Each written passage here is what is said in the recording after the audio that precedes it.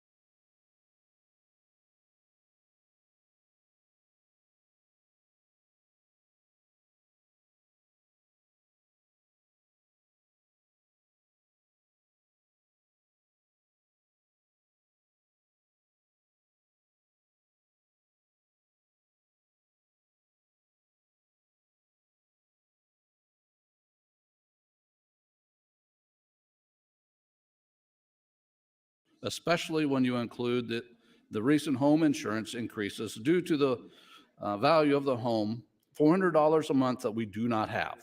I protested on the grounds that our house was built by the builders and other houses in the area were customs homes. Unlike our other homes, we do not have quartz or granite countertops or a Time, fireplace Senator. on the main level. Thank you, Time, Mr. President. Senator. Thank you, Senator Bostelman. Senator Breezy, you are recognized. Thank you, Mr. President. Good morning again, colleagues. Last time we talked about this, and I think earlier today, the notion of corporate tax relief, even though we're not talking about that on FA 150 yet, that's not going to be up first anyway. Some have typically criticized the idea of corporate tax relief, but we have to remember we have the second highest marginal corporate tax rate in the neighborhood, and that's part of the corporation's cost structure, corporations, businesses that do business here. And what does reducing the rate do? It can benefit consumers. How does it benefit consumers? It can benefit consumers in a lower cost of doing business that can be passed on to consumers through the form of lower prices. And those savings can also encourage more businesses, companies to do business in Nebraska, and that competition can drive down costs for consumers. Reducing the rate can also benefit Nebraska shareholders, and the cost savings can benefit the employees of these companies as well through higher wages and benefits. And it can improve our tax rankings, and those rankings are important to businesses trying to decide whether to move here or where they're going to locate. So do not trivialize the importance of corporate tax relief. In the yesterday and the week before, we came together to pass the budget bills. And we passed those bills overwhelmingly. And there's a lot of things in those budget bills that not everybody's happy about. And there's a lot of things that I wasn't very excited about, but I sat here quietly, silently for multiple days, and I accepted the work of the Appropriations Committee, and I voted to advance those bills. I spoke one time relative to the SpaceCom dollars. Senator McDonald, Senator Sanders explained some of those things to me, and I was good with it. But I sat there, and I've got a laundry list of concerns about the appropriation bills, but I sat there silently and voted green on those. And here today, we have a package deal as well that seems like everybody has a gripe about. Some don't like the corporate tax reduction. Some don't like income tax reductions in general. Some folks think ag's not getting enough property tax relief. Some people think there's too much property tax relief in here. But this really represents a package deal on property taxes. It's not perfect, but it's a compromise. It's a compromise that produces an amount of property tax relief fairly equal to the amount of income tax relief. And the amendment that we're talking about today, 2514, really is the train that's going to leave the station, and we all have to decide whether we're going to be on it. And I would submit to you that we should be on that, because supporting that amendment, this bill, puts us on the side of Nebraska taxpayers. Again, it's not perfect, but it's what we have. And I would encourage you to vote on the side of Nebraska taxpayers. And again, I sat silently on those appropriations bills.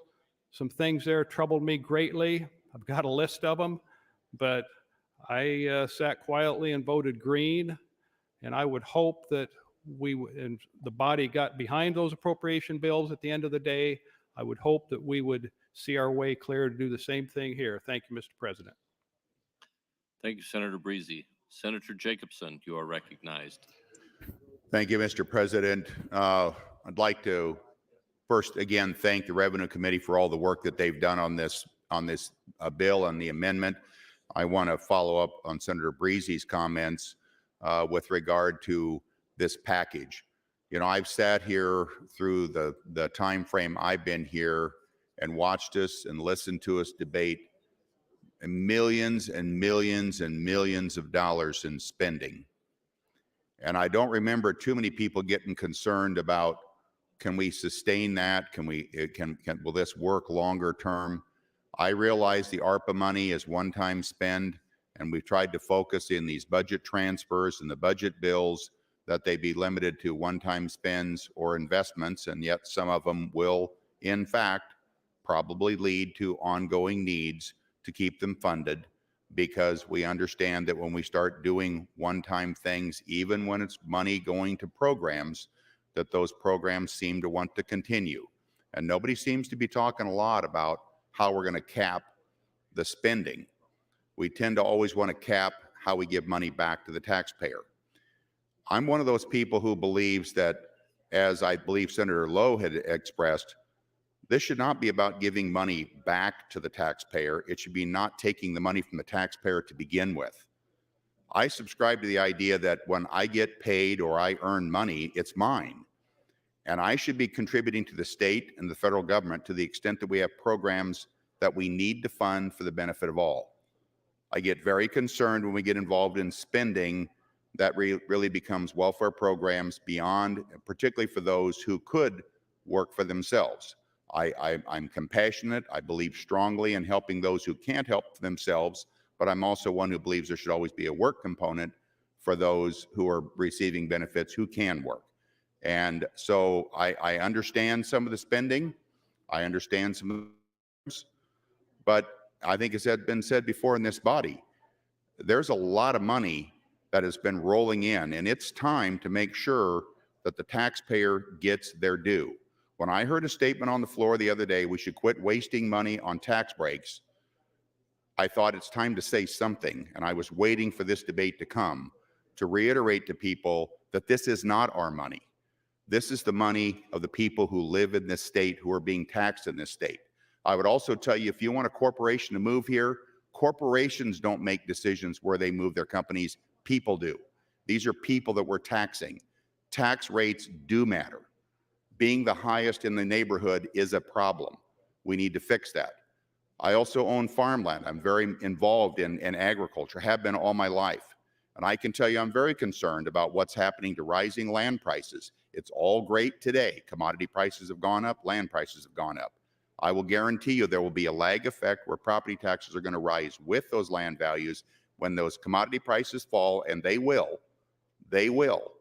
And when they do, we're going to be saddled with very high property taxes. I think that the bill, as it's been crafted with all of the amendments, makes sense. I would urge everyone to stick to the script here on 2514, pass 2514 in its entirety, and let's also give our retirees a break in 825 and quit taxing Social Security. With that, I'm going to yield the rest of my time to Senator Erdman. Senator Erdman, 118. Thank you, Senator Jacobson. I appreciate your comments. So I should have put my light on so that I could have spent 5 minutes talking about this, but well, let me tell you what I perceive to be the problem here is we have three forms of taxation for the state of Nebraska. We have sales tax, income tax, and property tax. And when you have three forms of taxes and they compete with each other, and you don't think they compete with each other, they always try to send somebody here to eliminate a sales tax or whatever, how they do that. And Senator Jacobson, exactly right, it's your money. And the current system we have is the local units of government and the state tell you how much of your money to give to them. That is a problem. There is only one way to solve this problem: to put the taxpayer first and change the focus from those who collect and spend the taxes to those who pay the taxes, and that is having a one flat consumption tax based on those things you consume. If we have a consumption tax in the state of Nebraska and we eliminate sales, income, and property tax, half or maybe 60% of the conversations we've had this session would not happen. We would not even be talking about it. Time, Senator. Thank you. Mr. Clerk. Well, Mr. President, just for the members' information, the floor amendment 150, now we, as I hope you know, we divided the amendment into four pieces. The board will now reflect AM 2588, which is the first piece that you have been discussing. So that is the personal income tax piece. So just reference AM 2588, which is the piece that you're discussing now. Thank you, Mr. President. Thank you, Mr. Clerk. Returning to debate, Senator Albright, you are recognized. Thank you, President. Colleagues, I rise in support of LB 825 and AM 2588. You know, we've done a lot of work in the last 2 years that I've sat on the Revenue Committee, and I applaud each and every one and the leadership that we've had from Senator Linehan. Senator Breezy has worked his whole 6 years that I've been up here with him on these packages as well. Senator Lindstrom has led the charge on the Social Security.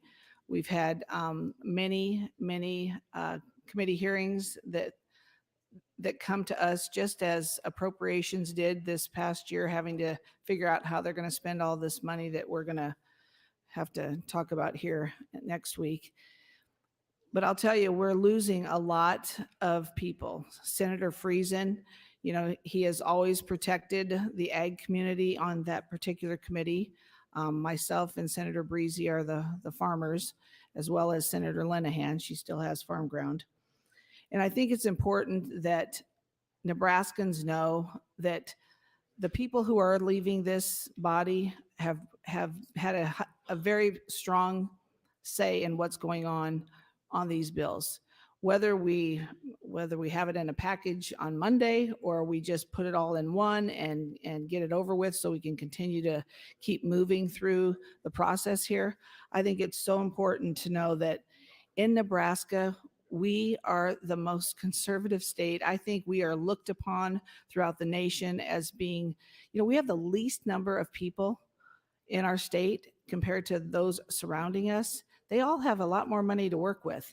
But what we do with the funds that we have, I mean, we have a lot to be proud of on this floor, and how we work to take care of Nebraskans.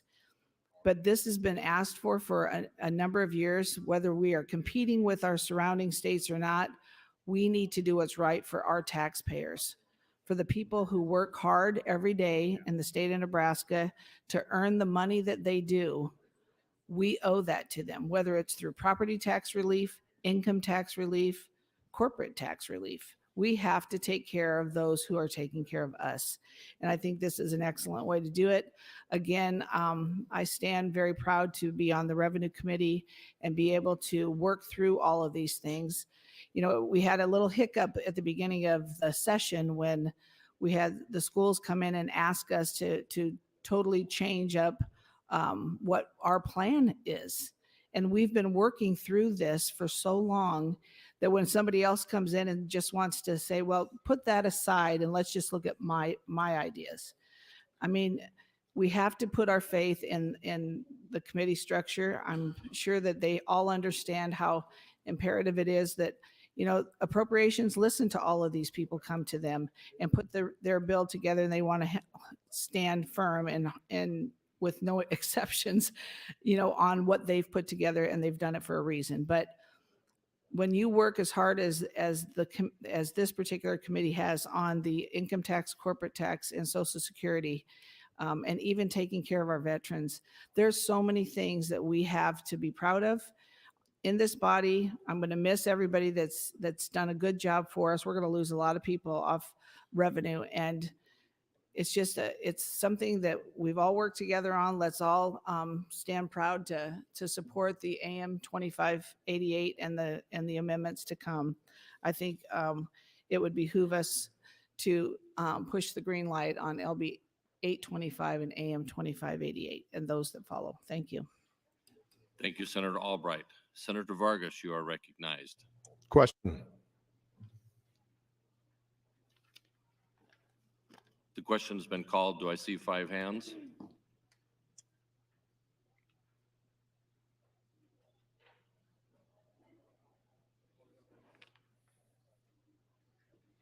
Yes.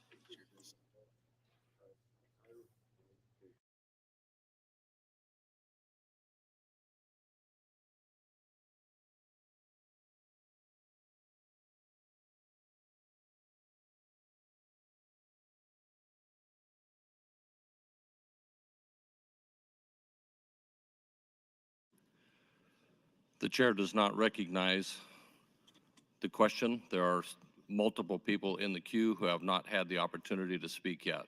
We will continue with debate. Senator Vargas, you are recognized. Thank you very much. You know, sometimes when we get up here, I feel like I'm repeating what other people are saying, and that might be the case here as well. Look, I don't think anybody's debating whether or not people have done work on independent bills. I think that's one of the lovely things about the legislature in general, is that each of us are working on our bills and trying to figure out a way to get them through. The question always comes to where the biggest consensus lies.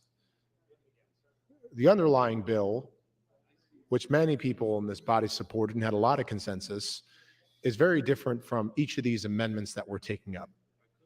And many of these amendments, which do have some people that are supportive of either property taxes or corporate income tax or income tax cuts in some way, shape, or form, it depends on who is on board. I do want the public to understand what we're doing is putting all of that on a bigger bill. That is what we're debating on, whether or not now we're debating them separately because of the question. But that's really what we're fundamentally debating. I have more concern not with whether or not this has been worked on or had consensus in Revenue Committee, just like where we had consensus in Appropriations Committee, but we were still questioned, is whether or not this is the best thing right now moving forward. Every single piece that we're individually evaluating whether or not it's something that, I don't like using the word whether or not we can afford, but whether or not there is a storm to be weathered when there are economic downturns, that there is enough revenue that will not harm the basic aspects of our budget. I know I talk about it a lot, but it was not a pretty picture to be cutting from our budget when we first got in the legislature. It was $1 billion we cut. It wasn't great when we had to cut from things that people really relied on. And we tried to not harm as many people.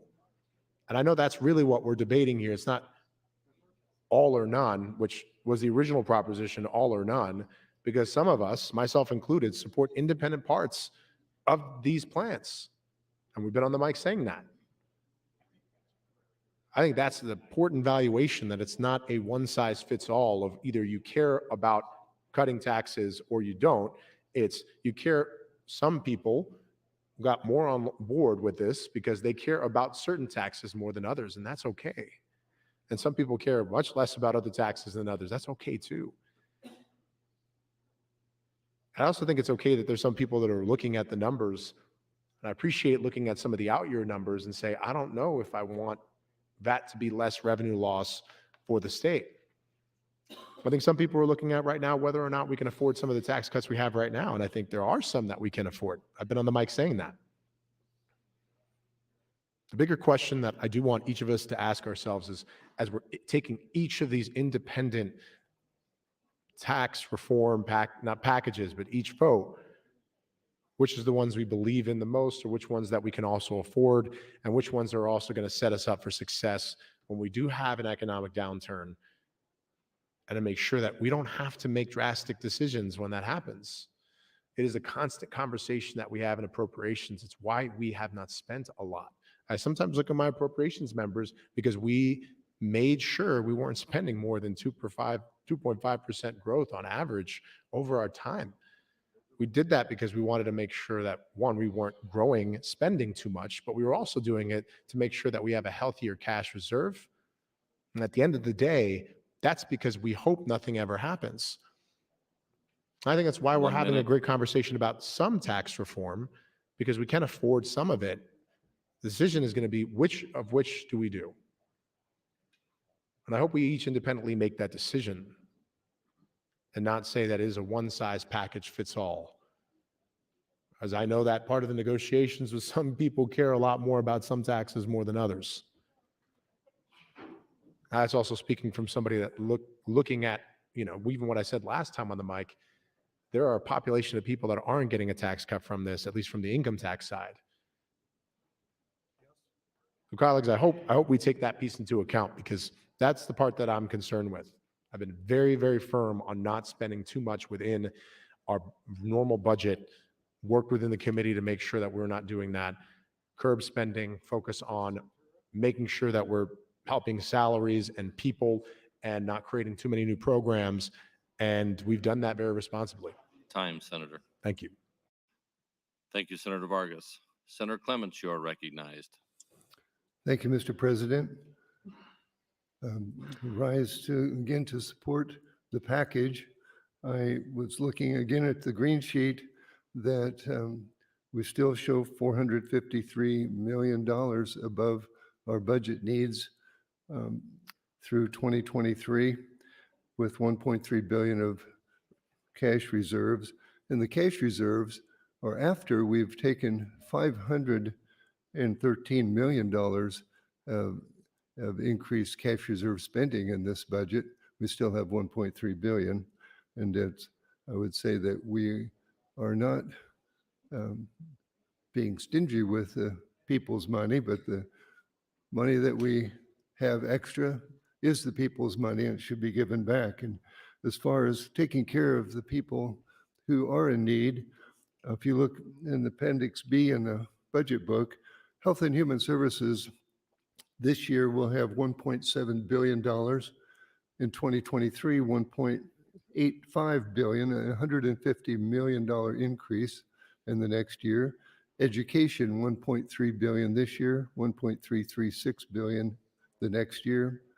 University, $632 million, going up to $646 million. And so children are being taken care of, the disabled and the poor, the $1.8 billion we are funding. And I believe the needs are taken care of and that this is a responsible way to return the excess dollars that we have. Senator Breezy, would you like the rest of my time? Oh, wait a minute. Senator Linehan is here. Yield the rest of my time to Senator Linehan. Senator Lanahan, 3 minutes. Thank you, Mr. President. And thank you, Senator Clements. So I just want to, is Senator Vargas available for a couple of questions? Senator Vargas, will you yield? Yes. Okay, I think I heard most of what you said, Senator Vargas, when you were up just a couple of minutes ago.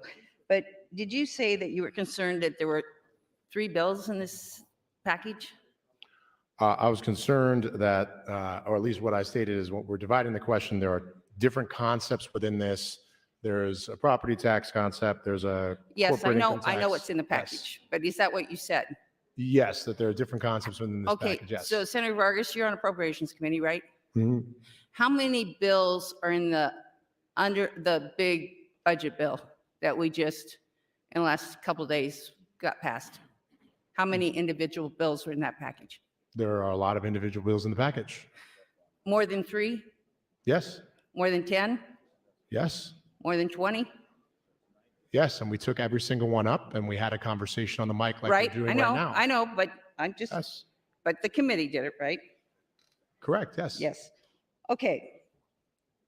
And then the other thing you said, if you don't agree with what I'm about to say, then you can punch in. And so thank you, Senator Vargas.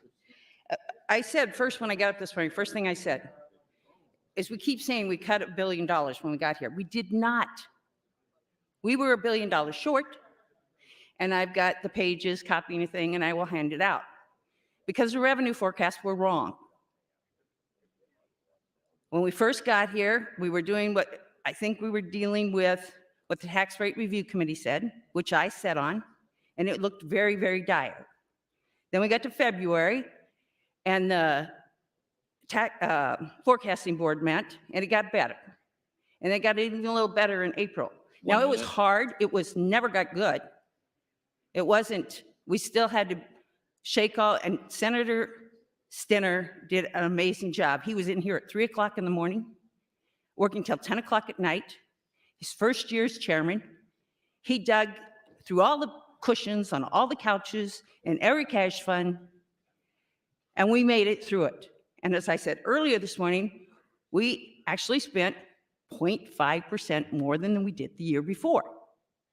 Now, we did have to claw back increases in spending. It was, I'm not saying it wasn't a miserable time. It was miserable. I'm not sure it wasn't less miserable than this, to be honest. But we didn't cut $1 billion. And we did not have a healthy reserve. We have 1.3 billion in the cash reserve. Time, Senator. Thank you, Mr. Thank you, Senator Linehan. Senator McCollister, you're recognized.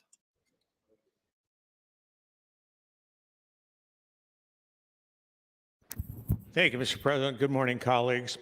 I would like to first acknowledge Nebraska has high tax rates, both property tax and income tax, and we need to work to fix that. We need to make Nebraska more of a competitive state among the states here in the Midwest. And I also acknowledge that Iowa has recently reduced their taxes. So in terms of LB 825, I support AB 825. I supported it on general file, and I support it now on select file. Now, the additional tax package that we were offered this morning, I'm less certain about it. When I talked to the Nebraska Examiner yesterday or the day before, I said I wish the tax package, the combined amount, was closer to 600 million rather than the 895 million that we see on the sheet. Also wish that there was a circuit breaker involved. That would make me more comfortable supporting a higher amount. So with those in mind, those are my current position on 825 and the combined package, and I'm anxious to see how it comes out. I would yield the balance of my time to Senator Stinner. Thank you. Senator Stinner, 3 minutes, 36 seconds. Thank you, Senator McCollister. I thought I owed this to the legislature to go through my computations and why I've insisted on a 5% cap, why I've insisted on extra reserves, et cetera. But the exhibit number one, if you will stay with me, was a 20-year look back. And look backs are always valuable for kind of an acid test on what you're doing. So if you looked at total revenue went from 2.3 million, 2.365 to 5.355 over that 20 years. That's 2.6 times. That's what the growth factor was. It doubled plus almost a quarter. When I take the 5% cap, which is in line number 2, you can see it's at 2.3. So they kind of run on the same. They're not going to encroach on anything in the spending. That's why I wanted to have the 5% cap. If without the cap, you would see a $314 million erosion of other spending opportunities or other tax cut opportunities. I want to make that abundantly clear. So then I do another acid test, rule of 78 or 72, excuse me, 5% nominal growth, revenue doubles every 14.4 years, and at a tax rate base adjusted, it's at every 16 years. When I looked at what it actually did, that was about a 2.3 times. So it's pretty close, but you got to watch it. And I know I was an architect of this 1107, but it can get away from you. I think it's something that all the legislatures, future legislatures need to understand. This probably isn't the best way of doing property tax. And I think Senator Friesen talked about it. I think Senator Linehan's talked about it. In fact, I know Senator Linehan doesn't like it. So it's something to work on. It's in the package. There is a guardrail for it. The other insistence was, as you look at exhibit number 2, and this was the first cut on the general fund status. You can see in the out year, there's at $64 million excess if we use 0 as a growth factor. Now, if you even went back to your budget book and looked, the legislative fiscal office average was 0.5% and 3.5%. And that's from Moody's and IHS. So I'm below that. I'm also above what fiscal does in their modeling. So we're kind of in the middle of there. I think it's a pretty conservative. But even to be more conservative, I said we need about a $400 million excess reserve. What that does is if we get a 10% downdraft or about $550 million, you've got that to move over and supplement the income. The other analysis I look at is minimum reserves, okay? Minimum reserve, in my estimation, should be 5%. It isn't in law. It's not in law, but that's what I was using back when we were cutting. Didn't want to go below 5%. That's 275 versus $1.3 billion. You got about $1 billion of extra room if you had to, in an emergency, go to the rainy day fund to get this. Time, So- Senator. Thank you. Thank you, Senator McCollister and Senator Stinner. Senator Friesen, you are recognized.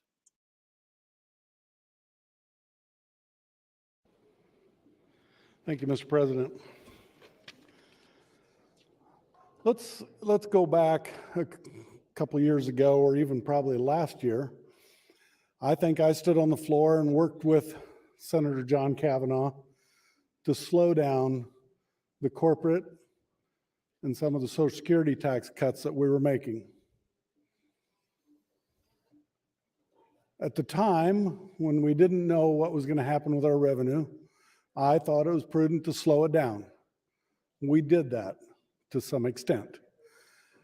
Now what I'm saying, this is what compromise looks like.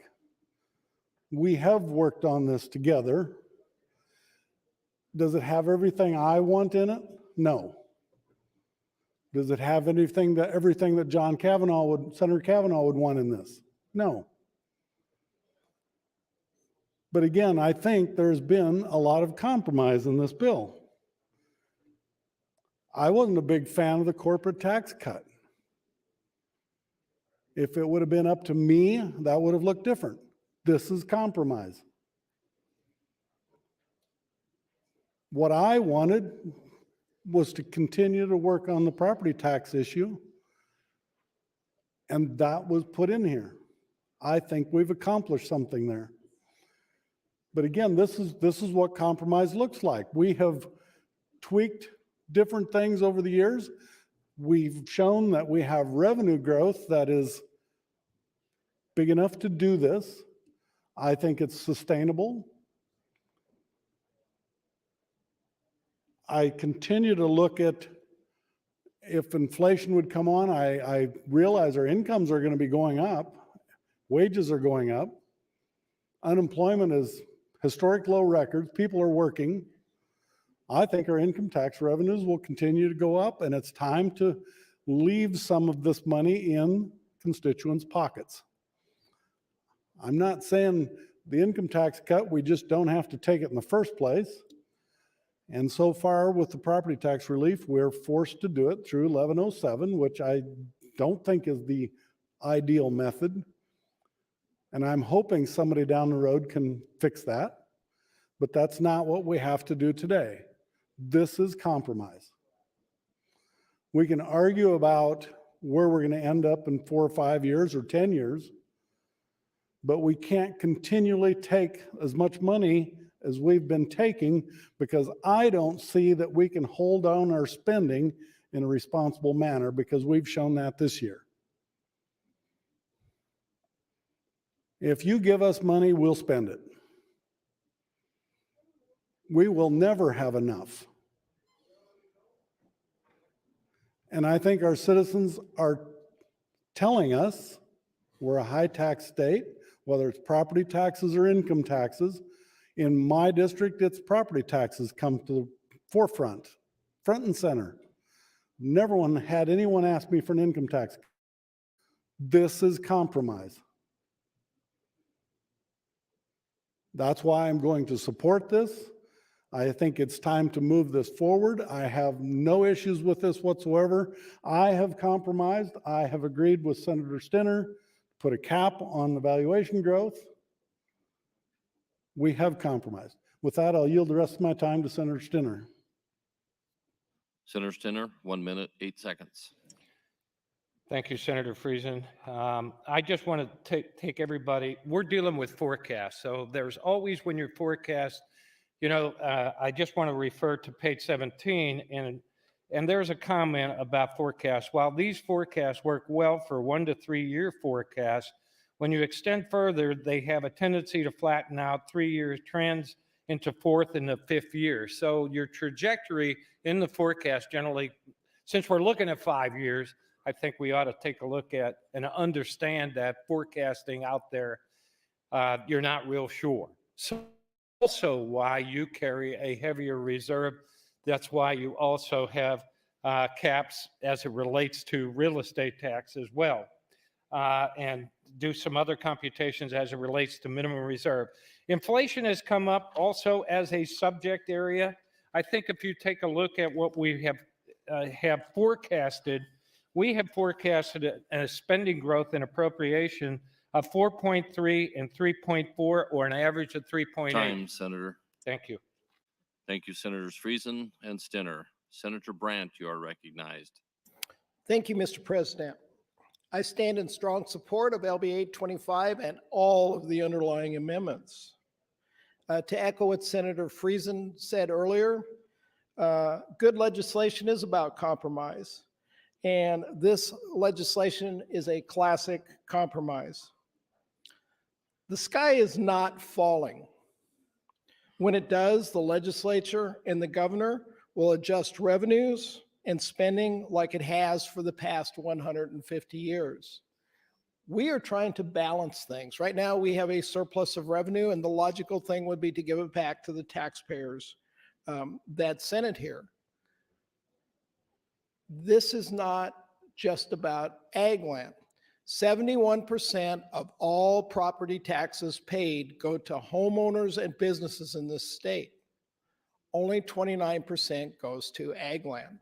So whenever it's portrayed as about farmers, it is not. It goes back to the hardworking homeowners in Omaha, Lincoln, Grand Island, Plymouth, Nebraska. That's who's going to get relief out of this bill.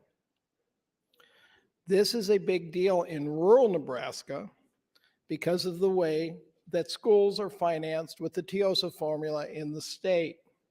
Currently, I believe there's about 159 schools that are self-financed with local property tax. And here again, that's a homeowner in the small town, that small town business, or that ag landowner. Would Senator Breezy yield to some questions? Senator Breezy, will you yield? Yes. Senator Breezy, you represent the 41st district, is that right? Yes. What is the biggest city in your district? Oh, I believe it is Ord. Ord. And how many people live in Ord? 24 to 2,600.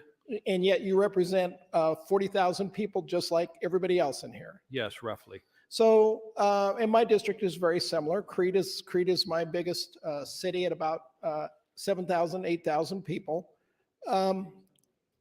If you were to convey to our urban friends here on the property tax issue, what would be probably the main point you would like to get across? Well, relative to this bill, it treats every taxpayer very similarly in terms of percentage, same percentage of relief for every taxpayer. So it's not weighted towards rural Nebraska, not weighted towards ag. It's the same percentage of relief. All right. Senator Linehan passed out a worksheet, and unfortunately the bill goes out for 5 years, but the worksheet I've got only goes out 3 years. And we are going to increase the refundable income tax credit back to the property taxpayers across the state, very similar to what is happening now on your rebate on the K-12. And we're going to do that by adding community colleges to that refund. Can you tell me, Senator Breezy, if you would read years 1 through 5, because you have a list that lists that, what additional property tax relief will be coming to Nebraska taxpayers? Yes, for tax year 2022, it'll be 50 million. Tax year 23, it'll be 100 million. 24 will be 125. 25 be 150. 26 would be 195. And then after that, it would increase by the allowable growth rate. And again, with a substantial portion of that going to our friends in urban Nebraska. So 1 minute. When you say it goes up by the allowable growth rate, between the 5th and 6th year, if, and I know our valuations have gone up significantly on homes and ag land in the state. So if that number is 5%, we will increase the rebate by 5%. Is that how it works? Yes, that 195 million would be increased by that percentage for the following year. Whatever that percentage is, the positive percentage, capped at 5%, like you say.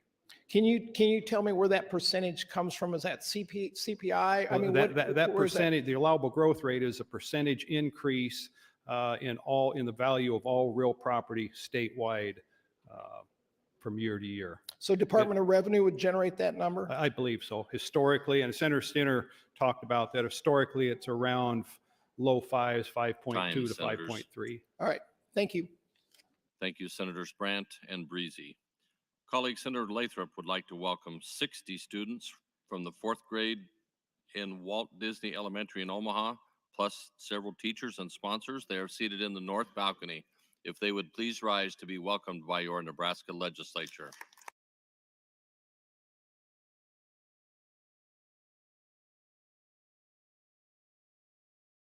Thank you for coming. Returning to debate, Senator Blood, you are recognized. Thank you, Mr. President. Fellow senators, friends all, I am still deciding on the amendments. I most definitely 100% support LB 825, and I think it is long past due. But with that said, I'm still waiting to hear something compelling. I always listen to data, and the first thing I do is fact check. You guys know this. I always fact check the data. So first, we keep getting compared to surrounding states. And I feel like we're doing apples to oranges because Nebraska, we have 1.9 million approximately people. Iowa has just over 3 million people. Colorado has like 5.7 million people and really good tourism, which we don't really have, unfortunately, in Nebraska. And so I know that the amount that they're generating and the services they have to provide are not necessarily mirroring what we have to do in Nebraska. So that's my first red flag. And then I started thinking about what does the future of Nebraska look like? Well, I know that 34% of our population are seniors. That means age 50 and over. So how old are they going to be in the next 10 years? Well, obviously, they're definitely going to be senior citizens by then. So what does that mean for us when it comes to what we generate revenue-wise? That means they're going to earn less. They're going to spend less during retirement, and that's going to reduce our revenue. And are we planning accordingly? When we think about that, it seems like every time we do policy, we think about the here and the now. And if we were a business and we had written a feasibility assessment, we'd be looking at what was going to go on the next decade and the decade after that.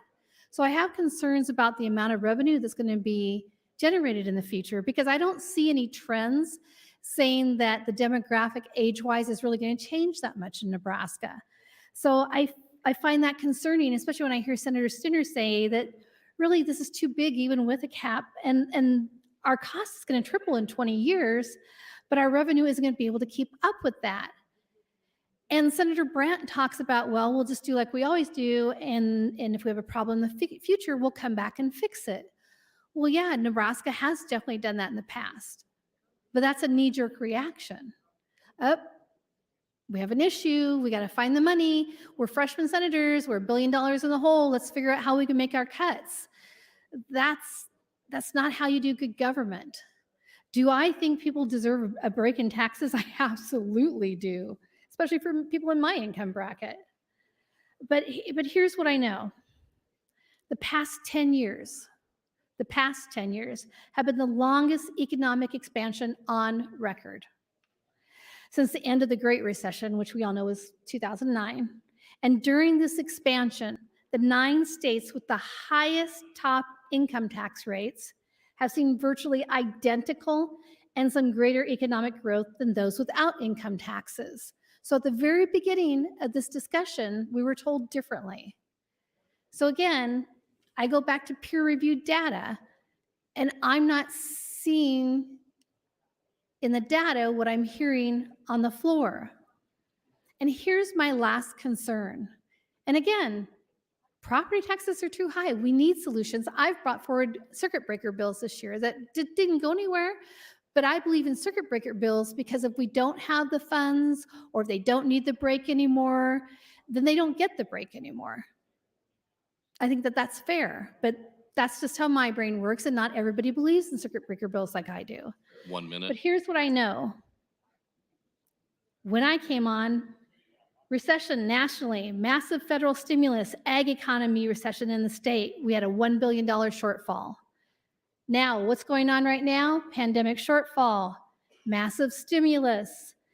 We are looking at an ag economy that's going to be squeezed because of the international crisis and the drought. It's deja vu for me, and I need to hear something compelling because these are my fears.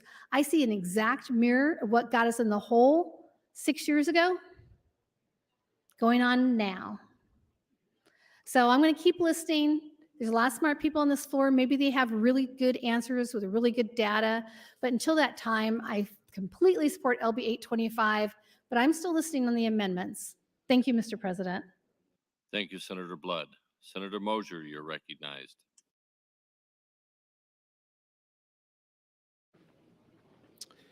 Thank you, Mr. President.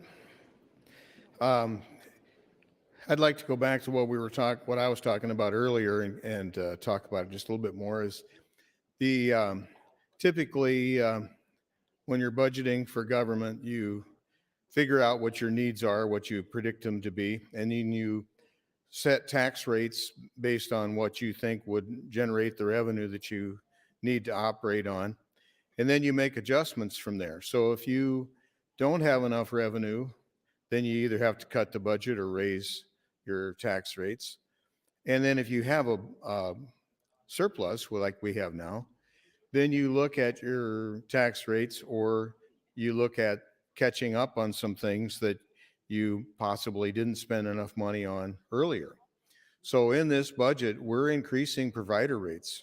We're spending $500 million from the reserve on various projects.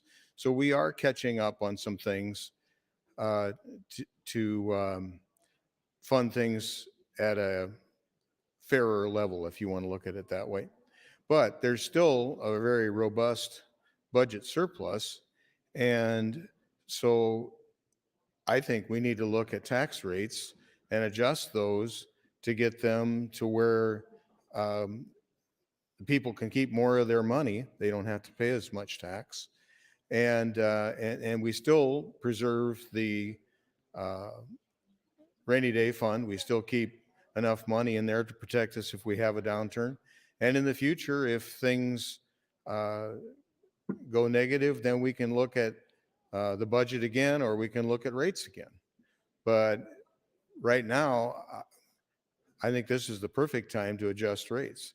This is the thing I hear about the most from constituents in my district.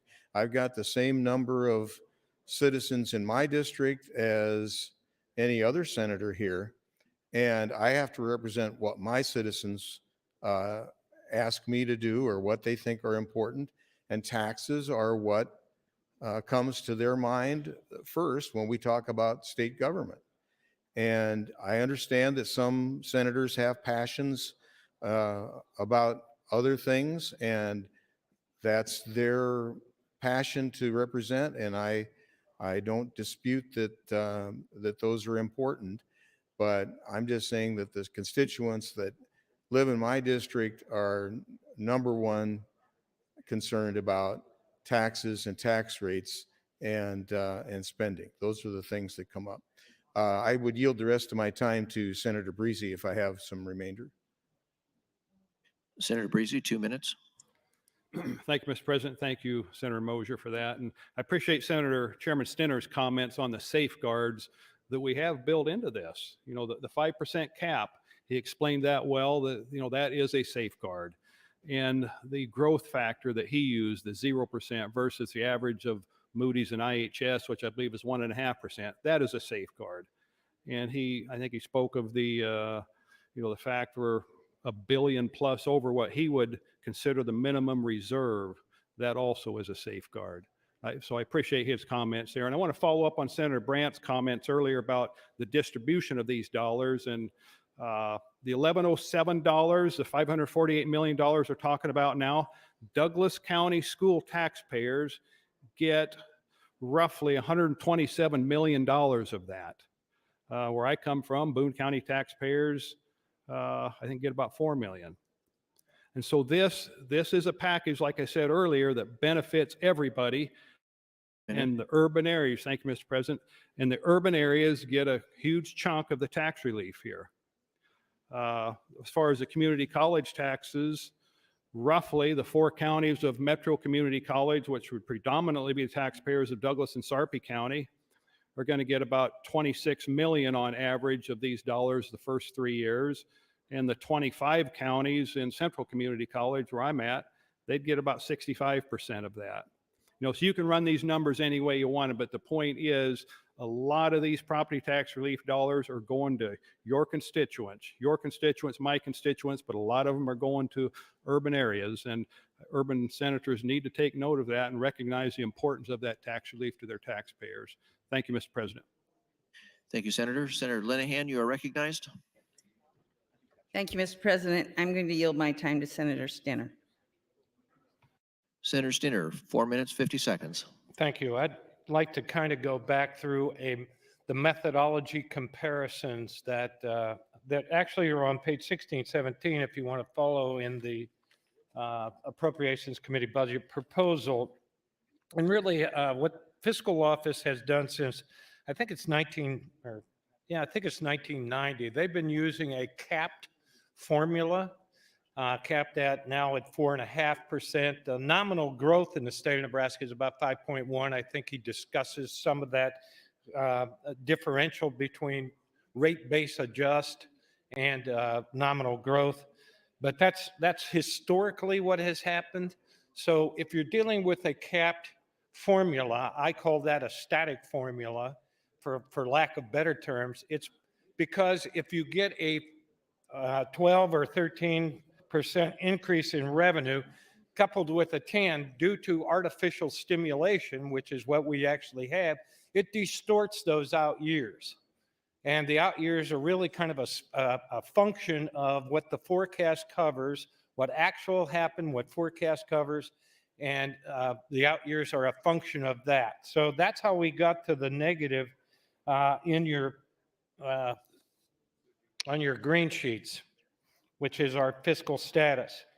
Now, also we have another computation that we could have used, and that is the average by the fiscal office and IHS. Now, you got to remember the fiscal office as well as the revenue have PhDs doing this computation.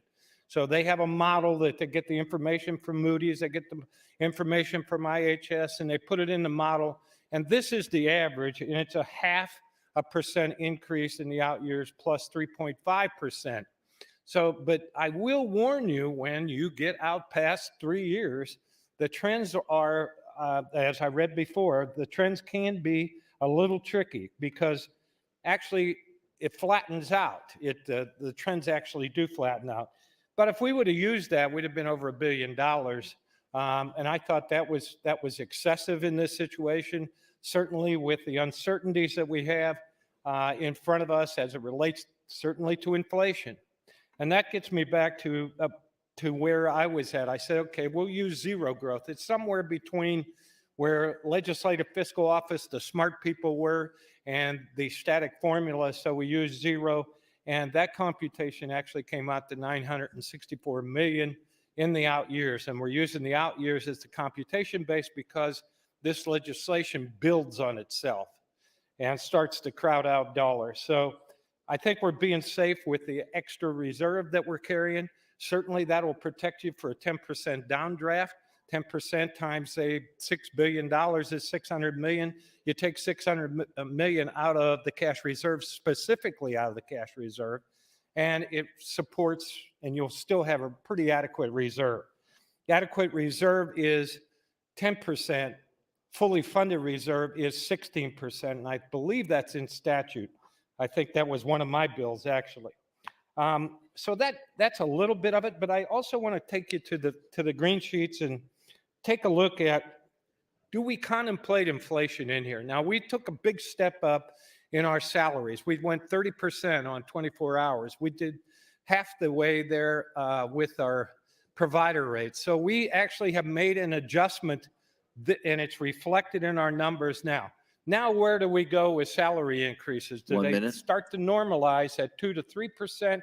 3% probably is my number, but we've used extra dollars and have reflected a 4.3% increase in appropriations, increase in spending. I doubt that you're going to be there. You certainly could flatten that a little bit. Maybe 3.5 is the right number.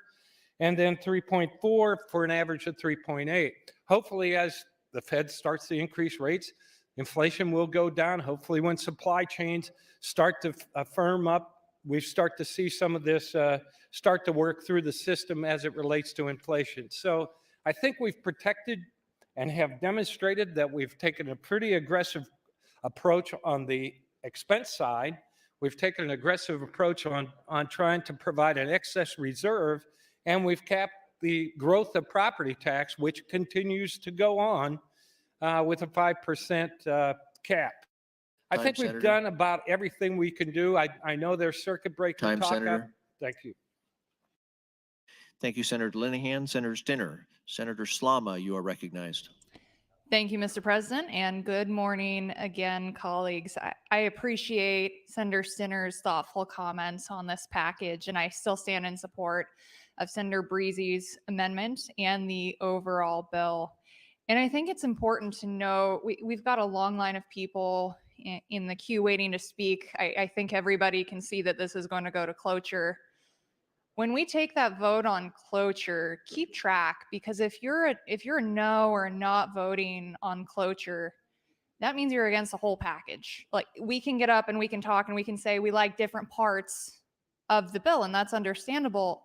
But if you're present not voting or a no on cloture here, you're a no on Social Security tax relief, and a no on income tax relief, a no on property tax relief, and that's important to note, especially for the folks watching at home. And I represent District 1 in Southeast Nebraska, and this package means something special to me because my district borders 3 different states: Iowa, Kansas, and Missouri. And we have a large number of people who choose to live in Iowa, Missouri, and Kansas and work in Nebraska to take their money, their houses, raise their kids in a state other than Nebraska because of our tax situation.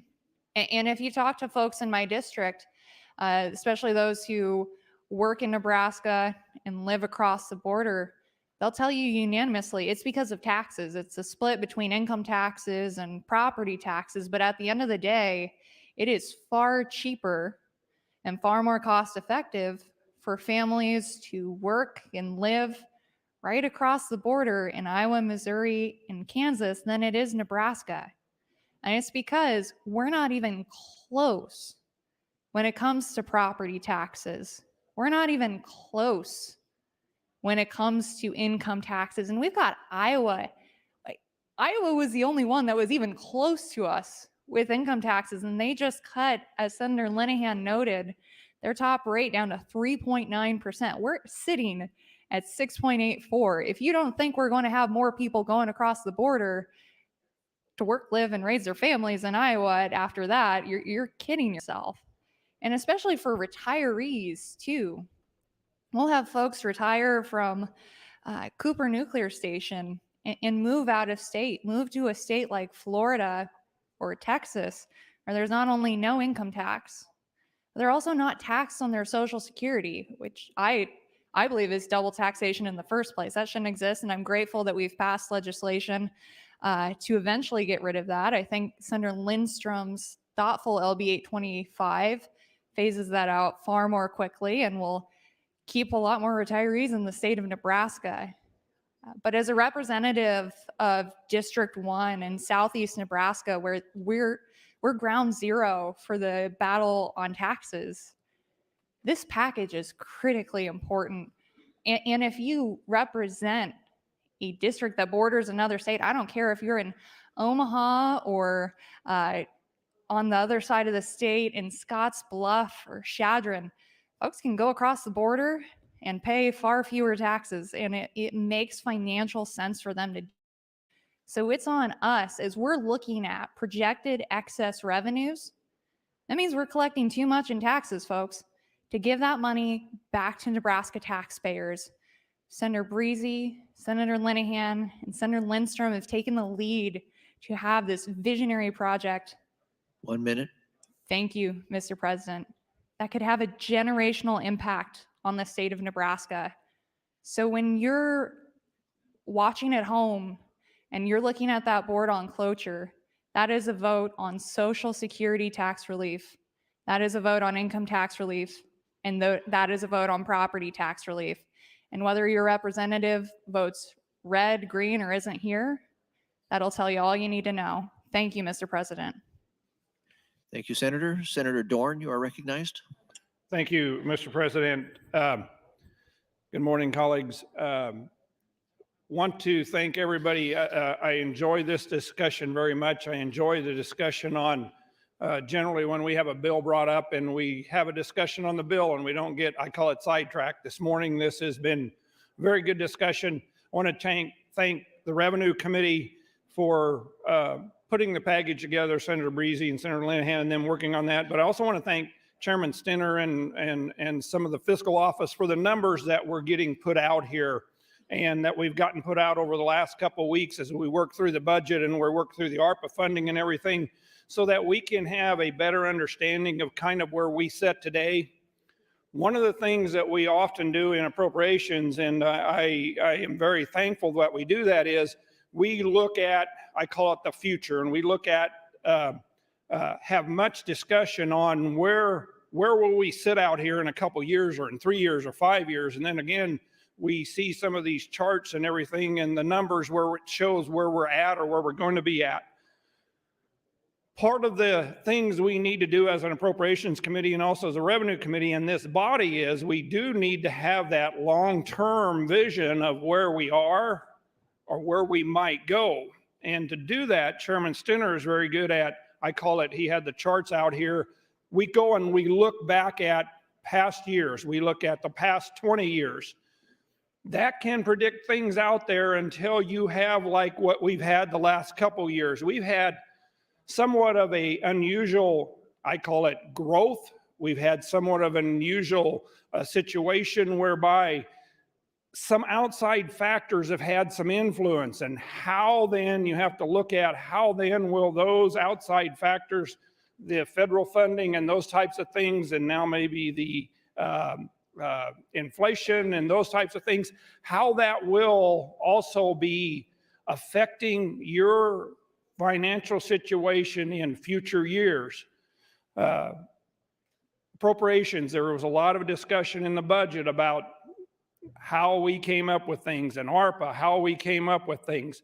I think one of the benefits we're going to see from ARPA that, yes, we're putting $1 billion out there in our economy.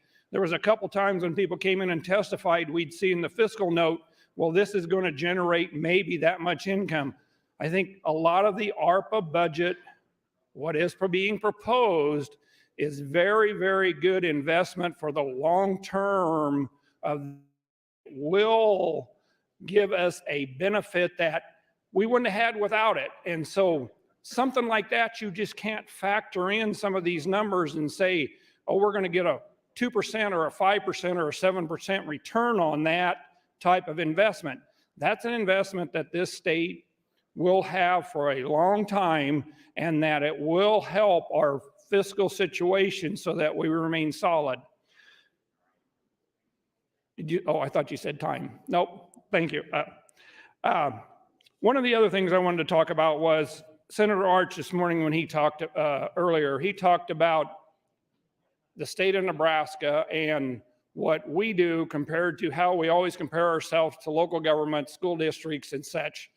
We sit here a lot of times and talk about the fact that they are spending extra money. They are increasing their property taxes. This is one opportunity with 825 and LB 2588 that we have an opportunity as a state of Nebraska to do something that we always are accusing other entities of doing, and that is 1 minute. returning those taxes to the people of the state of Nebraska. We have an opportunity to stand up and do something what we think and we believe other government agencies should do, somewhat by controlling spending, by returning the revenue to those people. This is an opportunity that we don't have presented to ourselves very often, but it's something that long-term for the state of Nebraska will put us in a lot better, I call it taxing situation, when you, especially you compare ourselves to other surrounding states. Thank you. Thank you, Senator. Senator Lowe, you are recognized. Thank you, Mr. President. As I said before, as I'm out knocking doors or I'm just in the grocery store now, people are always asking me, what are you going to do about my taxes? What are you going to do about my taxes? We can stand here and do nothing, is what at least 17 people on this floor want to do, is to do nothing about your taxes.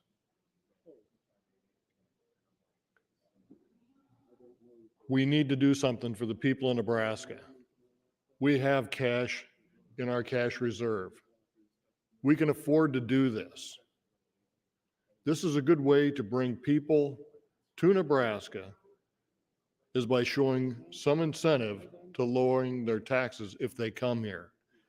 I talked to a young man just yesterday from down in Missouri, and he's contemplating on leaving Missouri for Kansas or Wyoming because of his taxes when he retires.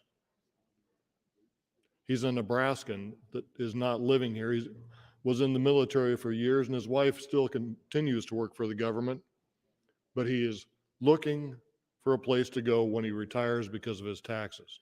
And he's not even considering coming home because of our taxes. We need to lower our taxes, and LB 825 is a great start. It's not everything we want, but it is a compromise. And it is a compromise that at least 17 people don't want to see pass. Now, a lot of these 17 that don't want your taxes to be reduced are going to be up for election, either this year or in the coming years ahead. I want you to take note on how they vote on this, whether it is a red vote or a president not voting. It is important that we elect people that want to reduce your taxes, because we are at a time now when our costs are going up. Our gas prices are going up. And right now, the people that we are looking about reducing their taxes, by doing this, would be almost 1 month's child support that you could keep in your pocket. That is meaningful to people. That is meaningful to young couples. They are on the line every month on whether or not they can afford things. And if we can give them 1 month, that's all this is just 1 month of reprieve. We have done something. It's not much. Like I said before, I'd like to see twice this much, but we're just in the start. We're going to continue to work. I want Nebraska a place where our teachers can retire to. I want Nebraska where our military can retire to. I want Nebraska where our farmers can afford to retire to once they leave the farm. Nebraska is the good life, and we need to keep people here. We need to bring people in. We are at the lowest employment that the 1 minute. state, thank you, that the state has ever been in. Buffalo County is the lowest point of unemployment in Nebraska, which is the lowest unemployment in the country. We need people to move to Nebraska, and by keeping high taxes, we're not going to accomplish that. We need to replenish those young souls that want to travel around the country for a short time after they leave either high school or college. We need to entice them to coming home and staying home. I support LB 825. Thank you, Mr. President. Thank you, Senator. Senator Erdman, you are recognized. Thank you, Mr. President. So I listened to the conversation today, and there's a lot of things that are said that are very much convince me that the consumption tax is the only way that we can resolve these issues. I appreciate what Senator Linehan and Breezy and Friesen and several others do and have done to try to lower our tax burden. I understand that effort is amazingly hard. I understand that. Been trying to lower property tax and other taxes for 6 years, so I get that. Senator Lowe made a comment. He says when he goes to the grocery store, he knocks on doors, people ask, "What are you doing about lowering my taxes?" Well, Senator Lowe, it's not a surprise to you that I get that same question. And my answer is the consumption tax. One flat tax that puts them in charge of how much money they give to the government. Because you see, under our current system, someone tells you how much of your money to give to the local units of government and to the state. Someone tells you that. You pay your property tax in the big counties on April 1st and August 1, and the small counties it's May 1 and September 1. You have no choice. You have no choice. You pay the income tax that they tell you you owe. It is your money. Senator Jacobson commented, it's your money. I had a conversation with Senator Bostar. I said, Senator Bostar, when you get paid, in your pay stub, it shows that they have subtracted the taxes. That is your money. They took it, right? So let's say you save after they've taken out the taxes from your money, and you earn interest income off of that money that you invested, and then they charge you taxes on the income that you made. It's your money. That's the problem. The focus is wrong, and we have spent hours upon hours talking about how to fix our tax system, and Senator Stenner says, here's where you're going to be in 3 years. This is what's going to happen. There's an answer to all this. There's an answer. So some of you will say, well, the guy that introduced it's kind of strange. Okay, he's got these far out ideas. So I've heard on the microphone several times people say, we're going to build a lake by Ashland. You have to think big. Okay, well, tell me, if fixing our tax system once and for all isn't thinking big, you tell me what it is. But you're going to be more concerned about change than you are about the taxpayer. It is their money. It's not the state's money. What happens now, here's what happens. Local units of government, they go shopping and they buy whatever they need. And then they send you the bill. I believe it should be the other way around. I believe you go shopping and then you send them the money you want to contribute to the local unit of government, and then they spend that. But until we get a system that is fair. 1 minute. And by fair, I mean those who pay the taxes decide how much to pay. We will never have a fair tax system. And Senator Dorn said it's about time that we return the money to the people. Senator Colderman, return the money to the people. I got a question. Whose money was it? It was the people's money. It wasn't our money to give back to them. Why not let them keep it? Why not let them decide how much they should pay? But I doubt that we'll have the intestinal fortitude to make a change that fixes our tax system for generations to come. We'll see. We'll see. I hope the consumption tax comes up soon so we can have that discussion. But all of these discussions we've had the last couple of days goes away. Thank you. Thank you, Senator. Senator Bosselman, you are recognized. Thank you, Mr. President. I'm going to continue on with what I was reading before. I'll take up. Then I got my property tax assessment. Our house value went up over $100,000 a year. We have made no improvements. Our floors are warping due to 2 rescue dogs we have that had such traumatic lives that potty training is impossible. Our deck started warping. We have electrical issues and other minor things that we live with. It's still a nice house and we don't have any danger to my family, but if we were to sell, we would have a lot of work to do. I protested since that amounts to around $400 a month extra, especially when you include the recent home insurance increase due to the value of the home, $400 a month that we do not have. I protested on the grounds that our house was built by a certain company and other houses in the area were custom builders.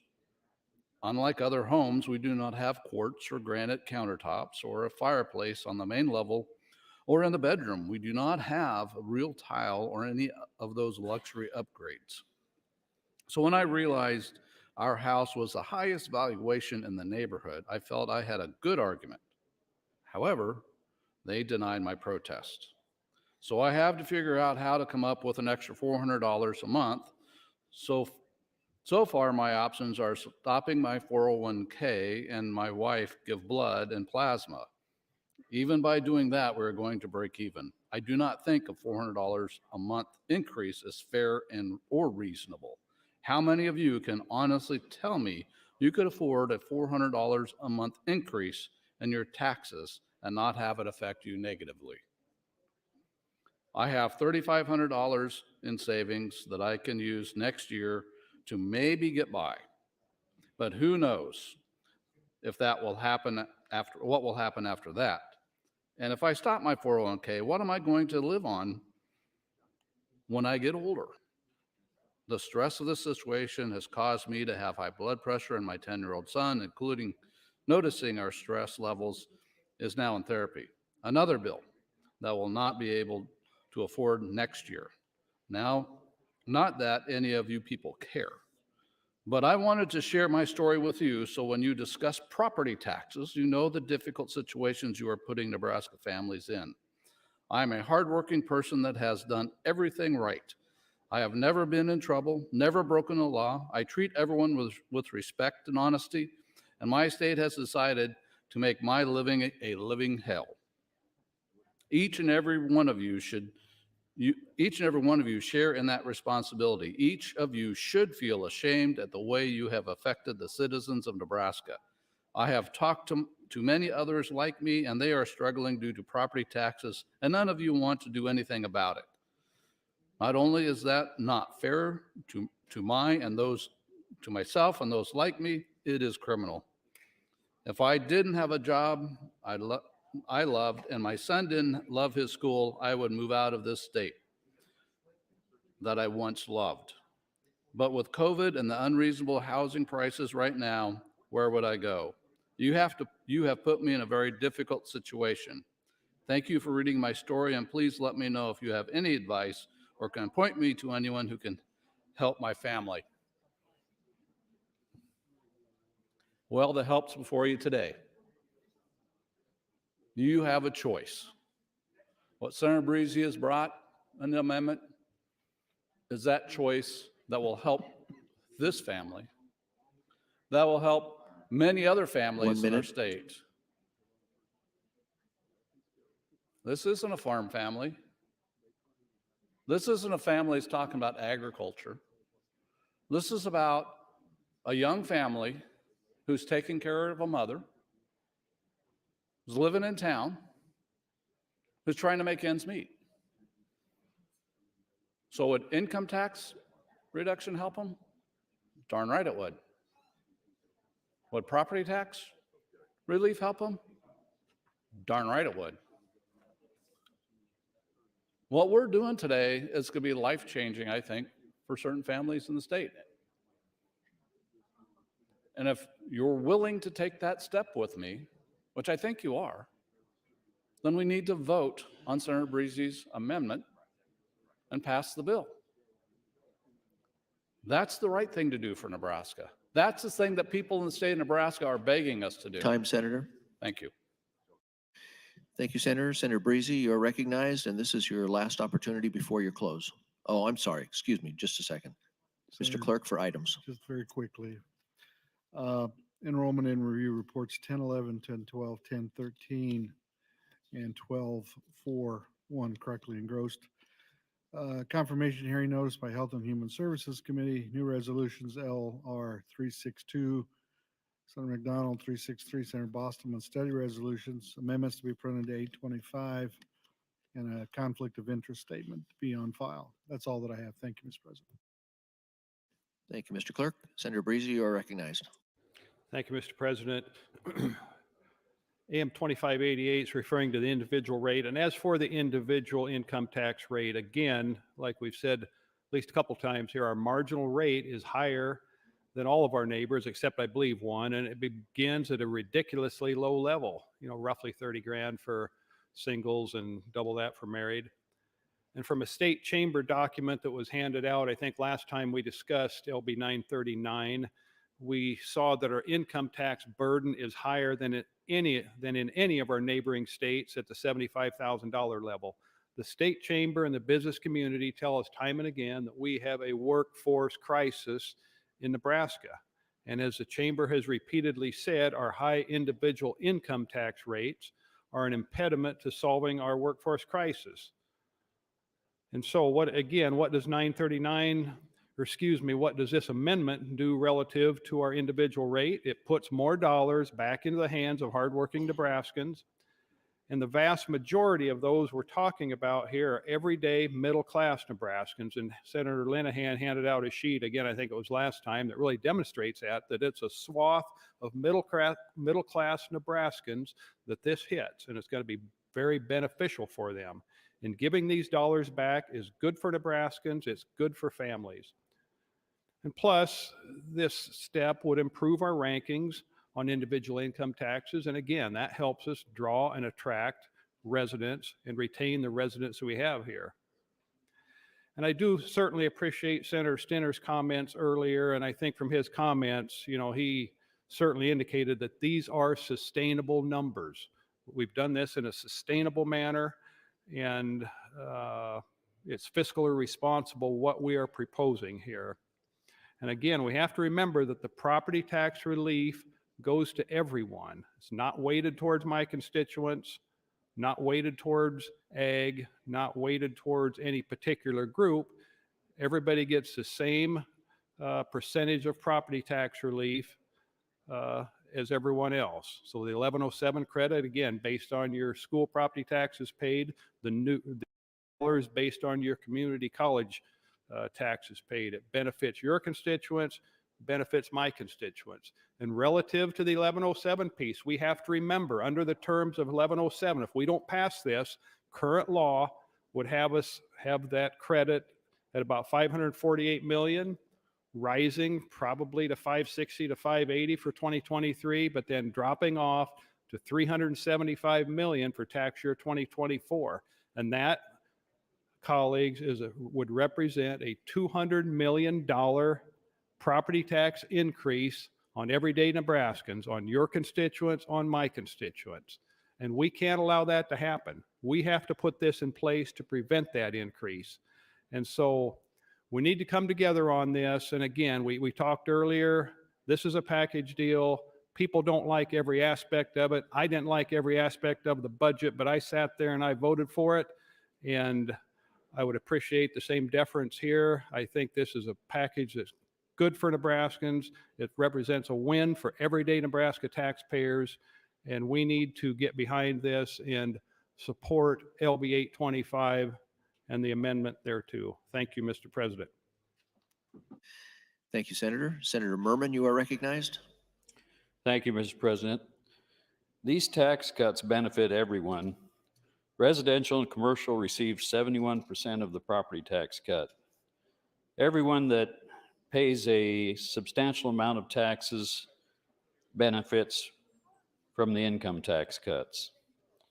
Everyone benefits from the stimulus to the economy from allowing business owners and citizens to keep more of their own money and use that money to expand the economy. The plan is responsible from all of the data available to the Revenue Committee and the Appropriations Committee. The cash reserve will be adequately funded. This excess revenue belongs to the taxpayer, not to the state. I find it ironic that we didn't have this big discussion on are we being responsible when we were debating the budget and spending. If the state keeps more of the revenue than necessary, we will spend it. I think that should be adequately illustrated the last few days. If we have revenue available, we're going to spend it.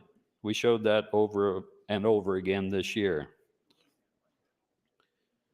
In summary, anyone that votes against or is present not voting with this package votes against income tax relief, Social Security tax relief, property tax relief, no matter what they may tell you when they're running for re-election.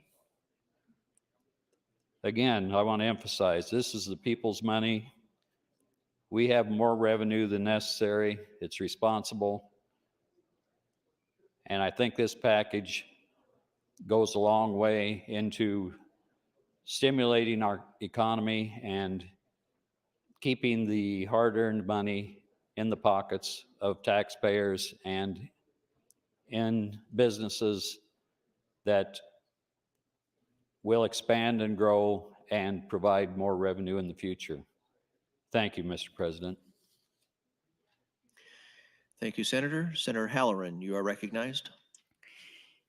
Thank you, Mr. President. Good afternoon, colleagues. Good afternoon, Nebraska.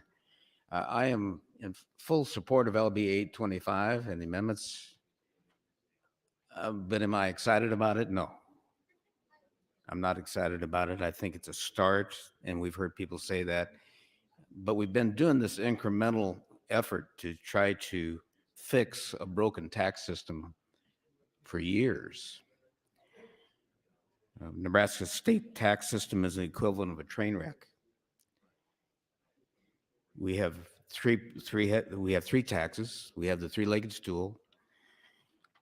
When did that start? Well, it all started back in 1966. At that time, and prior to that time, there was only one tax in the state of Nebraska. It was a property tax. It paid for everything. It paid for state revenue, paid for all local units of government. And in 1966, the voters had had enough. And they decided to have an initiative petition that was successful, which abolished property taxes as state revenue source. So what was the alternative? What did they do? Well, they designed and built income tax for the state, sales tax. And so now we have three tax system that competes with itself. That's been mentioned on the floor. And structurally, that's a problem with the three tax system because we have special interests that want to protect each tax system, whether it's income tax, sales tax, or property tax. We have a lobby out there, or a rotunda. We have lobbyists in the rotunda, and you can sort through them. You can walk through, and you can pretty much tell which ones want to leave the tax system alone, and which one of those taxes is a tax they want to most protect, be it sales, income, or property tax. It's a revenue source for many of them, or for their special interests they represent. And so over time, since 1966, lobbyists began their work. Special interest would come to them and say, well, we need an exemption for sales tax for our business or what we do. We need an exemption for property tax. We need an exemption for income tax.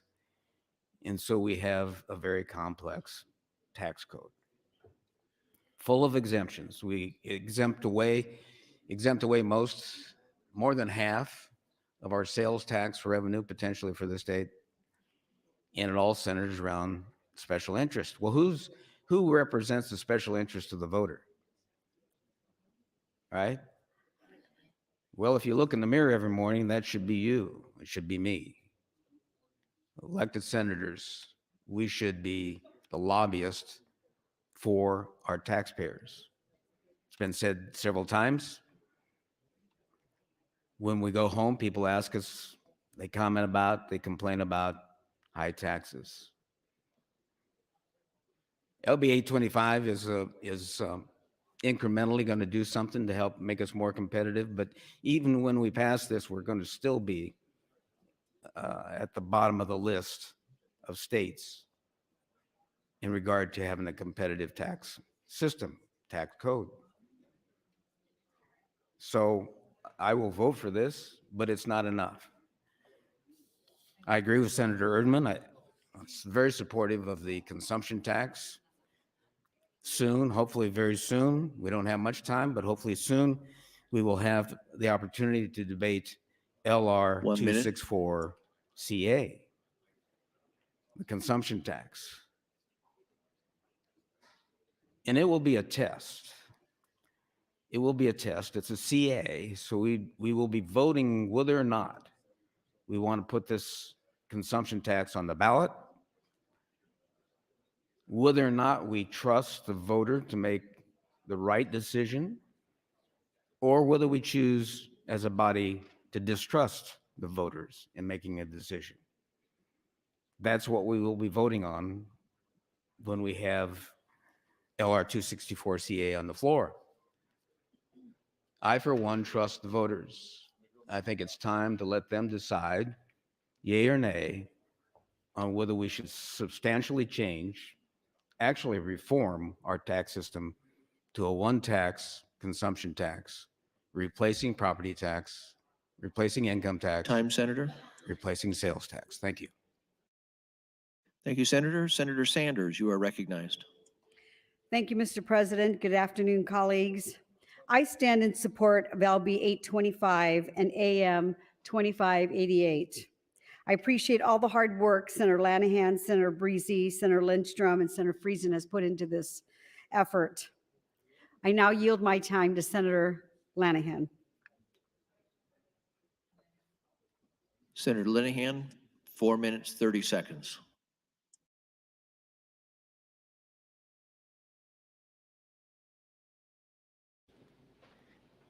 Thank you. I wasn't paying enough attention. Was that Senator Sanders? Thank you, Senator Sanders. So,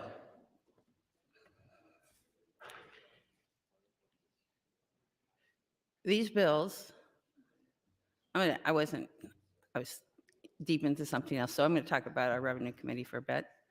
And I'll start with the people that are not coming back next year. So, Senator Friesen. So I don't know how many times in the 6 years I've been here, because even before I was on the Revenue Committee, I was in so many meetings with Senator Friesen, Senator Breezy, and it would be, I remember like the first time I think I came down to Lincoln, I didn't know Lincoln, I couldn't find a Starbucks.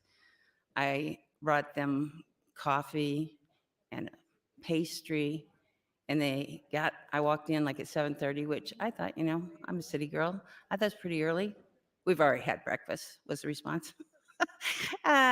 So we've worked, as he said before, we have worked tirelessly, and he has worked tirelessly ever since I've got here, and I'm sure the 2 years before I got here, on property tax relief.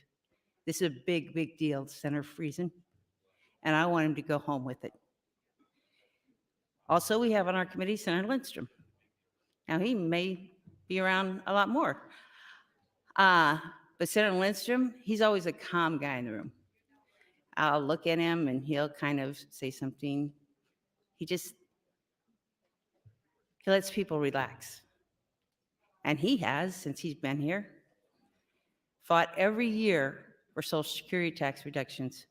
And he's crawled his way to the finish line, and he is this close.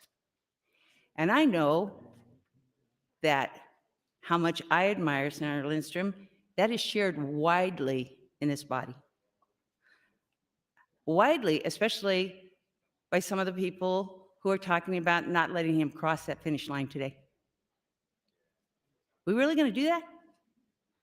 We're not going to let Senator Lindstrom, who has worked for 8 years to get Social Security tax cuts, and he's worked on income taxes too, and he's worked on property taxes.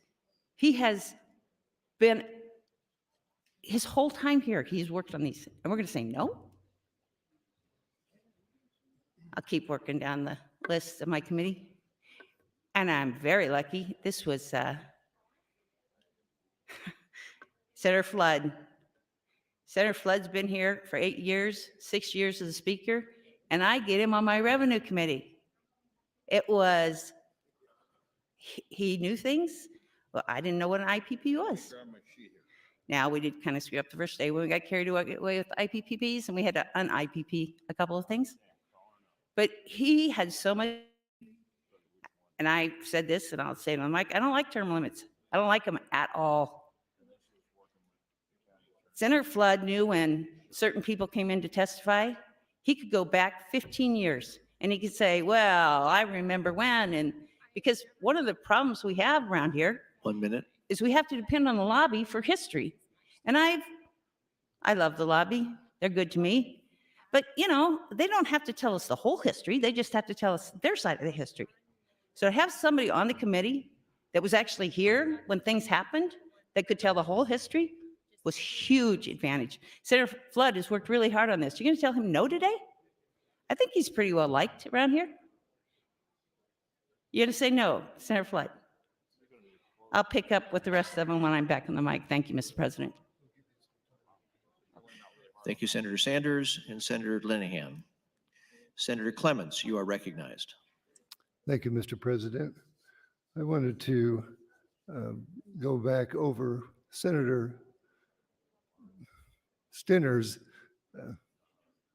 presentation and his exhibits. He didn't have a lot of time to go over them. And what he has done in these is look at what the revenue growth and valuation, property tax valuation growth has been the last 20 years. And he took the credit of the current 548 million. And if you use those ups and downs over the last 20 years, where it would be now, the, the percent change in valuation, it starts from 93.9 billion in 2001, it's now 270 billion. That the valuations have gone up 5.43% per year. Our general fund revenues have gone up in 4.71%. That's compounded every year per year. And so the average valuation change has been 5.43%. Putting the 5% limit, which this amendment does, on the increase in the property tax credit incentive, if you look at where there's a column that says cap at 5%, 11 of the 20 years were above 5%. 9 of the 20 years were below 5%. So only about half of the time would that cap come into play, but it will be changing. There's an 11.8 and there's a 10.4% increase. And so that does keep us from having a major blow in revenue, but while still giving at least 5% increase in the credit. And so I'm comfortable with the calculation that will have revenue enough to keep up with the tax credit. Then on the Social Security, I've already been doing tax returns for people that got 5% of their 2021 Social Security benefits exempted, and have been telling them, we're going to give you 20% in 2022, but I'm hoping we'll get you 40%. And that's put a smile on a number of people's faces. So I also strongly support the Social Security benefit. I've told you before about clients that moved out of state because they had $50,000 of Social Security being taxed here, and now they have zero tax on that. Senator Linehan, yield the rest of my time to Senator Linehan. Senator Linehan, 1 minute, 45 seconds. Thank you. And thank you, Senator Clements. So Senator Pauls isn't here, which is unfortunate in several ways. But Senator Pauls too, I was lucky enough to get actually 2 members that came back on the Revenue Committee. And we had a little, I can't imagine what it'd be like to be here and then be gone and then come back. But Senator Pauls, I'm not sure when he left, but it's been a while. So in our first meetings, he started talking about sales tax exemptions. Why aren't we looking at these? Why aren't we looking? There's all these sales tax exemptions. And poor Senator Friesen and Senator Breezy were like, we've looked at them. We've looked at them a lot the last 2 years. We had all kinds of hearings. We had hearings. I remember 1 minute. I think it was Senator Breezy's bill where we had a hearing that started at 12:30 and went till 11:30 that night. And I was food poisoning, so I only lasted until about 9 that night. And my committee had to carry the ball. I think Senator Friesen stayed there until midnight. I really, really would like your support so we could move this package along. We would have liked to do it the regular business. We tried that. We were stopped. The reason we're here today is because when we had the bill up last week, we couldn't get to the amendment.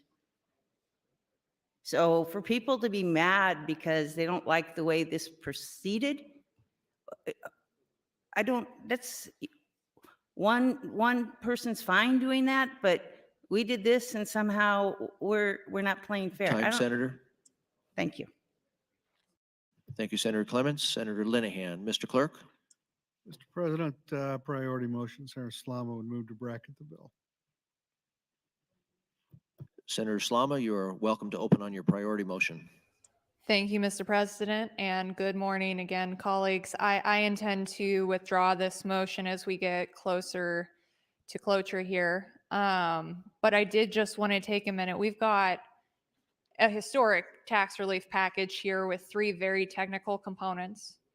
And I wanted to make sure that the experts on this bill, Senator Linehan, Senator Breezy, Senator Lindstrom, the core team that has really worked for years on this issue had the chance that they needed to dig into the mechanics of the bill, the needs addressed in the bill, and the sustainability of the bill. I think Senator Stinner has spoken extensively about that, and he's done a wonderful job of keeping our spending at a responsible level, and I really respect him getting up on the mic and addressing a lot of those concerns on the mic today.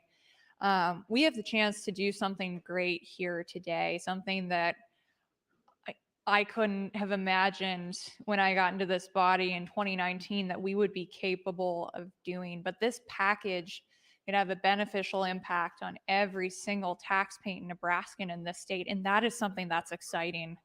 And with that, I'd like to yield the remainder of my time to my good friend and colleague, Senator Breezy.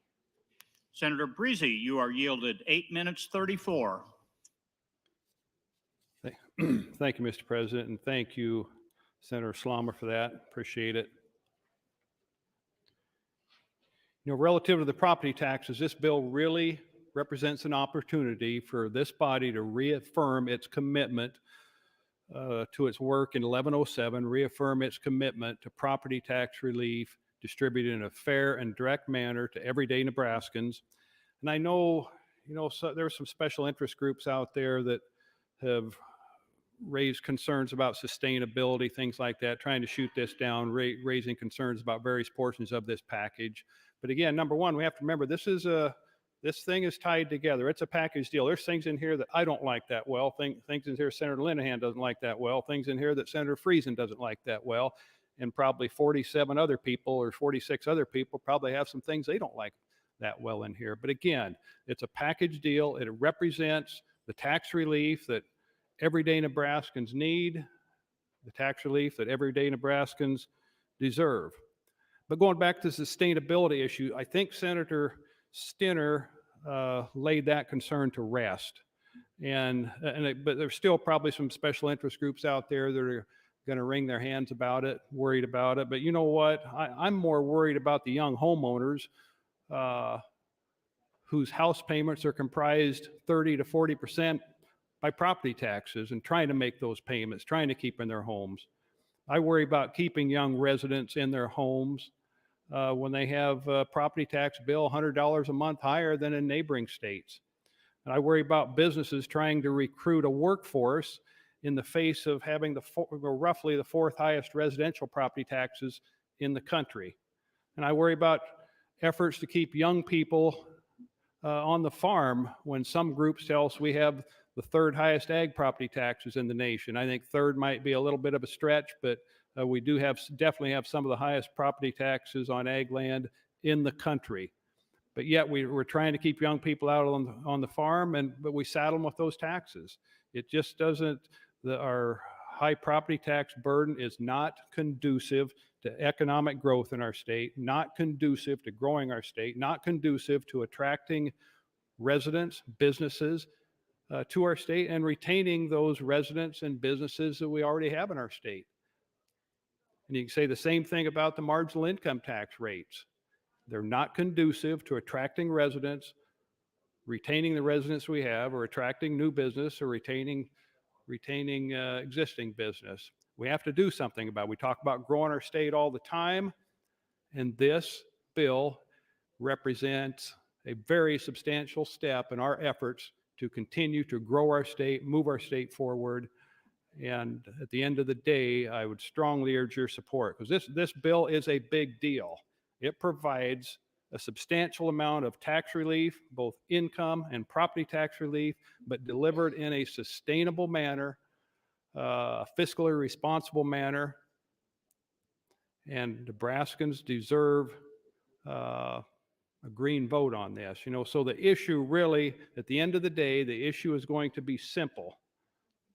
Relative to the property tax relief, are we going to preserve a mechanism in 1107 that's eminently fair, providing direct property tax relief to our residents? Are we going to enhance the 1107 credit with the inclusion of these additional dollars distributed based upon community college taxes paid? Are we going to ensure additional tax relief for Social Security recipients?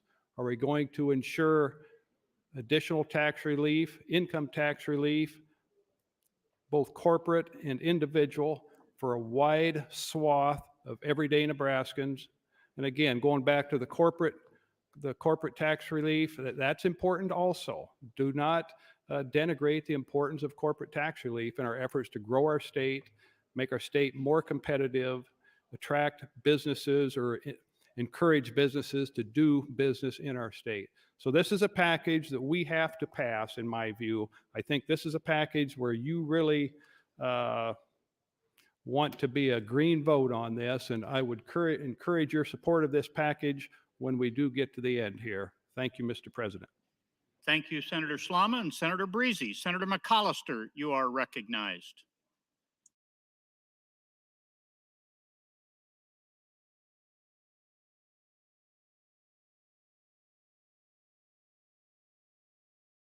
Senator McAllister is not on the floor. We'll pass over him. Senator Brandt, you are recognized. Thank you, Mr. President. I am for LB 825 and all the underlying amendments. I am opposed to the motion to bracket. I've spoken several times about the benefits of property tax to rural communities. I guess I should have expounded a little more on how the Social Security tax will help a lot of our older citizens in the state. I'm absolutely for that. That's the original LB 825. I hear from businesses in my district about the corporate income tax and the individual income tax. But by and large, mostly what I hear is about property tax relief. And I think Senator Breezy has worked hard the 4 years that I've been here, and Senator Friesen, and they have come up with a very innovative way to get property tax relief from the community colleges or through the community college system, so that there's no reduction to the community colleges, but you get a refundable income tax credit for whatever that property pays to the community colleges. Would Senator Greger yield to a question? Senator Greger, would you yield? Absolutely. Senator Greger, you are District 40, is that correct? That's correct. What is the largest city in District 40? That'd be O'Neill, Nebraska. How many people? Around 5,500. Yep, so your district's a lot like mine. I mean, my biggest city is Crete, and that's probably 8,000 people. And you cover what, 5 counties, 6 counties in your district? So 6 counties, half of Pierce County, counting half of Pierce County. And then you did serve on the school board prior to running for legislature at Creighton, is that right? That's correct. I served 12 years at Creighton on the school board there. Okay, so in your capacity as a school board member, did you get a lot of feedback about property tax? Oh yeah, not only when I was on the school board, but through my 2018 campaign year. If anybody said anything to me, it was definitely property tax issue. So when we started, I see Senator Moser's here, we're all in the same class. We started 4 years ago. At that time, there was $125 million in property tax relief going back out to the people of the state. In the 4 years here, I think we're close to $1 billion in property tax relief. Have you gotten any feedback from your constituents about that? Well, I definitely have, and I think we've taken a good step, if not a giant step forward in property tax relief. But what I always continue to talk about as I go back out into the district is that we're not going to solve our tax system by just picking on one tax. And this is what I like about LB 825 and the amendments attached, is that we need to look at a tax reform, which is, this is coming closer to a tax reform than just looking at one as a property tax. And this bill is a real compromise between a lot of parties here, but ideally, if you could do a tax reform, and this is, you've got 12 days left and then you're free from here, but what would your ideal tax reform look like if you could wave the magic wand? Well, I think we got to look at total tax reform if we're going to continue with the tax system we have, not only property tax, income tax, but also sales tax. So I signed on as a co-sponsor. I keep an open mind with the consumption tax, epic tax, but we need to possibly look at even taking a step further. So we just need to keep an open mind on this old tax system and see what we can do to improve it for everybody, for a fair tax system for everybody. I appreciate your thoughts. Thank you, Senator Greger. I know I've had this discussion with Senator Breezy on the mic before. I think what I'm trying to demonstrate here is this is not just an urban issue. This is across the state of Nebraska. Thank you, Mr. President.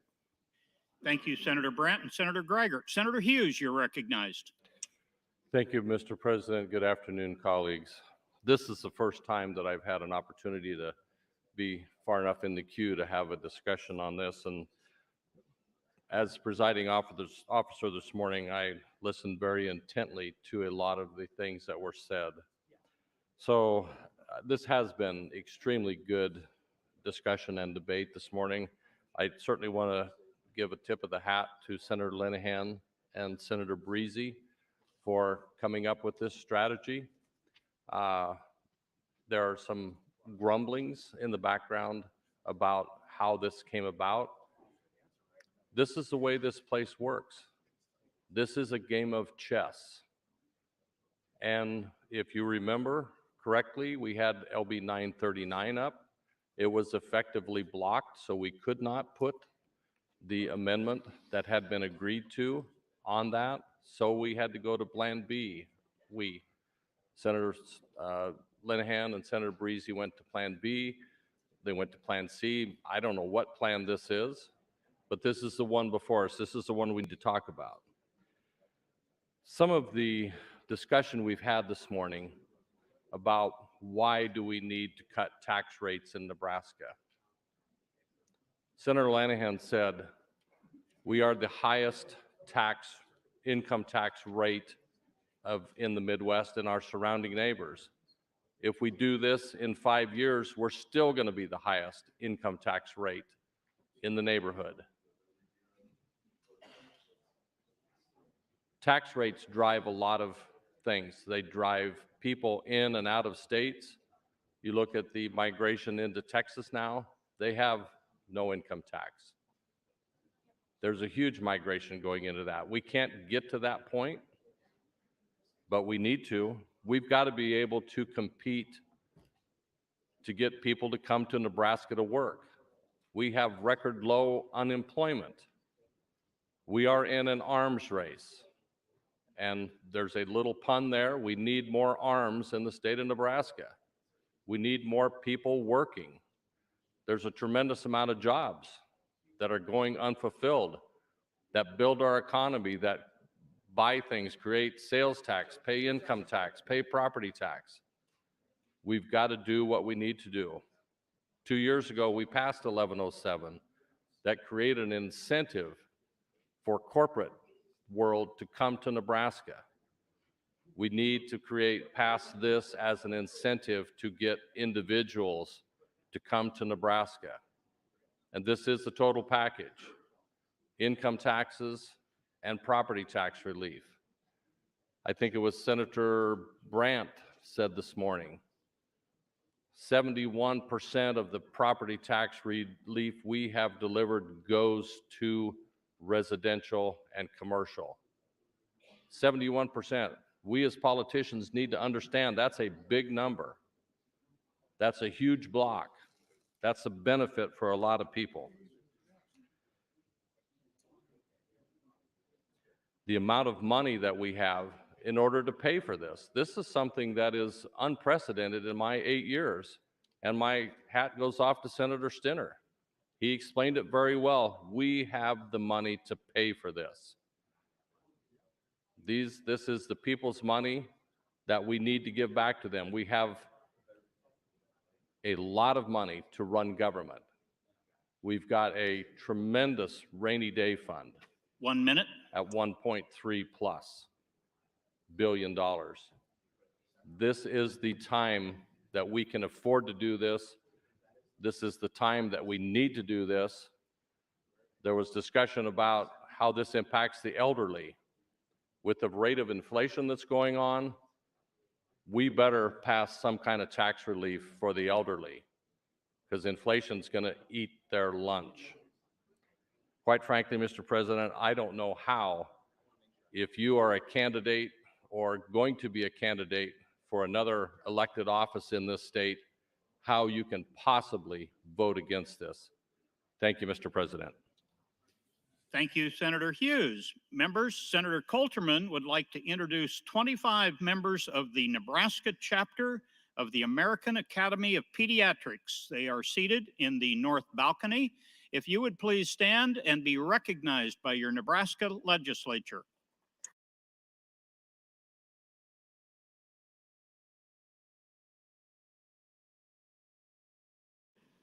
Returning to debate, Senator Mosier, you are recognized. Thank you, Mr. President.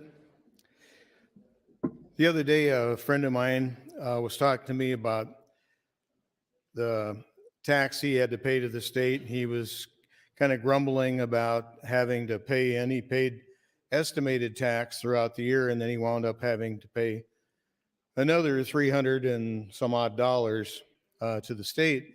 His federal return, he had put enough away for that, but the state return turned out to be more than he thought. and because the deductions and the things are not exactly the same between state and federal tax.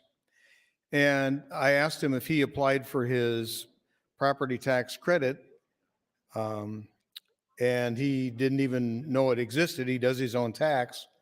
And so if you're doing your own tax, be sure and look that up, Google it to find the right website. But you go onto the website and you click in your county that you live in, and then you find your home on that list, and it'll tell you what amount of school tax that you paid as part of your property tax. And then 25 some odd percent of that can be put onto your tax return as a tax credit.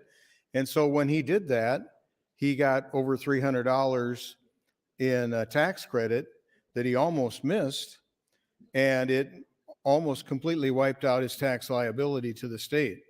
So as long as we're talking about taxes, I wanted to bring that up just to remind citizens, more than likely your tax preparer, if you're hiring somebody to do your tax, will be sure that you get that credit. But if you're doing your own, be sure to consider that. I wanted to talk a little bit about the good job that the Appropriations Committee has done and the budgets that they've come up with over the last 4, 5, 6 years.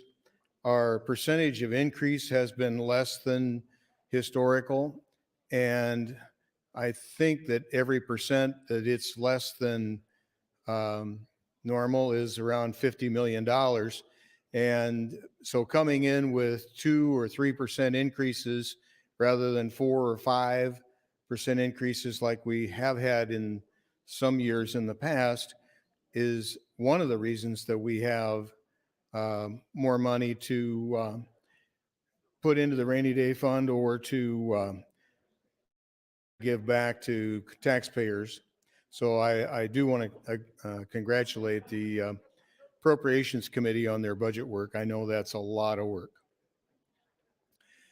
Then back to the bill that we're looking at here, I'm in full support of 825 and all its amendments, well, except for the one to bracket it.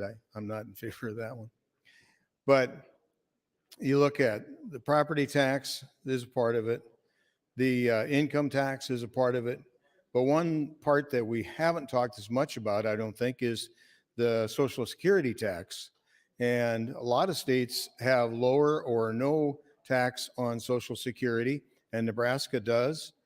And I would hate to go back to my district and tell my constituents that I didn't support this bill to lower Social Security taxes. I told one of my, a different friend who was complaining about taxes, that we were lowering them. And he said, well, some states don't have any at all. He says, I'm not impressed by lowering them. So 1 minute. it's an improvement, but it's not perfection by any means. But I encourage my colleagues here to look at the big picture and to stand up for our constituents and help give them more money to live on. Thank you. Thank you, Senator Mosier. Senator Slama, you are recognized. Thank you, Mr. President. I don't rise with anything new to say here, but it's a message that I think needs to be reinforced. Senator Lathrop made a great point when he said that as you're learning to become a lawyer, you learn in trial advocacy to say the same message 3 times over. And I think the core of this bill is the opportunity. And we're about ready in about 30 minutes here to get to cloture on one of the biggest opportunities for structural tax relief that this state has ever seen. So when you're looking at the board and seeing who's a green and who's a red and who's not voting and who's checked out, know that that's a vote on Social Security tax relief, income tax relief, and property tax relief. We're doing it the right way.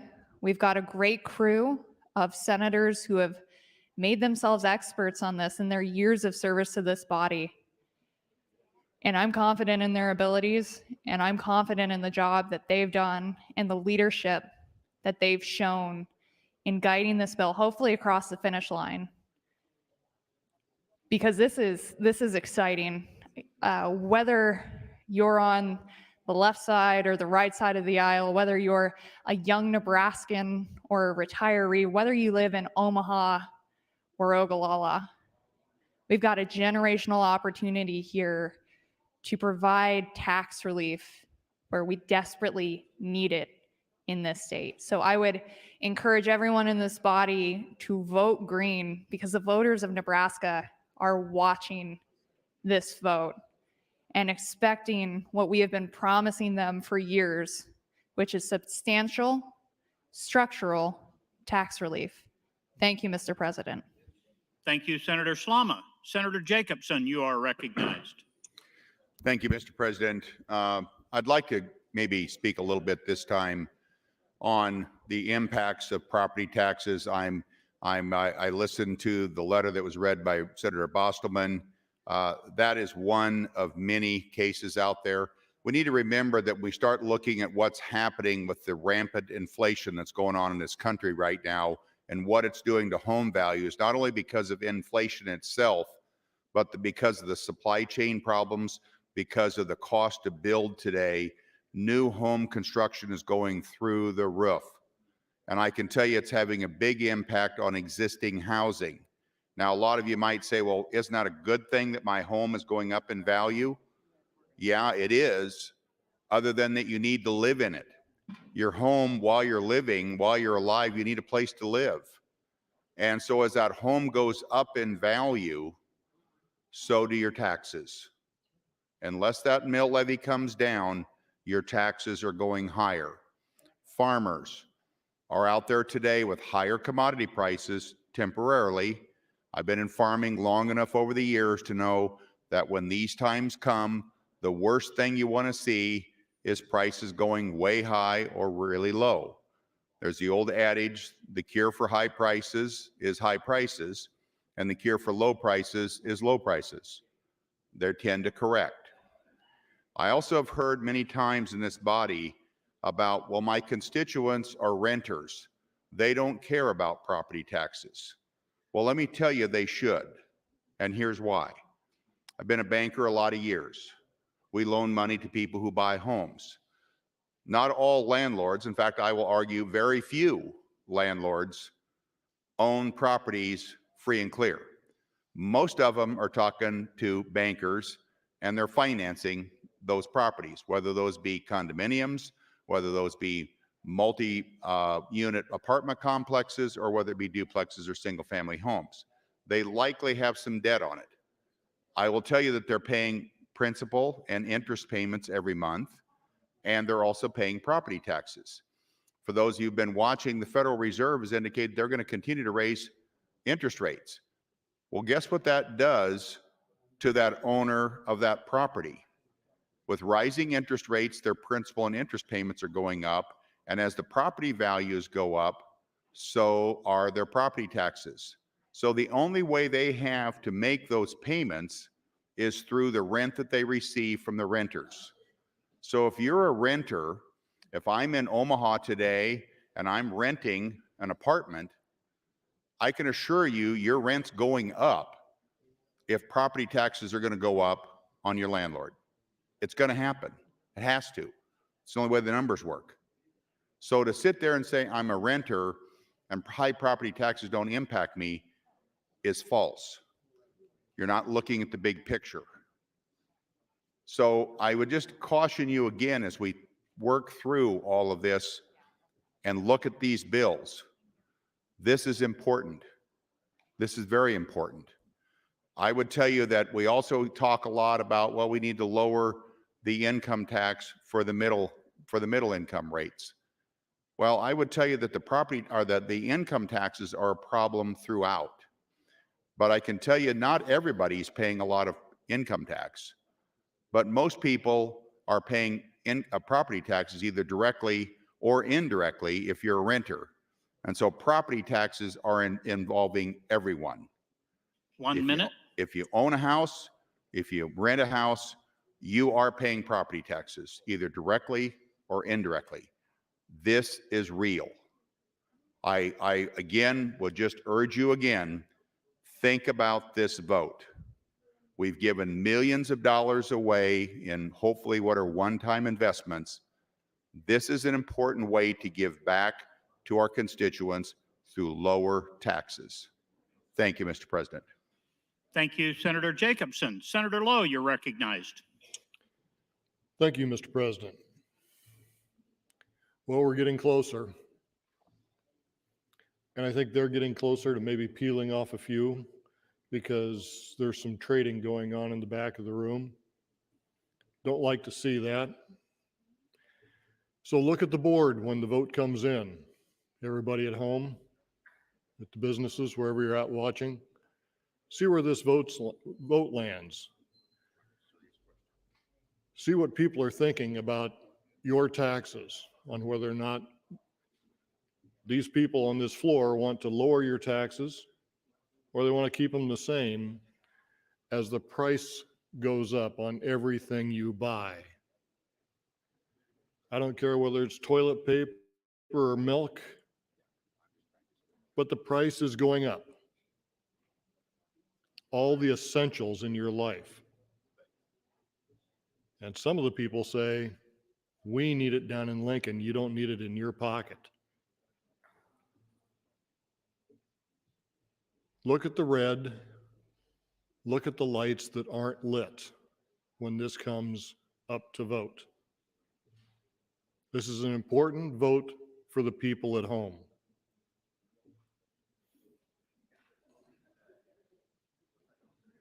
And when I go home tonight,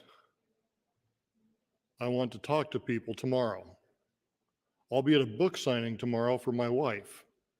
She'll be at the Solid Rock promoting her new book. She asked me not to say that, by the way, so don't tell her. This is a vote for the people in Nebraska. This is not a vote for the people of Kansas, South Dakota, Wyoming. This is about us. This is about us taking care of our people. This is important. This LB 825 and the AM 2588 is a compromise. Nobody's really happy with it, but it moves the bar a little bit. Senator Erdman, he would rather go to his tax. Others would rather go to another tax. But this is what we got today, the 25th of March, is we have AM 2588. And when we eventually go home for the summer, in a couple of weeks, I want to be able to tell the people back in my district that not only did we vote for, or did I vote for this, but we passed it. And those young couples that have children will be able to afford a little bit more, whether it's groceries or childcare or something. That there will be more money in their pocket because of what we did today. Maybe a half month's rent. This is what we're doing today to affect everybody in Nebraska. So please,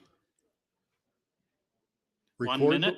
Thank you, Mr. President. Record the vote on how everybody votes, because in another month and a half, month and a couple of days, we'll be going to the polls and voting.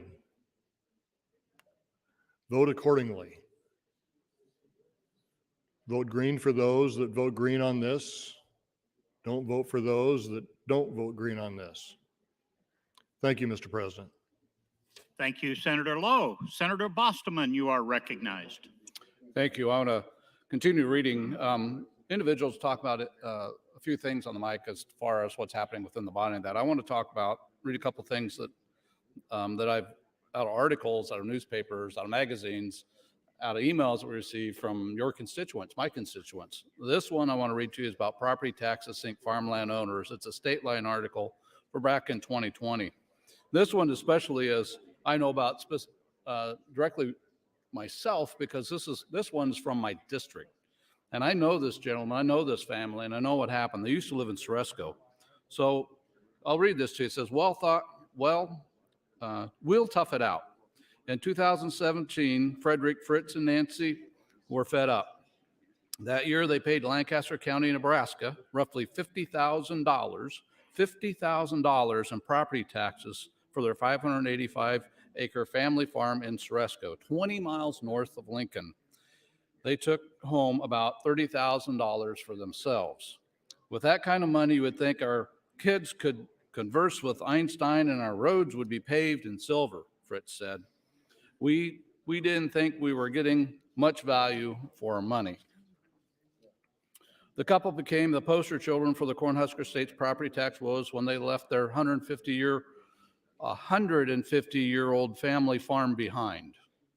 After considering states including South Dakota, Minnesota, Iowa, and Kansas, they settled near Warrensburg, Missouri. They bought 850 acres on the Blackwater River in 2-foot thick topsoil and a third more rain than Ceresco. So they no longer worry about drought. The first year down here was the best crop of my entire career, Fritz said. The next year wasn't, given the region's historic flooding. But they say they're still better off. We'll tough it out, Fritz said. In Missouri, they paid $1,100 in property taxes for their farm in 2018. That was for an 850-acre farm. After they added a 60-foot grain bushel and a 100-foot machine shed, their taxes increased to $1,200 in 2019. Overall, Missouri farmers paid $235 million in property taxes in 2017, a 21% increase from 2012. You can't help but notice, Nancy said, things are different when you move to another state and wonder, why does it have to be this way? Remember what I said when I started this article? Let's see, it says they had 585 acres and they paid $50,000 in property taxes. $50,000. They moved to Missouri, added 350 acres, 850 acres total. Well, not quite, 300 acres, 850 acres total, and they paid what? Oh, a grand total of $1,200. Wow. Why are we here? Why are we not doing something in this state to make a difference for people? I read the article before. It was for someone in town. It was a family in town with a house trying to make ends meet. I just read an article about a friend of mine, a person I know, personally know, I met when I was campaigning 6 years ago, had a farm, couldn't afford it anymore, moved his entire operation, his entire family to Missouri. Went from $50,000, was it $50,000? Is that right? $50,000 in property taxes to $1,200 in property taxes. What do I hear? What do I hear? And what you probably hear whenever you go out and talk to people in your district? Taxes. Cut the taxes. Lower our taxes. Help us, please. I was at a corn growers meeting here not too long ago. We probably have 100 plus people there. And I asked them, okay, tell me, on the show, raise your hands. How many of you want income tax relief? Not a hand rose. How many of you want property tax? Everybody rose both hands. So what are we doing? This is a package deal where we hit a lot of different areas that have a lot of concerns with a lot of people across the board in our state. This is a good deal. I oppose the motion of the bracket motion. I do support Senator Breezy and all that he's working on, and the Revenue Committee and everybody else that's worked on this package. That needs to happen. We need to pass it. It's what your constituents want. It's what my constituents want. It's something that our state is struggling daily on. Our taxes are too high. Thank you. Thank you, Senator Bostoman. Senator Breezy, you are recognized. Thank you, Mr. President. When we look at the tax structure in our state, we have to recognize that we have some of the highest property taxes in the nation, both ag land and residential. We also have to recognize that we have marginal income tax rates higher than essentially all of our neighbors. This bill is a huge step in the right direction to correct that. This bill is a huge deal for all Nebraskans, your constituents, my constituents. And it is sustainable tax relief. Senator Stinner explained that to us, and I agree wholeheartedly with what he said based on what I look at too. This is sustainable tax relief. Without the passage of the amendment, we're going to impose a $200 million property tax increase on everyday Nebraskans in tax year 2024. This bill also represents, in addition to that, a sizable amount of additional property tax relief, again, for your constituents and my constituents. It's going to provide substantial income tax relief to our retirees, and it's going to provide substantial tax relief to a wide swath of Nebraskans, everyday families, that's going to help pay their bills, put more money in their pocket, and we have to get this done. You know, there's talk on the floor now about some other issues, some side issues, and well, can we do this? Can we do that? No, we can talk about other issues another day.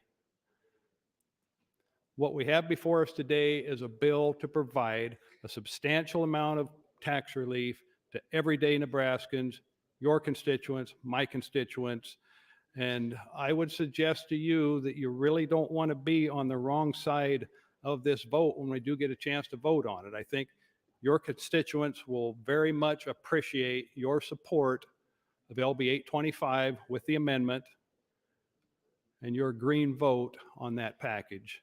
And I would strongly encourage you to do so. Thank you, Mr. President.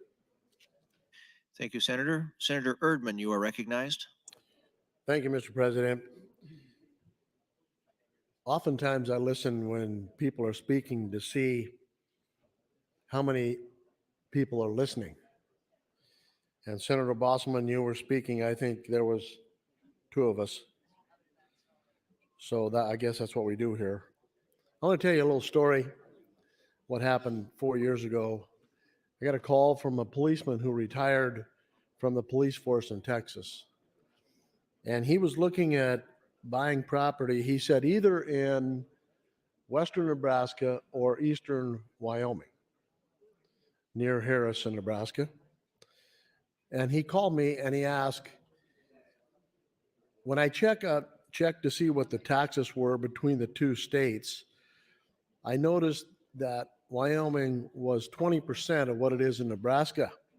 And he said, what services or benefits do I get for paying 4 times as much taxes? And I said, the only thing I can think of is I would be your senator. And he did not buy land in Nebraska. That wasn't enough to convince him. So what Senator Bosselman was explaining to you is exactly the problem that we have. $50,000 property taxes for 500 acres in Nebraska and a little over $1,000 property tax in Missouri. Let me share another little story. A $235,000 new home in Arizona, the property tax is less than $1,000 and the insurance is $600, annual insurance. So those 2, if you do the math, and you don't even have to be an actuarial like Senator Clements, will understand that's $1,600. If that same home was in Lincoln, Nebraska, with our current insurance rates and our taxes, it would be $7,000. So that's $5,400 less for the same property. So why do people move to Arizona? Do they like 115 degrees in the summertime? No. They moved to Arizona because they don't have any income tax and their property tax is next to nothing compared to what we do. And so we have a solution to all this. And all the vote trading that's going on about what we're trying to do here doesn't happen. And all these discussions goes away. And those people that are moving to other states because of our tax system stay here. And the young people who graduate from college, and we talk about the brain drain all the time, they don't leave. And all of a sudden, we become the most popular state in the nation to live because we have the best tax system. So we talk about property tax credit, and we talk about all the property tax money that we've returned to people. And when you analyze it over the last 7 or 8 years, property tax has gone up well over $1 billion. But we brag about giving $1 billion in property tax relief. 1 minute. Which means absolutely nothing. It's not property tax relief, it's holding them the same. But we are the same body that when we want to increase spending by 10% and we reduce that to 5, we call it a cut. That's what we do. And so all the efforts that we have done to reduce taxes by giving a credit or a refund has done very little to reduce the tax obligation. It has done more to keep us status quo, which means we're one of the worst states in the nation. So we continue to put a Band-Aid on an amputation, and we don't want to deal with the real problem that we have a broken tax system. Thank you. Thank you, Senator Erdman. Senator Clements, you are recognized. Thank you, Mr. President.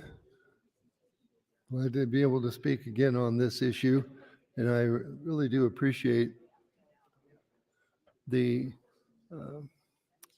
illustration and analysis that Senator Stinner gave, and it does show that there is a benefit to the 5% cap on the property tax credit amount, but it's not a severe amount. It's going to be half the time it's going to be used. And I see in the last 6 years that the 5% cap would never have been hit.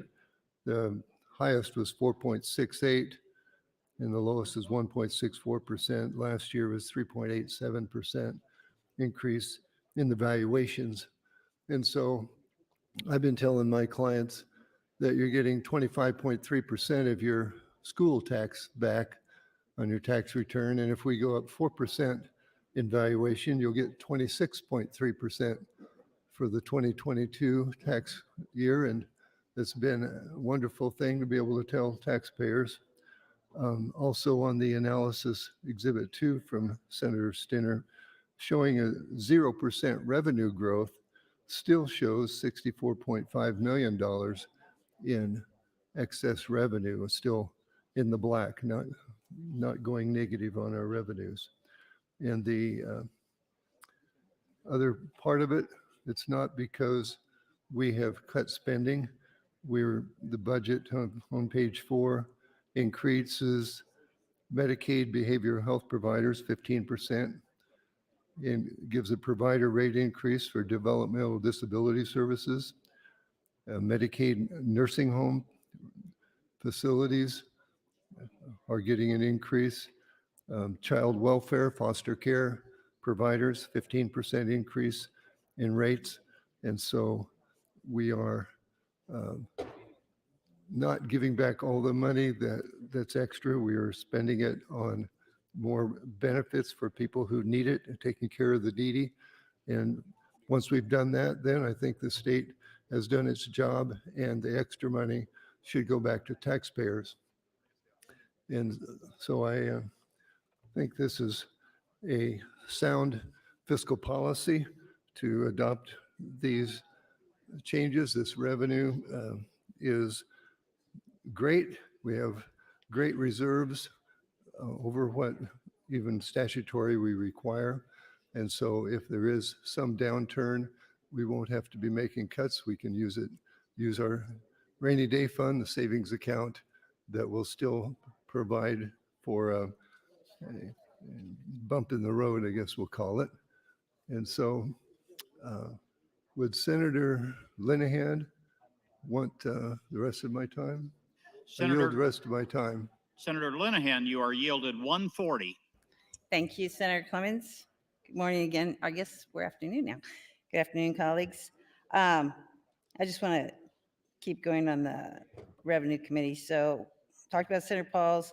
Next down is Senator Breezy, who's been here 6 years. He's in my class. He has been a partner in everything we've done here. He's worked tirelessly on school funding. He's tried to redo the way we fund schools. He's looked at every sales tax. 1 minute. Or every sales tax exemption we have in the state. He has caused us to sit in numerous hearings that go on forever and ever. The real magic of Tom Breezy is when I'm excited, he is calm. And when I haven't read a bill, I'm not worried because I know Tom Breezy has read the bill. And I know he understands the bill because even though he's an ag producer and he talks about ag, he's also a very capable attorney.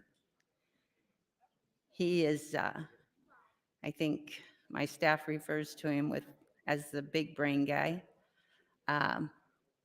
So I'm hoping we get through this morning because we would like to be done and not have this whole legislature blow up over this bill. If this bill doesn't pass, it's going to be a very... Time, Senator. Thank you. Thank you, Senator Linehan and Senator Clements. Senator Albright, you're recognized. Thank you, President. I'd like to yield my time to Senator Breezy since he has the most knowledge of the bill. Thanks. Senator Breezy, you're yielded 450. Okay, thank you, Mr. President, and thank you for that, Senator Albright. And we really have a chance here today to do something transformative relative to tax policy in Nebraska. And we need to go with this. This is a package deal that's going to benefit every Nebraskan out there. Your constituents, my constituents. I've said it 3-4 times today. It's not weighted towards ag, not weighted towards rural Nebraska. Very, very beneficial to our urban taxpayers. And we need to recognize that. And as we've talked several times, it is sustainable, it's fiscally responsible. And Senator Stinner explained that very well, and I appreciate his comments. And again, without this package, we're going to have a $200 million property tax increase on everyday Nebraskans, your folks, my folks.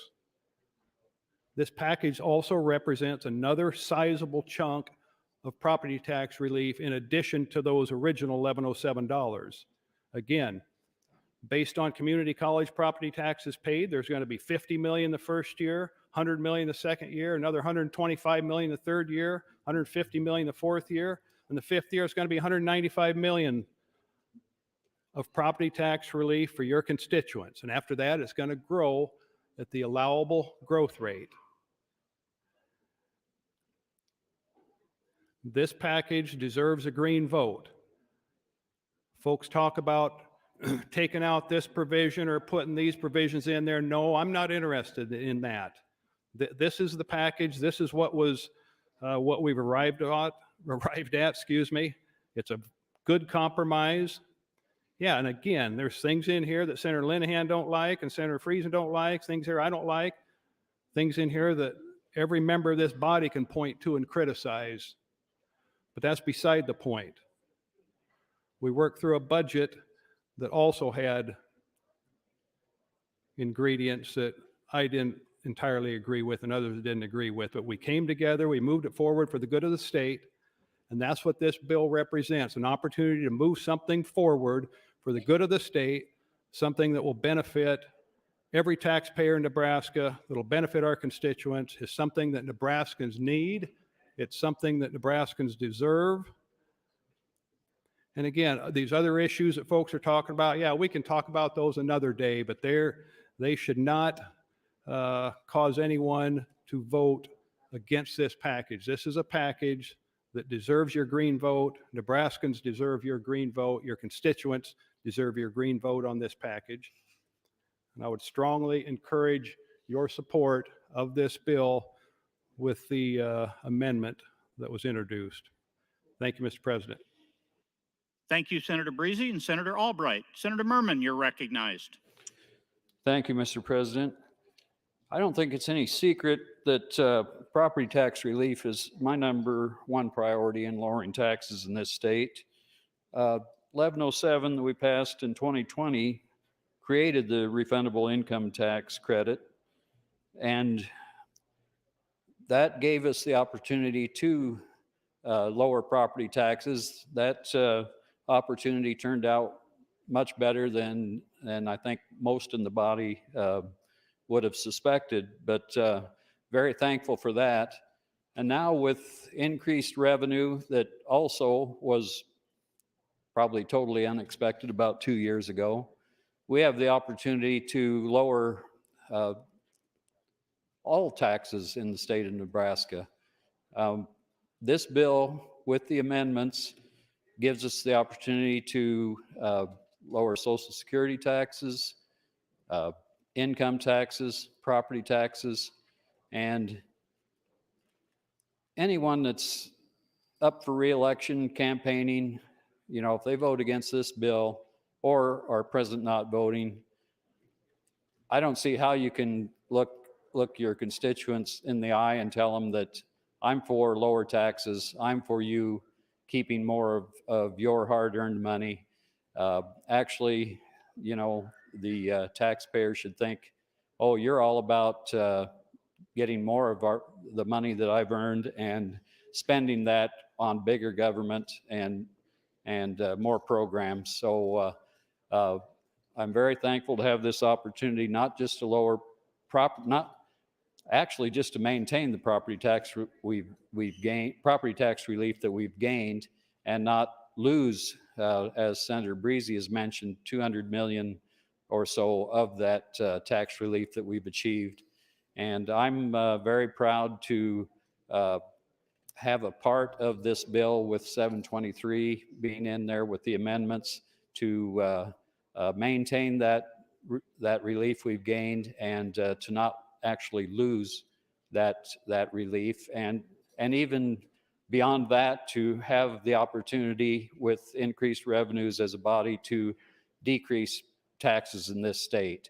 With inflation and valuations and everything going up in the foreseeable future, this is just the least we can do, I think, to provide some property tax or some tax relief to hardworking taxpayers in this state. And if I have any time left, I would gladly give some time to Senator Breezy, because I appreciate him giving me the opportunity to have a part of, by making 723 my personal priority, to have a part of the tax relief that we're able to give the taxpayers of Nebraska. Thank you. Senator Breezy, you are yielded 145. Thank you, Mr. President. Thank you for that, Senator Merman. I certainly appreciate you prioritizing my LB 723. That was an extremely important bill, because that's the bill that would prevent a $200 million property tax increase on everyday Nebraskans. And the only way we're going to avoid that property tax increase on everyday Nebraskans, a $200 million increase, is to pass LB 825 with this amendment. That's a critical part of this bill. We need to get that done. Again, we need to recognize what's in here. We're going to head off a $200 million property tax relief. We're going to provide some additional property tax relief beyond that.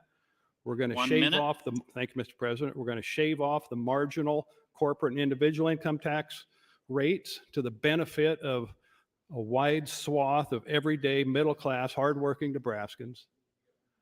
and we're going to provide additional income tax relief for our retirees. There's a lot at stake here. We need to be green on this. Thank you, Mr. President. Thank you, Senator Breezy and Senator Merman. Mr. Clerk, you have a motion on the desk. I do, Mr. President. Senator Lindstrom would move to invoke cloture pursuant to Rule 7, Section 10. It is the ruling of the chair that there has been fair and full debate afforded to LB 825. Senator Lindstrom, for what purpose do you rise? Mr. President, I'd like a call the House and a roll call vote in regular order, please. Members, there has been a request to place the House under call. The question is, shall the House go under call? All those in favor, vote aye. Those opposed, vote nay.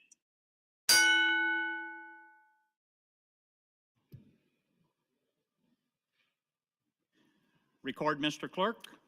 33 ayes, 5 nays to place the House under call.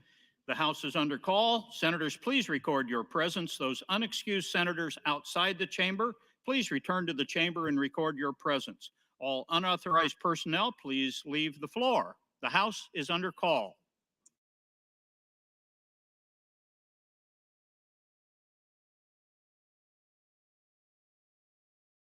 Senator Vargas, please check in.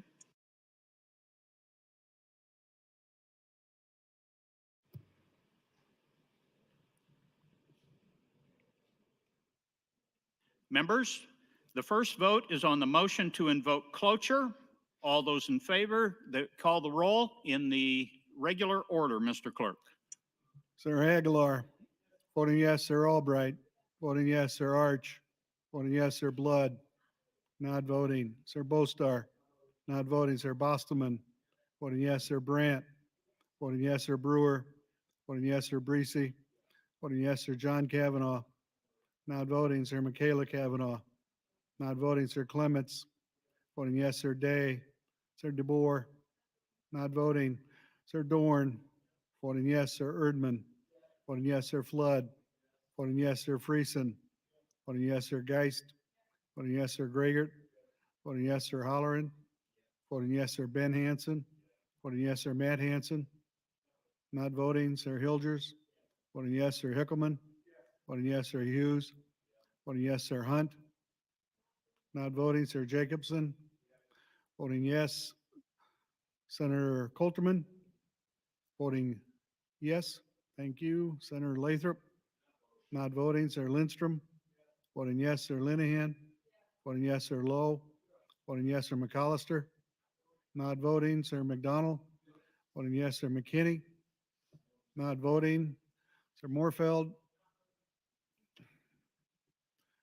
not voting, Sir Moser, voting yes, Sir Merman, voting yes, Sir Pauls, Sir Pansy Brooks, Sir Sanders, voting yes, Sir Slama, voting yes, Sir Stinner, voting yes, Sir Vargas, not voting, Sir Walls, Sir Wayne, voting yes, Sir Williams, voting yes, Sir Wishart, not voting. 32 ayes. 0 nays, Mr. President, on to invoke cloture. The motion to invoke cloture fails. Brandon. Raise the call. Mr. Clerk, for items.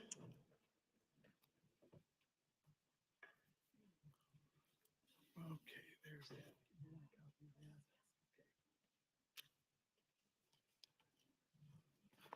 Mr. President, a few items, 741A, a new A bill, Senator DeBoer appropriates funds to implement 741.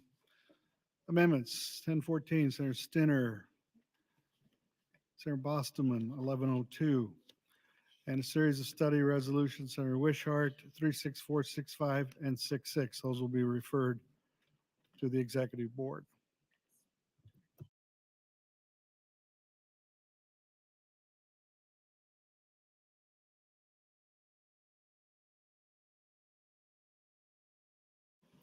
Members, we're going to move down the items to the 1:30 agenda.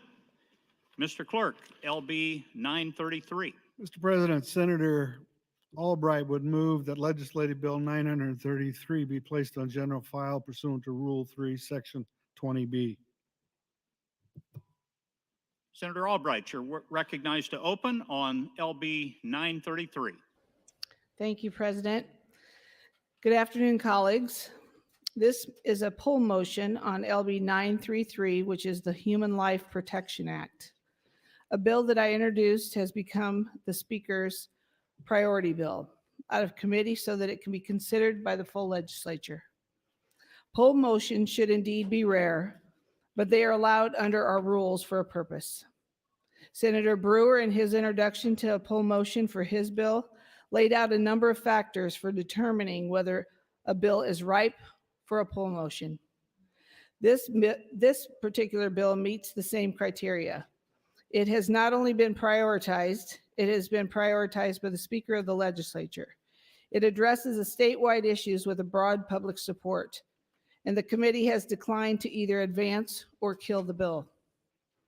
It has been 43 days since the bill hearing for LB 933 in committee. I have immense respect for the committee process, and I want everyone on the Judiciary Committee to know that this is not meant to slight them or a referendum on their deliberative process, but they have had ample time to decide what to do with the bill, and it has neither advanced nor been indefinitely postponed. And it addresses, in my opinion, the most important public policy issue there is. That's protecting the right to life of an innocent human being. I expect that this poll motion will succeed. That means we will have plenty of time to talk about this bill and its merits when it reaches general file. This bill has already become law in 13 states. Those that border the state of Nebraska are Missouri, South Dakota, and Wyoming. There are many other state legislatures considering bills like it right now. The most recent one like it passed into law just last week. It is often said that our great resource in Nebraska is our people.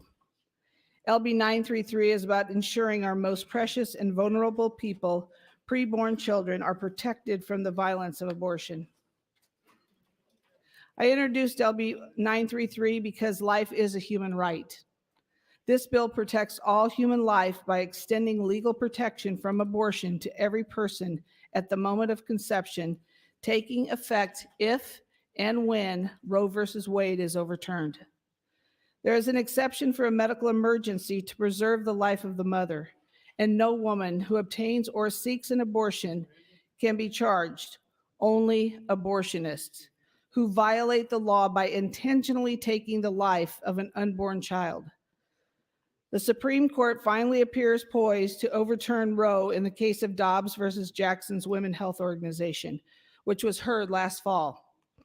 This provides us with a historic opportunity, and while a poll motion is necessary because we must address that issue now, every abortion ends the life of an innocent human being and a baby that is alive, growing, and has their own unique DNA separate from their mother. We need to act this session so that we are prepared to protect life at the greatest extent possible. As I mentioned before, 13 other states, including 3 of our neighboring states, have already done so and passed similar legislation. The Legislative Research Office did a research project recently where they found every use of the poll motion all the way back to 1974. The motion had been filed 188 times, and it has been successfully adopted 35 times. The history of the body shows how rarely this motion is used and how difficult it is to be successful. I'm utilizing this poll motion, however, because LB 933 is a senator priority bill. It addresses a statewide issue with broad public support. And there were neither the votes to kill the bill or advance it from committee. We have this motion in our rules for a reason, and this is a historical moment that calls for action. In addition, using poll motions for important bills that are stuck in committee is not new or controversial. In 2020, the legislature pulled another abortion bill out of the Judiciary Committee, LB 814, sponsored by Senator Geist, which stopped the practice of dismemberment abortion. That bill also had broad public support and passed into law after needing to be pulled from the committee. LB 933 was heard before the Judiciary Committee on February 24th. Out of respect for the committee's time, I worked with Senator Lathrop to have intentionally organized and limited the set of proponent testifiers. There were also more than 320 letters in support of this bill. One of those letters came from a woman, Melissa Oden, who miraculously survived an abortion attempt that was forced upon her mother. She's in our Capitol building today, and her presence here confronts all of us with this question. If she's what a failed abortion looks like, what's the face of a successful abortion? The law protects her now. It should have protected her then, and when she was small and in her most vulnerable state. That's what this bill is all about. There have been over 200,000 abortions in Nebraska since Roe was decided in 1973. 200,000 little boys and girls at their most vulnerable lost to the violence of abortion. Colleagues, that is 10% of our state's population. Every life has purpose. We can love and support both the women and the children and the men. I believe that there's a bill worthy of being debated in this body, and this is the one.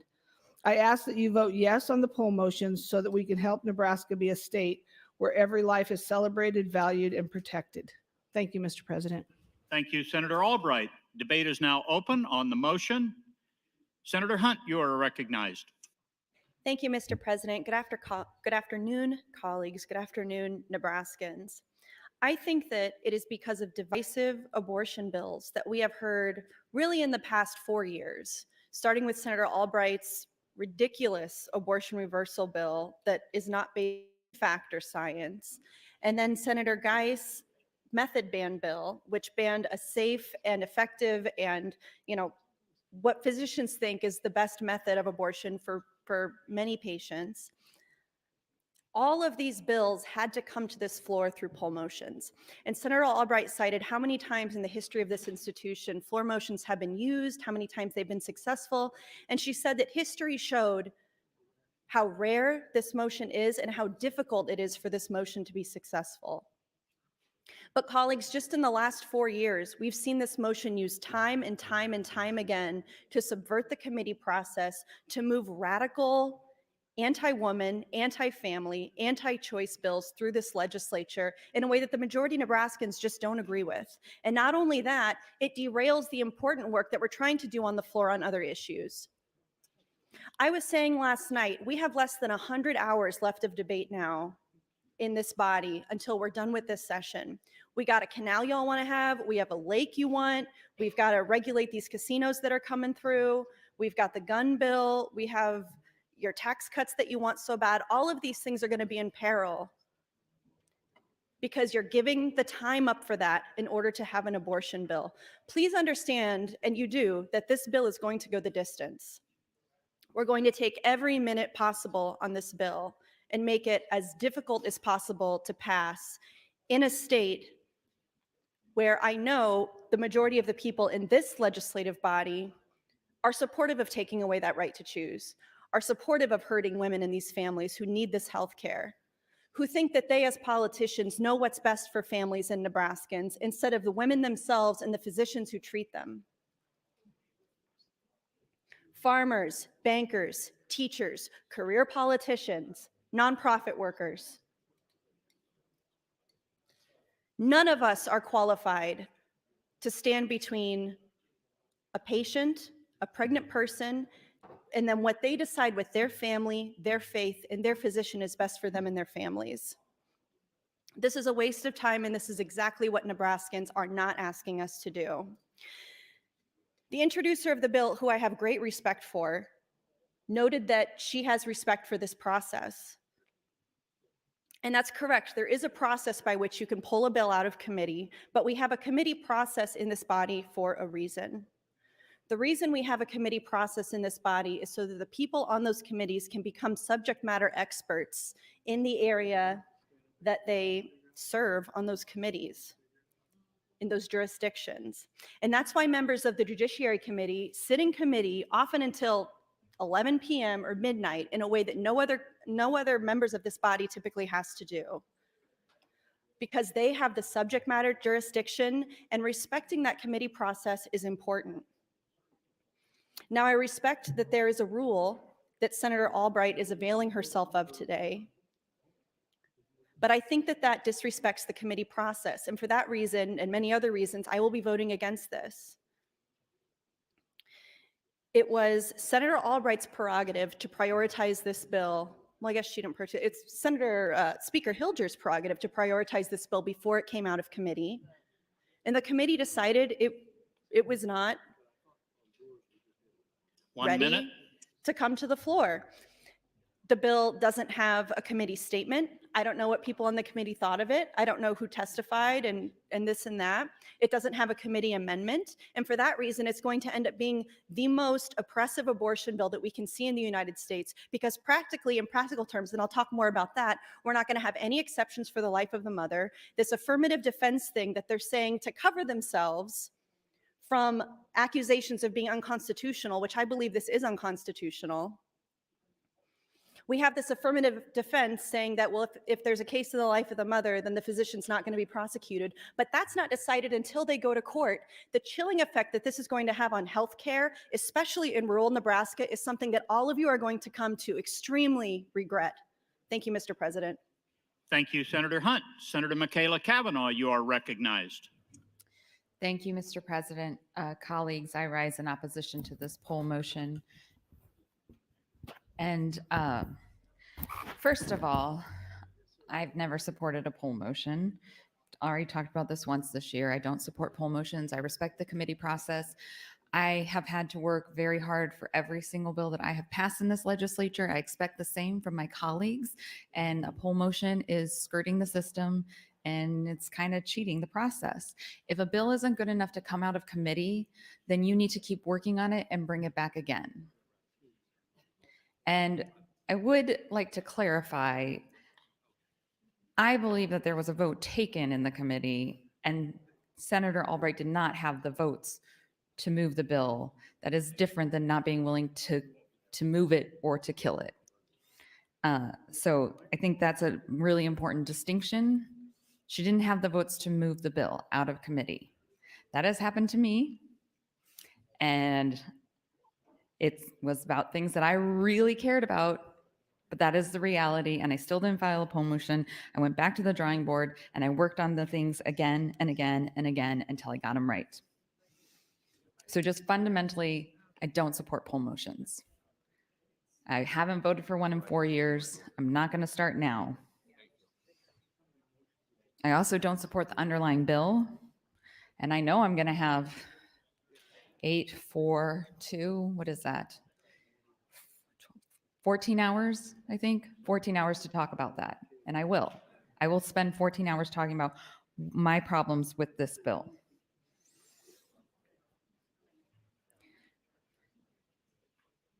I know that this legislature wants to be penalizing me for taking time, but you keep doing things that require me to take time.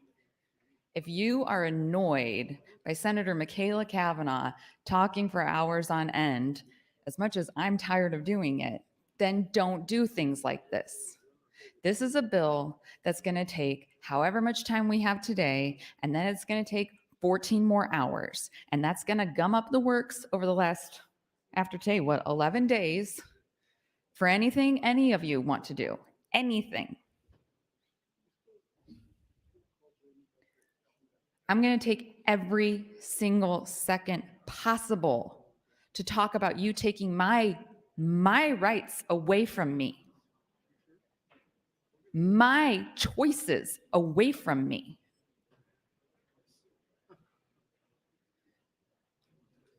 Nothing else that's ever done in this body goes after individual members of this body's own autonomy. This feels malicious. I have 3 beautiful, wonderful, goofy children who I love to the moon and back. My daughter, middle daughter says to me multiple times a day, as fast as she can, I love you more than you love me. It's possible. And I always have to try and get faster and say, it's not possible. It's not possible for you to love me more than I love you, because I love you more than you could ever love me, because I love her more than the universe.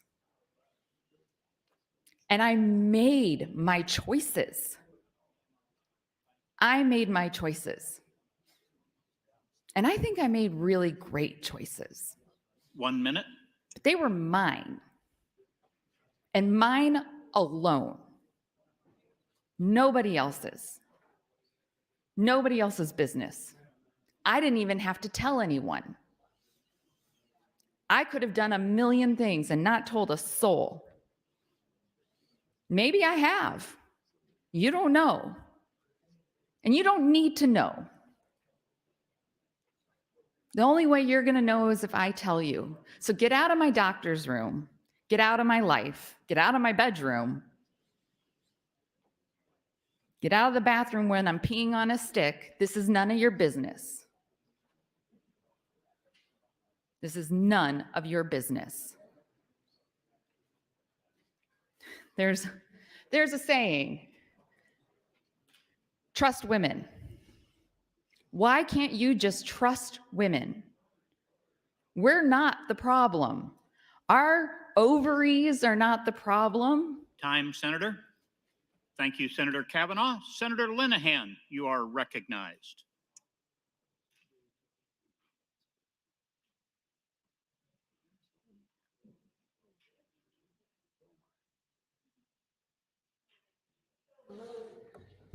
Thank you, Mr. President, and thank you, Senator Brandt, for coming and finding me. I appreciate that very much. I rise in support of Senator Albright's efforts here. I have, since I've been here, voted pro-life every time. It's critically important to me. It is basic to who we are. And when Roe v. Wade passed, the year I graduated from high school, we didn't have the understanding that we have now. I've had a grandbaby that's 6 months old, and I've been seeing pictures of her, not quite for 15 months, but almost. You can't, we've got something very wrong here when we have gender parties and we have photos getting sent on your iPhone of your grandbabies, and yet we think abortion's okay. No, it's not. We've got to understand what this is about. It's about life. And we know it. And again, 50 years ago, maybe, who knows? But science has moved beyond this. We can't honestly think that abortion is okay in today's world when we all send pictures of our babies to each other from the very first weeks.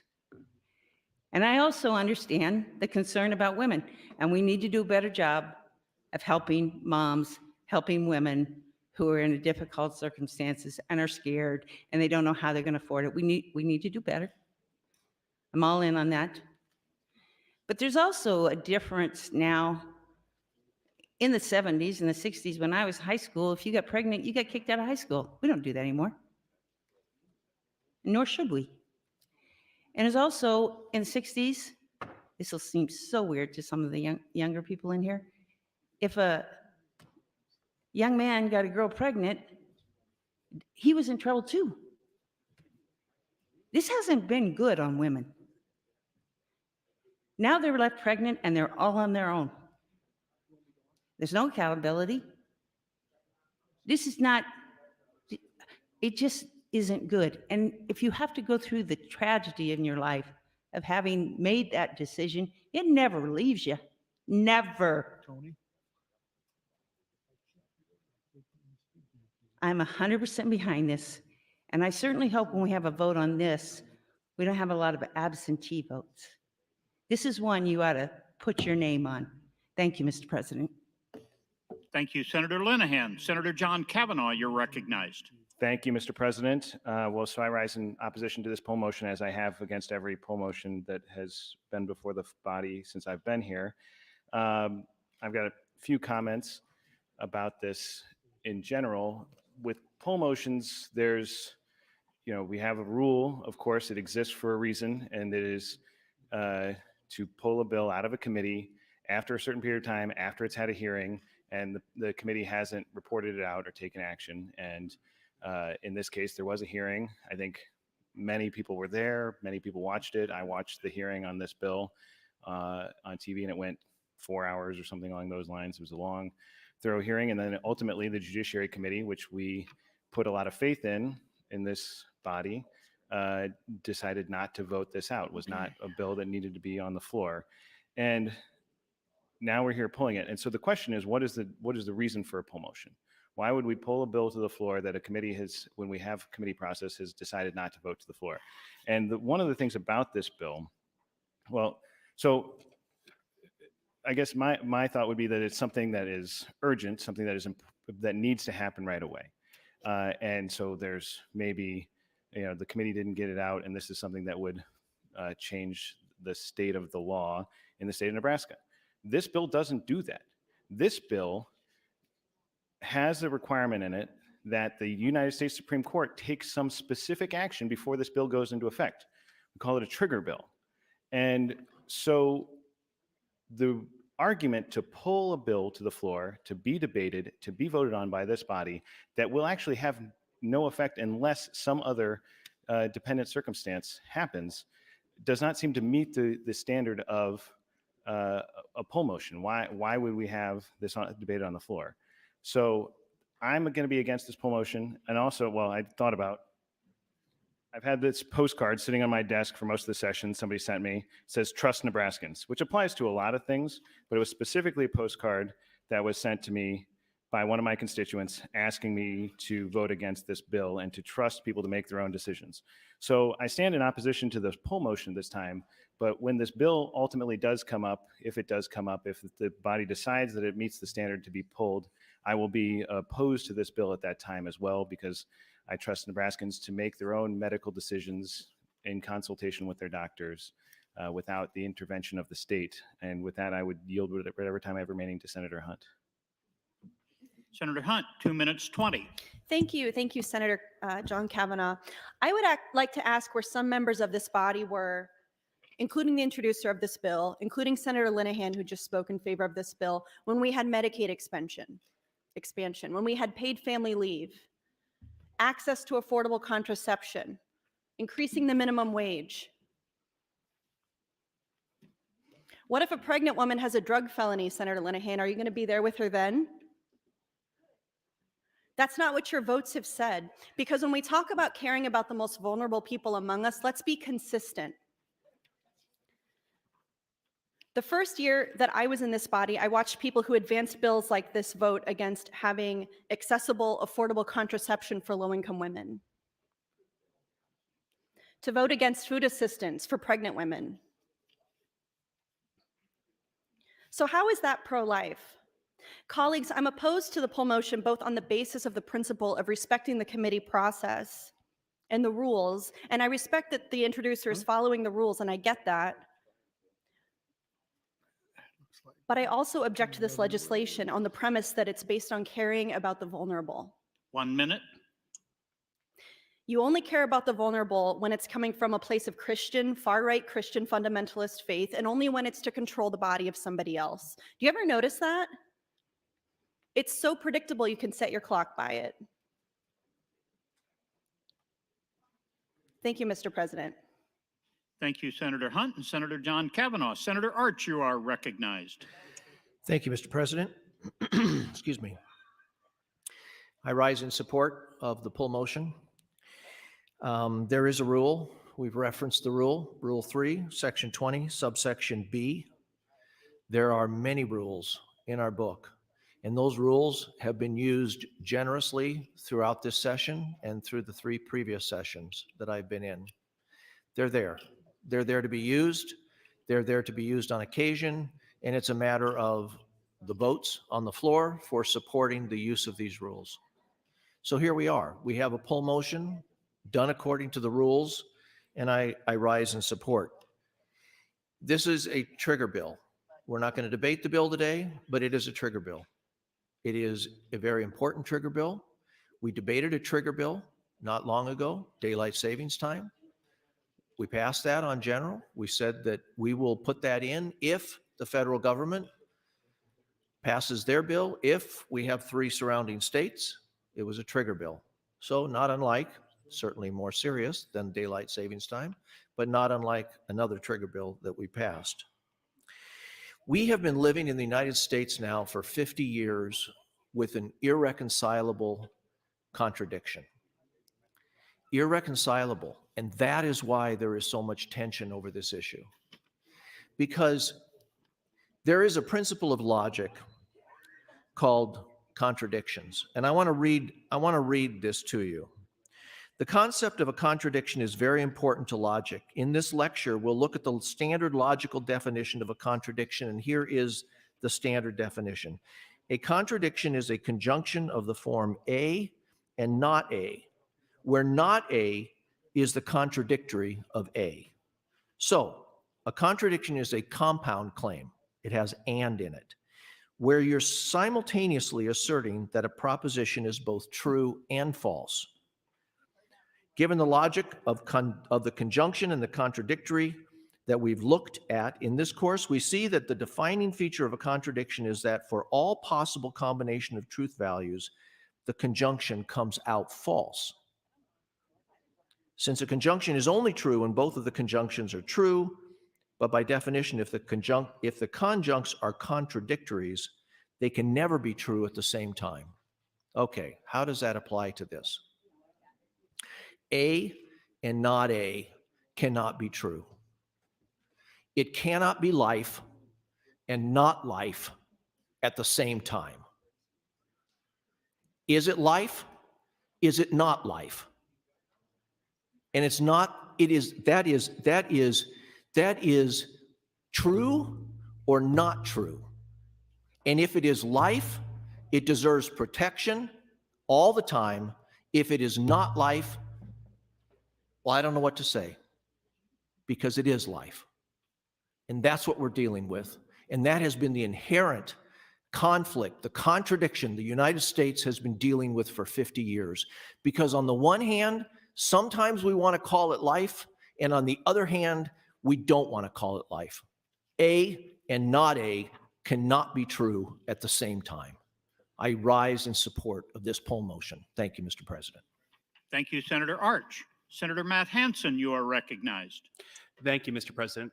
Colleagues, I will oppose the poll motion. I want to just reaffirm how atypical these are, and they always go straight into a filibuster because they're in our most contentious rules. And I understand it's a motion under the rules. I think I've been consistent. I will be opposing it. While we're already kind of talking about and justifying that things are available among the rules, I'm going to go off topic for just a minute, and I apologize to do this in such of a significant debate as this, but this is looking at the queue and knowing what's on the agenda. This is going to be my last time to speak before the weekend. I would call upon this body for when the next time we do taxes to make sure it is not a surprise. There are tax packages that we can pass, and there are tax packages that some of us want to work for and debate and discuss. But when you surprise us, don't show us amendments, throw them up at the last second, we can't get there.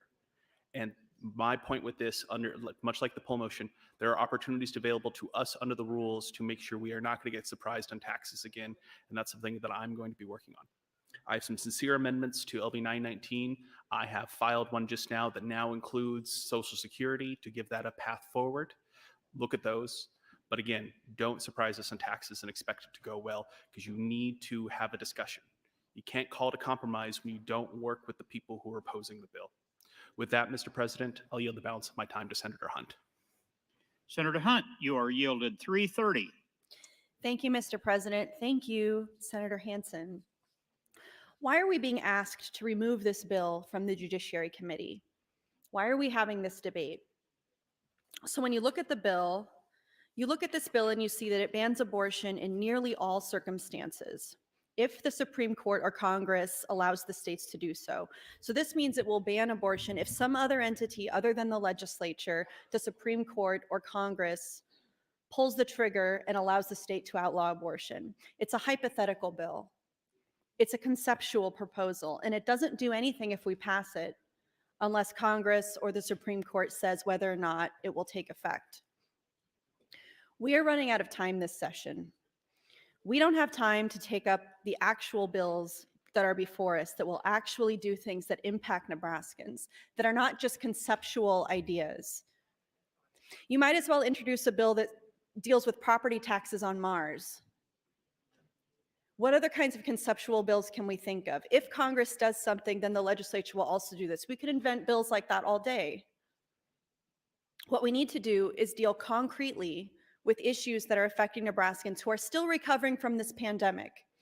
You know that Arkansas is going to end up beating us. We ended up beating Arkansas for the most prison overcrowding, and they're going to beat us to getting the emergency rental assistance too.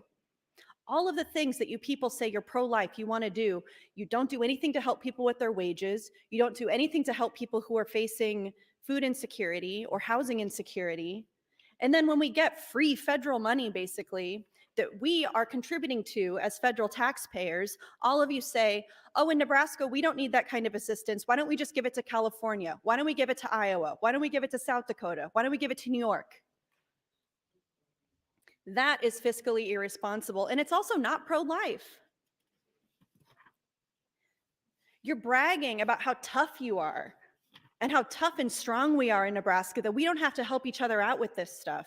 But then when women make the choice to bring life into this world, we turn our backs on them and we say, you're on your own. In Nebraska, we're strong enough to take care of ourselves. And if you're not, well, then you shouldn't have probably gotten knocked up. That's the attitude that you people on this floor have consistently when people are reaching out to us asking for help. 1 minute. People who are alive, people who were born, and especially parents who chose to bring life into this world. I am a single parent, and I have to listen to you people, Senator Geist for one, Senator Albright for one, talk constantly about the problem with the lack of two-family households in this country. And how that's why our schools are going to crap, and that's why people can't read, is because they don't have two parents in the household. You guys intimate things like this all the time. Senator Ben Hansen talks about it. There is nothing wrong with my child. And there's nothing wrong with any child that's been brought into this world with the love of a good parent. But we have bills all the time to help those parents raise their kids, and we turn our backs on them every time in this body. Unless we want to force somebody to have a baby, which is what you guys think is actually the most moral thing to do. This is a forced birth bill. Time, Senator. Thank you. Thank you, Senator Hunt and Senator Matt Hansen. Senator Blood, you are recognized. Thank you, Mr. President. Excuse me. Fellow senators, friends all, I actually stand against the poll motion. And I do want to briefly address the bill because that's really what the poll motion is about. It really isn't about it being a priority bill and wanting to work around the process because we have that right to do so in the rules. It's really about the underlying bill. And the issue that I take every single time this bill comes forward or a like bill comes forward is that much like when they just stood here on guns and in taxes, people stand up and say, if you vote against this gun bill, you don't support the Second Amendment. If you vote against this tax bill, you don't support property tax relief. We heard it on this bill. If you are pro-life, you have to support this bill. But what I never hear people say, with at least one exception, is that if you don't like how a bill is written, regardless of the topic, maybe you choose not to support the bill. I don't want to live in a police state. I don't want to live in a police state. And what we're doing with this bill and the last bill that we had that was like this is we are policing abortion through the process. We are encouraging people to snitch each other off. You can be pro-life. You can believe what you want to believe, that life begins at conception, or you cannot believe that. But when did we become policymakers that we have to support every single bill based on the cause, not the content? That makes zero sense to me because frankly, friends, you don't support, when you stand here on this floor, you don't just support your values and your personal beliefs, but you support the values and personal beliefs of all Nebraska, at the very least your district. We're allowed to not like the bill, regardless of the cause. So I read the bill over and over and over again, and I found a bunch of red flags that I'm hoping that Senator Albright will take note of and address. I'm sure she's got lots of people helping her with this bill, so I'm sure she'll be able to come up with an answer. So I know the American College of OBGYNs recommends standardized training on abortion care during medical residency. We know we have a shortage of OBGYNs in Nebraska. So during that residency, that's where medical professionals gain their on-the-job experience, right? We know that. But the number of residency programs located in states where hospital employees are prohibited from performing or teaching about abortion is what these bills seem to overlook. So if a medical candidate gets matched at a program in a state that has a trigger law like this one, what are they supposed to do? Because this is part of the accreditation process. Senator Albright, I believe Senator Linehan, and if I'm wrong, I apologize. I know Senator Geis had a connection. We talked one day about miscarriages on the floor. It was a very traumatic day. I think that was like my second or third year here. And the issue is that they learn these procedures so then they can go and practice and learn to do things like clear the uterine lining after a miscarriage or end a pregnancy and demise that's causing hemorrhaging and killing the mother, and other complications that can lead to maternal death. So that I have is that how can we cause more harm by trying to do good with how this bill is written?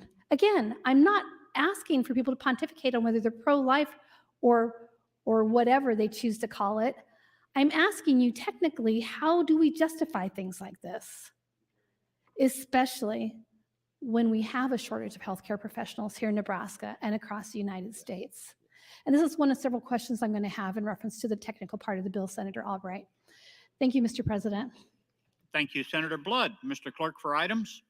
Mr. President, amendments to be printed, 596, 723, 729, 730, 853, 873, 917, 927, 984, 1261, LR 264CA, and 919, all by Senator Hansen. That's all that I have.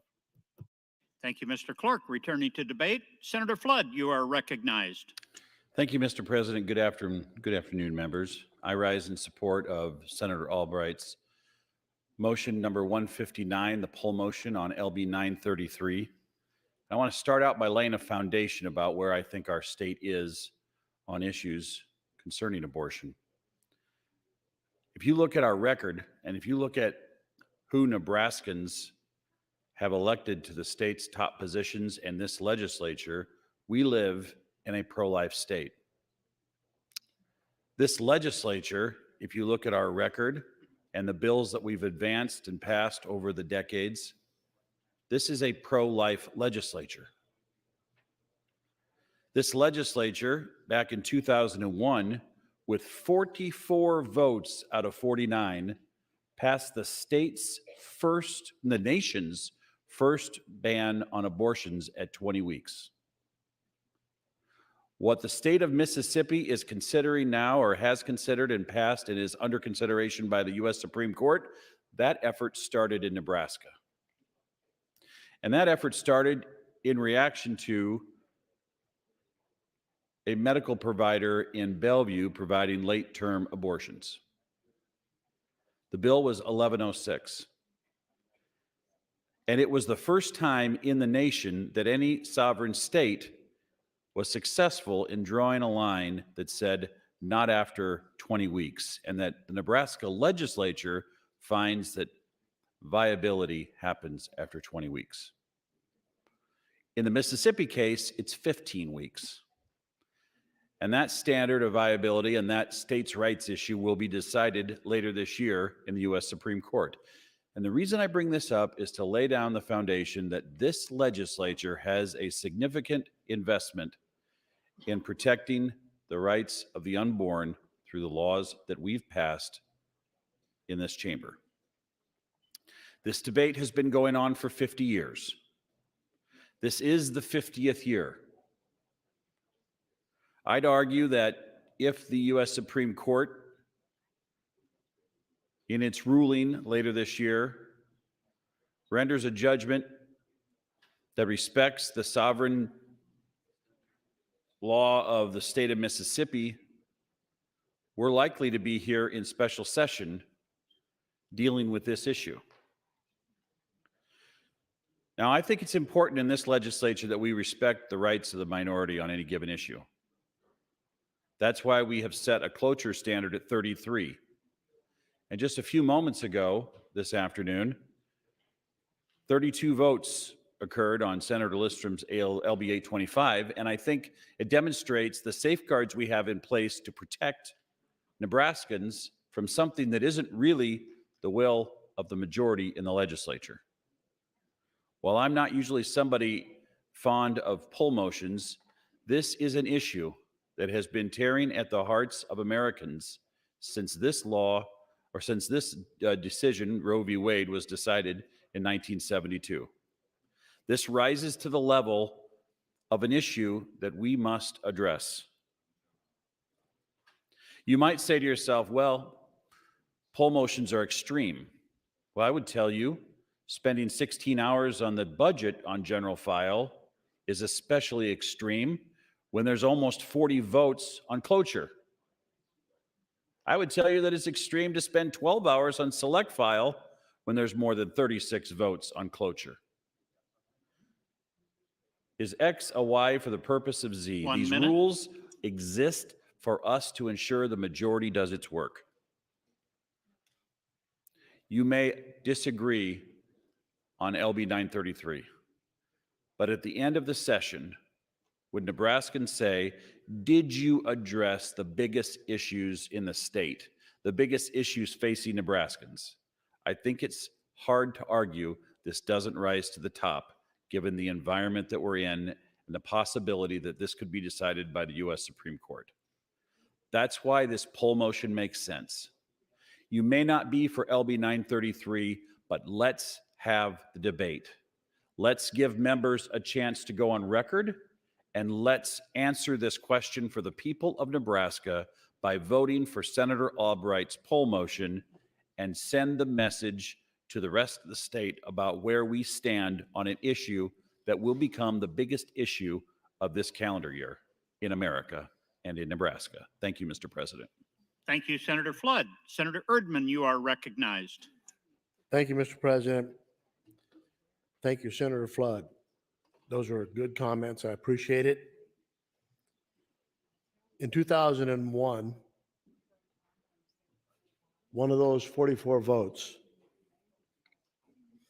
the last name of that senator was Erdman, is my son.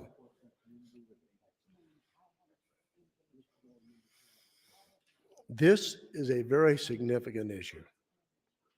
One of the things that we have not done, these are babies.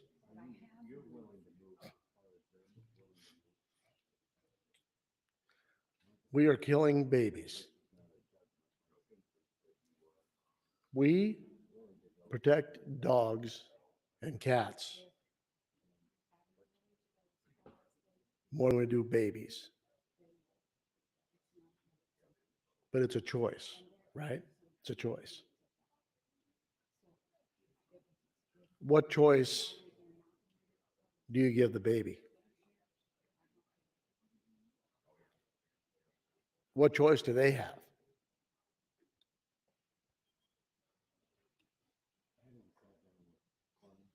And we talk about It's necessary health care.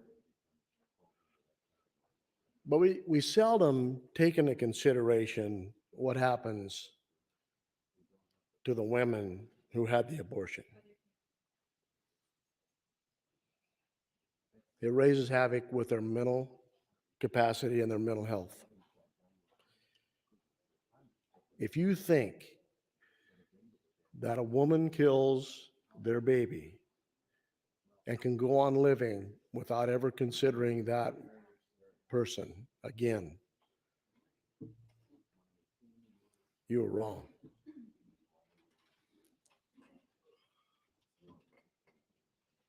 These are babies that we're killing, and they call it a fetus or they call it whatever they want, a glob of tissue. The point is, these are babies. I've been here for several poll motions, and I have voted for every one of them.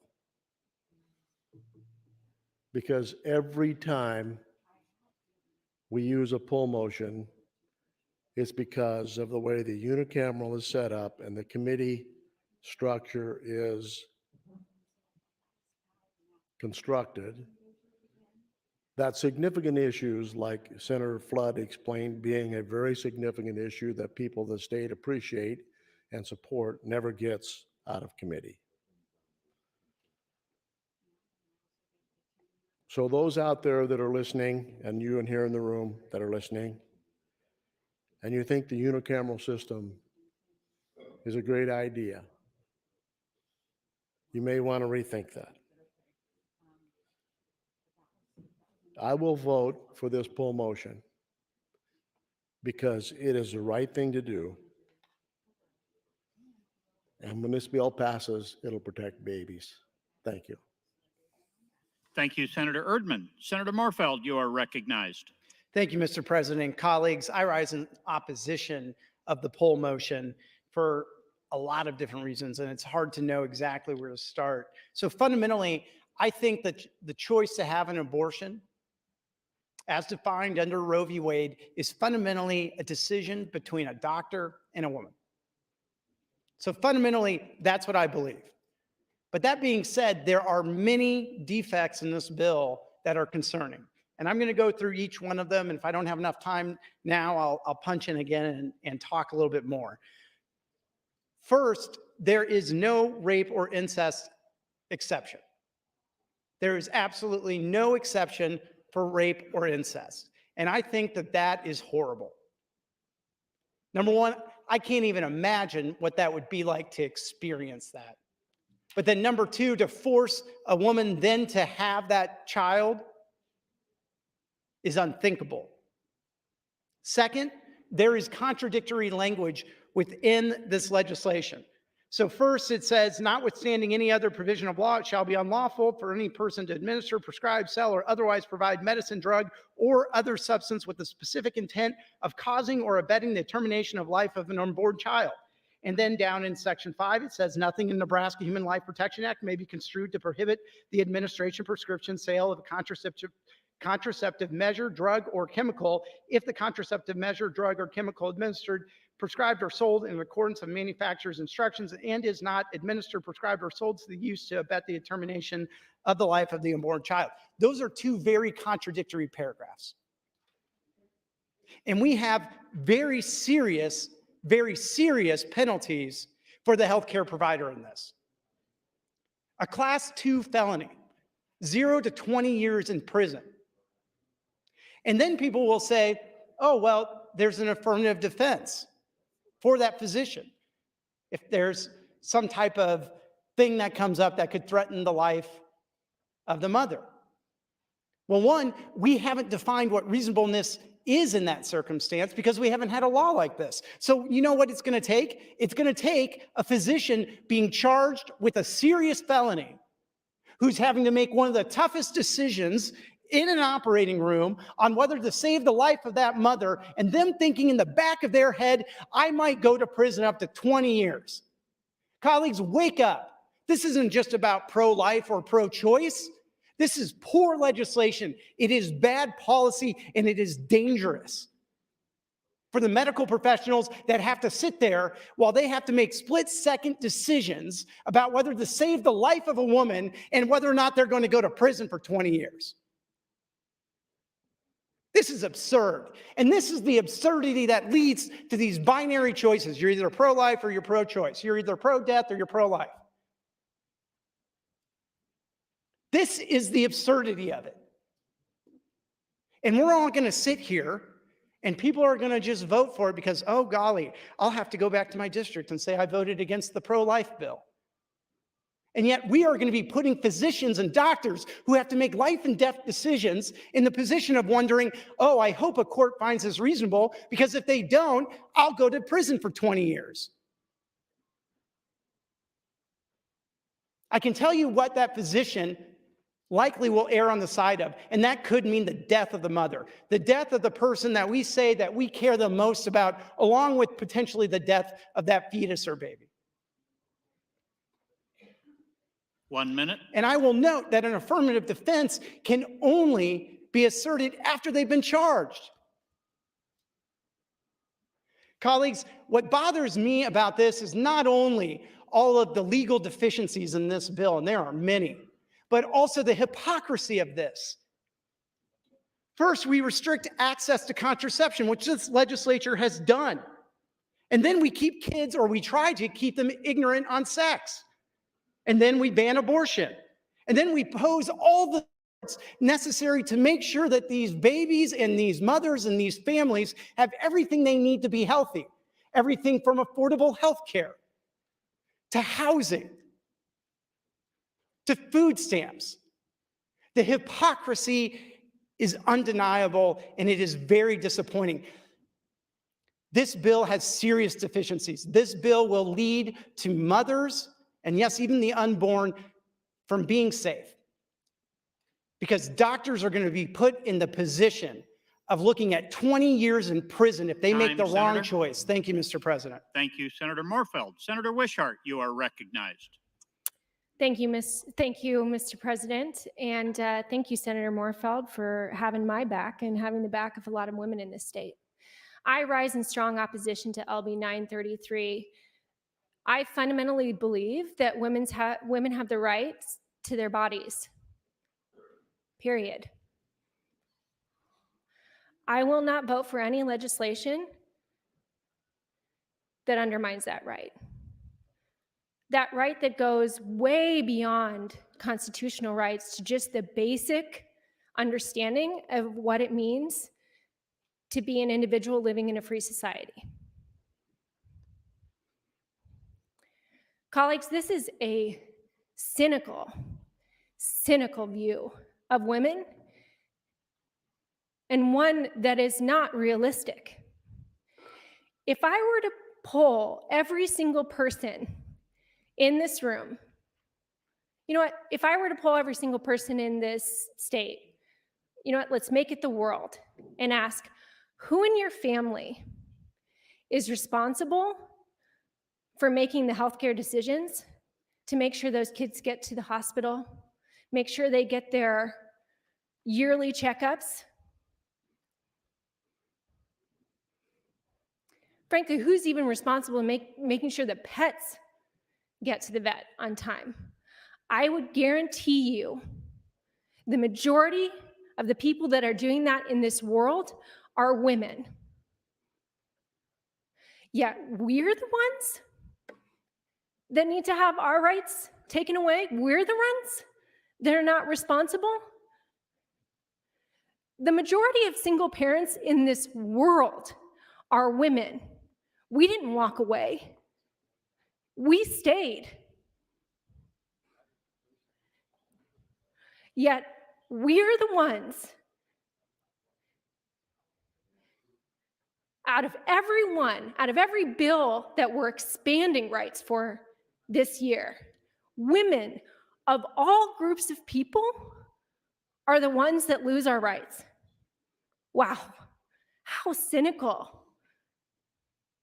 How unfair.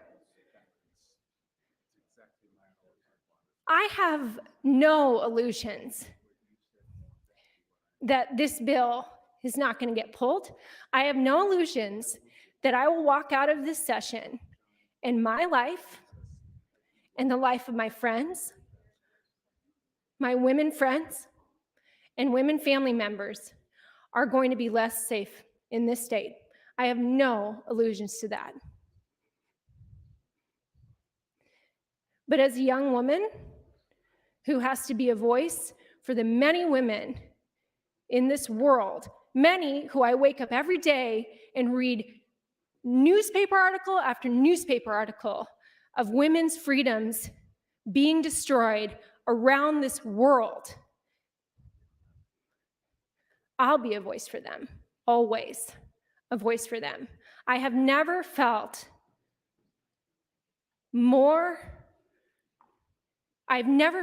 it is more important for me to be in this spot today than right now. And all the young women that are counting on me to have their back and have their safety in mind.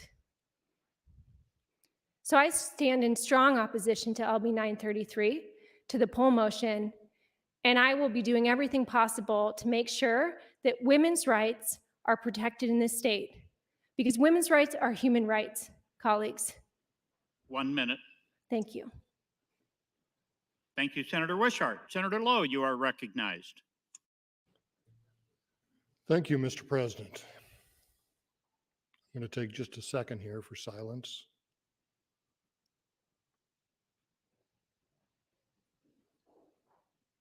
That's the sound of the ultrasound after an abortion. Silence. The baby is dead. It's been said that the Judiciary Committee is not a pro-life committee. It is. It's a pro-life committee. Just this year, just a couple of weeks ago, we heard 2 bills on animal cruelty that came out of Judiciary. They came out 8-0. Every member of the Judiciary Committee voted for 2 bills that were against animal cruelty.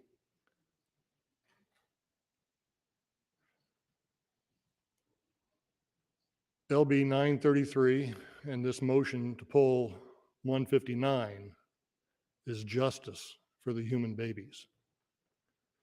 Justice for the human baby. Senator Wishart, I respect women's rights.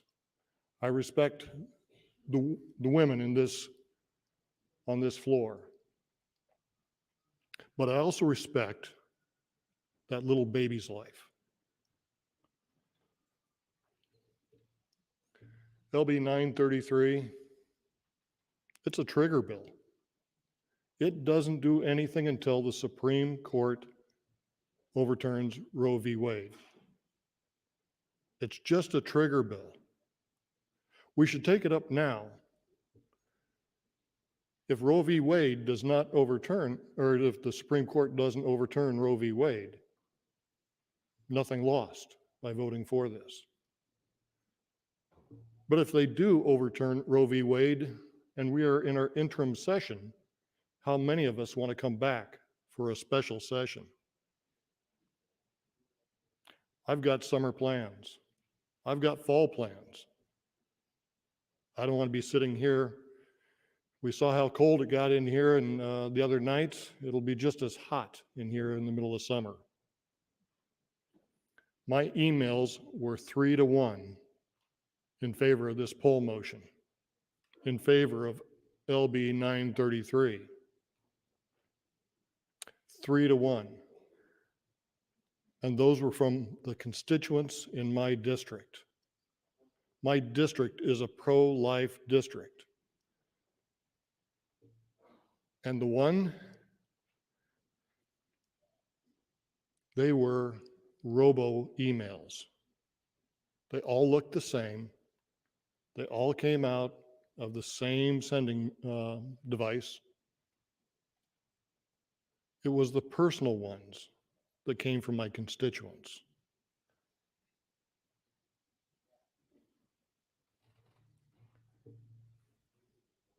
Again, a moment of silence.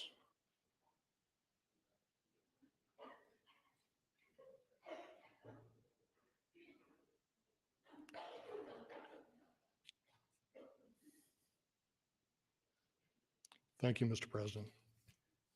Thank you, Senator Lowe. Senator Clements, you are recognized. Thank you, Mr. President. Standing in support of motion 159. I agree with the process and the rule that we have to place this bill on general file. I'm supportive of that rule. I want to thank Senator Albright for bringing the bill and for bringing the motion today. Our committee makeup varies. My committee has voted out bills onto the floor that I didn't like. I didn't want them here. But other committees have bill, like the Judiciary Committee has members that didn't want this bill to move to general file, but there are some of the members of the Judiciary Committee that wanted this moved to general file. You've heard that the committee received 320 letters in support of approving the LB 933 to the floor. Similar to Senator Lowe, my emails from constituents the last couple of weeks about 80% in favor of LB 933. It's said that LB 933 would hurt the most vulnerable women, but I disagree. I think it's saving and protecting the most vulnerable, who are the children, and that abortion is a safe procedure. Might be fairly safe for the woman, but it's not a safe procedure for the child. And I've been thinking different times when we've been talking about the shortage of workers we have in Nebraska, around 50,000 worker shortage. Well, I asked my staff to look at the number of abortions we've had who now would be age 18 to 35 and eligible for the workforce. Our Chamber of Commerce continues to ask for more workers, and the number that we could have had 18 to 35 is close to 50,000 available workers. So I ask for your green vote on the motion. I yield the rest of my time to Senator Jacobson. Senator Jacobson, you are yielded 2 minutes 15. Thank you, Mr. President, and thank you, Senator Clements. I'll have quite a bit to say once this bill does get pulled to the floor, but at this point, I'm in full support of the pull motion. I want to thank Senator Albright for bringing this important bill to the body, and everyone who has spoken in favor of letting the legislature talk about this. This is exactly what the motion does, is it simply pulls it to the floor. We're not debating right now the merits of the bill. We're talking about pulling it to the floor so that we can debate it. I am very empathetic with all of the arguments that are out there. I have a very unique story. I can tell you, obviously, you've heard part of it. I've lost a very premature baby boy 37 years ago. He was a live human being. He's buried in the cemetery at Lincoln Memorial.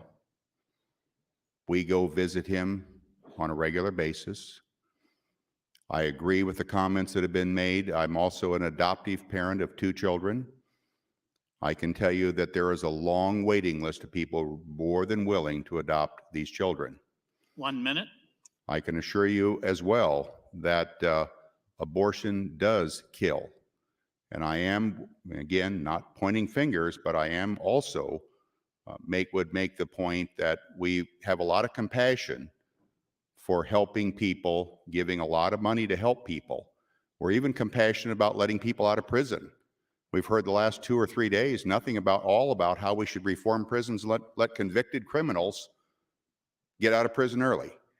But we're okay on killing an innocent baby. I don't care how that baby was conceived, and I can tell you as an adoptive parent, I had no concern about the terms of how that child was conceived. It was a child that a parent would be willing to love. And that's what we've done, and that's what many more will do. So thank you, Mr. President. Thank you, Senator Clements, for yielding the time. Thank you, Senator Jacobson and Senator Clements. Senator Hilkeman, you are recognized. Thank you, Mr. President. It's appropriate, Senator Jacobson, that I follow you because I am the grandfather of a beautiful 15-year-old girl who was born at 21 weeks at 1 pound and 2 ounces. You will never, ever tell me that these young babies don't want to live. The hours that I saw this young lady fight for her life and how long she was in the hospital was incredible. And she's turned out to be a wonderful human being. You mentioned adoption. My family volunteered for the Nurturing Connection.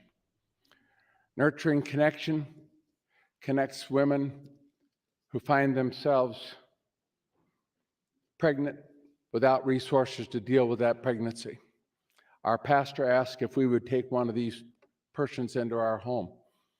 That was over 30 years ago. The young lady went to an abortion center. Her temperature was high. They said you had to come back next week. During the course of that week, she read a Reader's Digest article that talked about the Nurturing Connection. She called the 800 number. Instead of having an abortion the next Saturday, she was pulling into our driveway. She lived with us during the time of the conception of that baby. She continued her PhD program at Creighton University. She delivered that baby at Creighton University. This summer, that young lady graduated, the baby that was born graduated with her MD from Washington University and got married. I am never not voted for a pro-life legislation. But when I read 933, I went to the introducer of that bill because I find it problematic.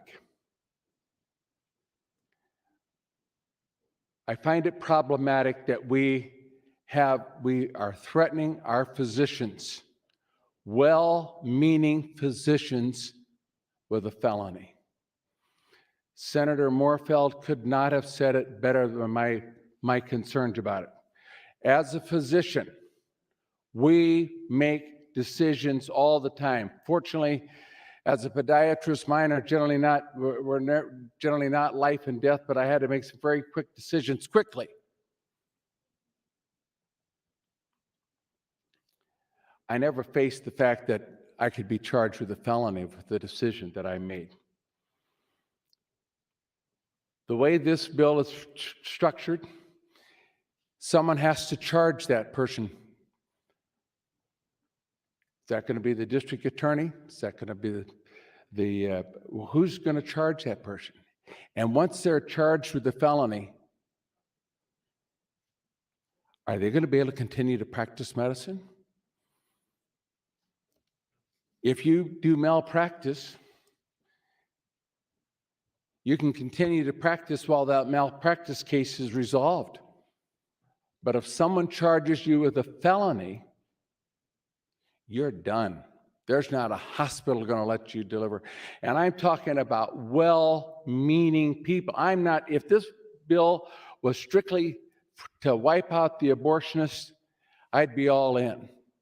I'm concerned about the majority of doctors that deliver babies who want to do the very best for the baby and for the mother and for the family. I'm going to vote for this pull motion. But I'm hopeful that during the process, if this pull motion is successful, Senator Albright, as I mentioned to you earlier, I would like to see us work so that our physicians are not threatened with a felony. We have a hard enough time getting physicians to practice in the state of Nebraska.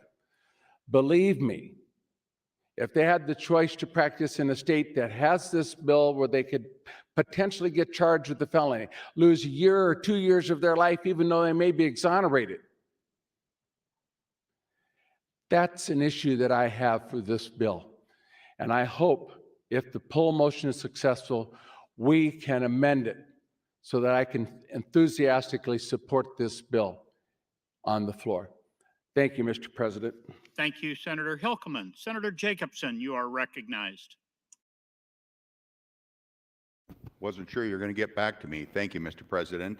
Well, again, I asked for time to be yielded earlier because I wasn't sure I could get the time in here, but I do want to just reiterate a couple of things. I think Senator Hilkeman raised some points here. I think as you dig through the bill, you'll find that the concerns that he have are taken care of within the language in the bill. This bill is designed that there has to be intent to kill the baby in order for you to be charged. Intent to kill. It does not have anything to do with you can do whatever you need to do to save the life of the mother. That's not intent to kill the baby. If you lose the baby along the way, that is not intent to kill.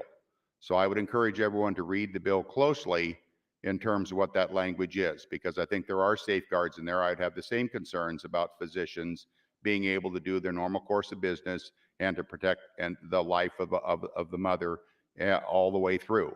I'm very supportive of that, and I think the bill makes accommodations for that. I would just tell you again that this is not an issue of women's rights. This is an issue of saving the life of a living human being. That's what this is. No disrespect to women at all. Quite the contrary. I think it's been raised before, the number of women that have gone through an abortion and who have thought about it and it haunted them the rest of their lives.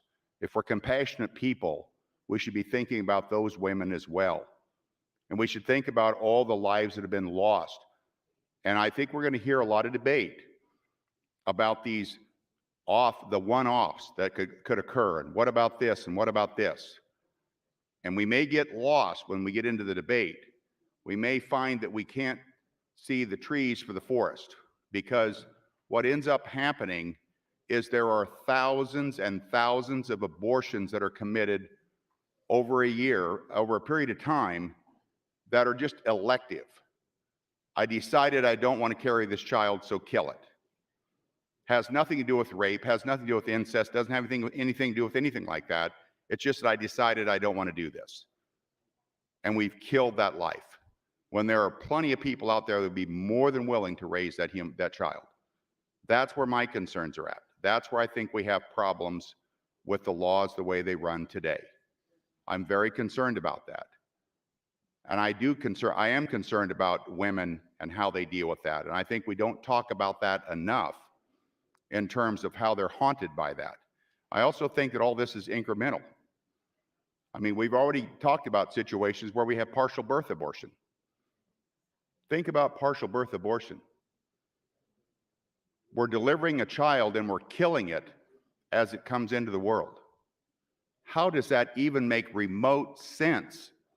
And yet we have people that will protect that. Where do we draw the line? Where does human life, where does the sanctity of human life come into play, particularly among people who claim to care about people so much? They care about convicted criminals that we want to release onto the streets so they could potentially reoffend, but it's okay to kill an innocent baby. I don't get that. I don't get that logic. So with that, I'm going to stop and hope we get to the poll motion, get this on the floor so we can open the debate. I would be willing to yield my time to the sponsor. Joni, if you'd like to take it from here, I'd yield my time. Senator Albright, you are yielded 1 minute 3. Thank you, President, and thank you, Senator Jacobson. 1 minute. Yes. You know, I just want to get back to the poll motion. It's very important to understand that we're doing this not because we didn't get the bill out of committee. There were 5 people who chose not to vote for this bill in Judiciary. There were 3 that said yes. I thank Senator Brandt, I thank Senator Geist, and I thank Senator Slama for their support in the Judiciary Committee. Senator Lathrop, Senator Panzing-Brooks, Senator Moorfield, Senator DeBoer, and Senator McKinney chose not to allow this to come to the floor for debate. This is the priority bill. I will tell you, In my time, I have voted priority bills out. I feel that that's the right thing to do because you get your time on the floor to do what you need to do to get the message across and try to get the bill across Time, the finish Senator. line. Thank you. Thank you, Senator Albright and Senator Jacobson. Senator Ben Hansen, you are recognized. Thank you, Mr. President. Colleagues, good afternoon. I'll be brief here. I actually want to stick to the merits of the poll motion. I'll yield the rest of my time to Senator Albright. And I think my colleague, Senator Flood, explained it very well about which bills qualify in his mind, but I think in kind of the general thought of the body of which bills qualify for poll motions. And there are ones that are contentious. There are ones that will get on the floor and probably get filibustered. There are ones that are sometimes divisive. But let's also not be naive with the idea that just because a bill isn't good enough to get a committee, then we just have to work harder. Everybody in this body knows how committee chairs work. And for those who don't know, who might be listening, being a committee chair, which I am one myself, is a very powerful position. And you do have the ability to hold a bill in committee and not take it to a vote, which happens pretty much in every committee every year.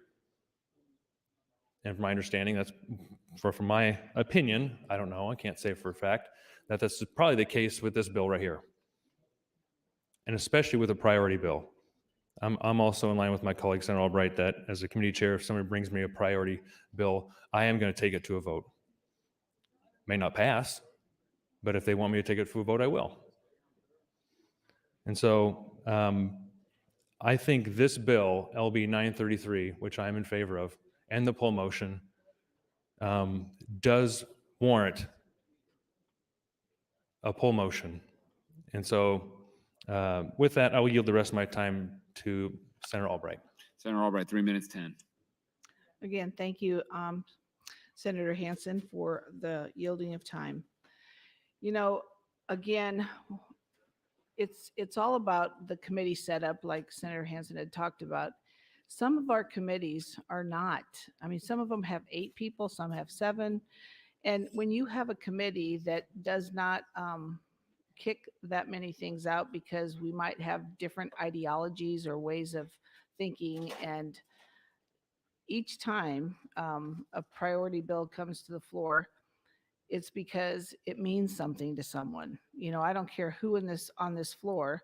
There have been many that I've pushed out of committee because they were a priority, but I let the person know that this isn't something that I can support, but because it's your priority, I'm gonna let it out.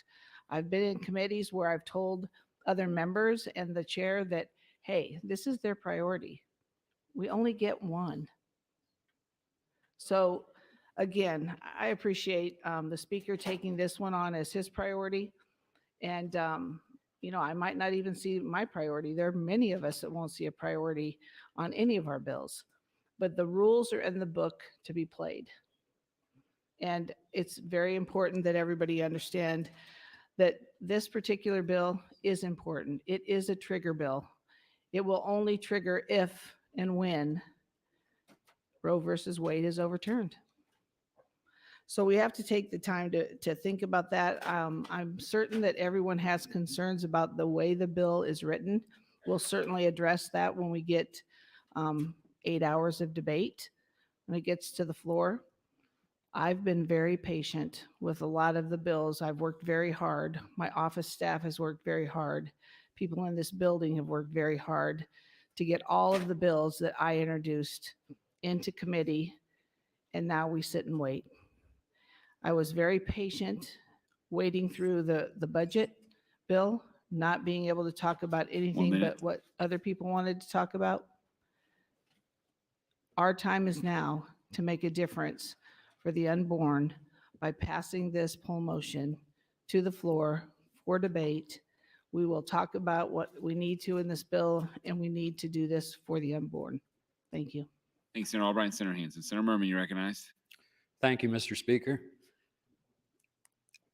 I think the poll motion has been discussed quite a bit here today, but I know that's the reason, that's what we're discussing right now. So I will mention that my time in the legislature, I think there's been at least 2 poll motions done, and both were successful. The committee process works very well in most cases, and I very much respect the committee process. But sometimes the committees are set up so they don't reflect very closely at all what the makeup is of the legislature. And in that case, I think the poll motion is very valuable because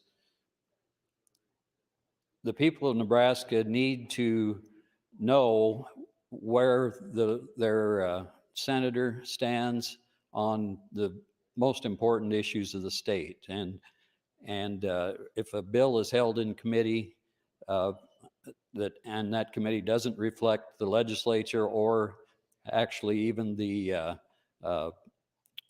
balance of the state, I think it's very important that the people need to know that their views are heard with the use of the poll motion, and that way the bill can be debated out in the open, and everyone will be informed and have a chance for input through their senator on which way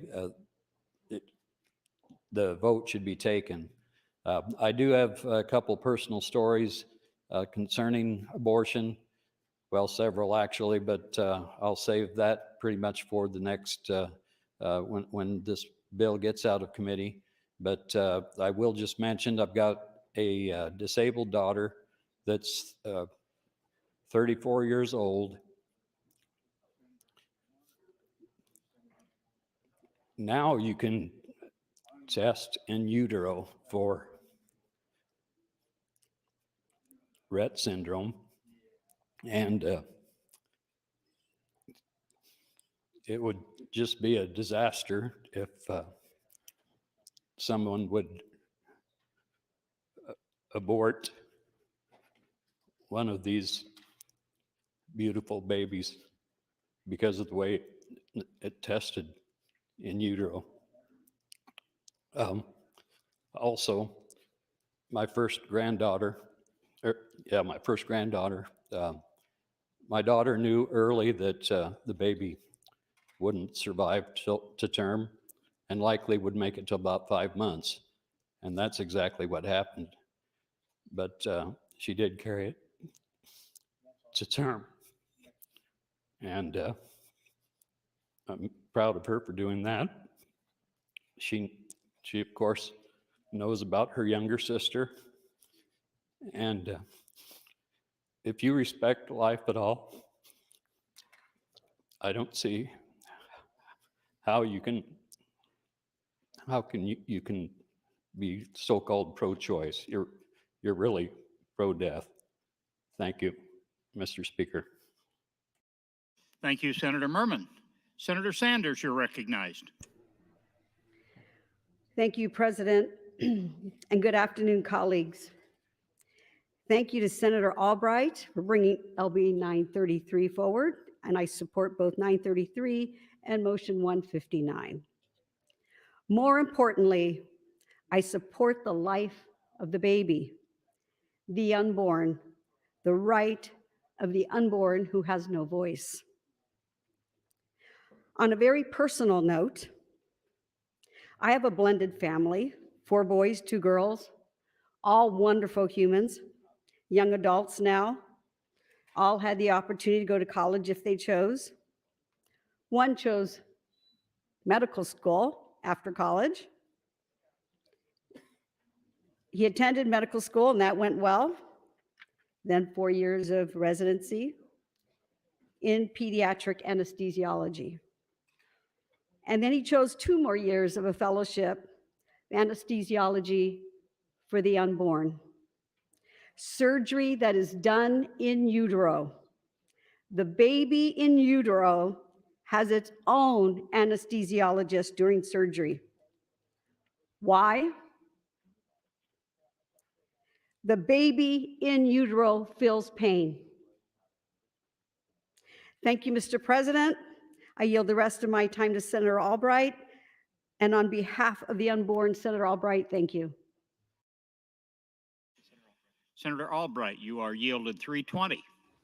Thank you, Senator Sanders and Senator Merman, for your comments. These are very, very personal. I think everyone on this floor, and believe me, we've heard it on all pro-life bills, the importance of life.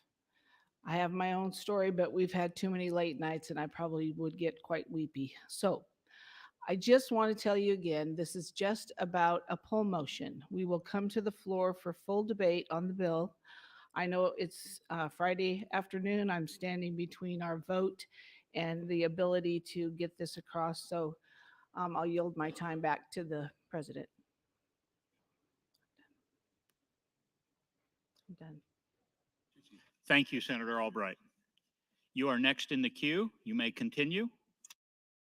Okay, I'm not sure how much time, so we probably do have a few minutes. Okay, I'm just going to go through a few things with you about, again, we're talking about the poll motion, not the bill.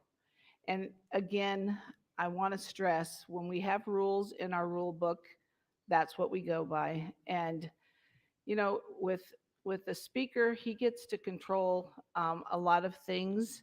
He told many of us, because believe me, we would have had more than just 2 poll bills, 2 poll motions, if we would have had the time.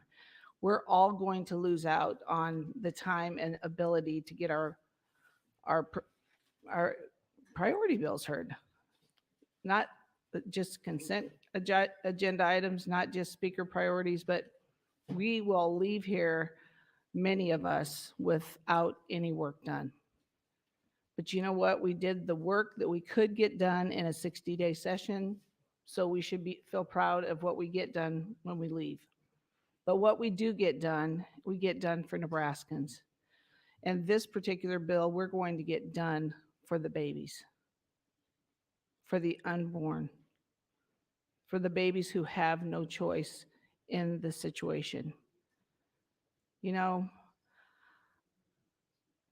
again, I just want to say we need to spend the time with this bill just to understand that the poll motion is warranted, it is needed, and it is something that I want to see get a green light today, and very confident that it will.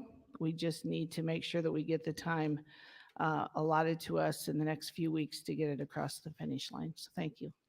Thank you, Senator Albright. Mr. Clerk, for items. Amendments, Senator Friesen, 8344, DeBoer, 919, Matt Hansen to LB 283CA, 864, 1273, and 1150. In addition, Mr. President, a study resolution, Senator DeBoer, 367.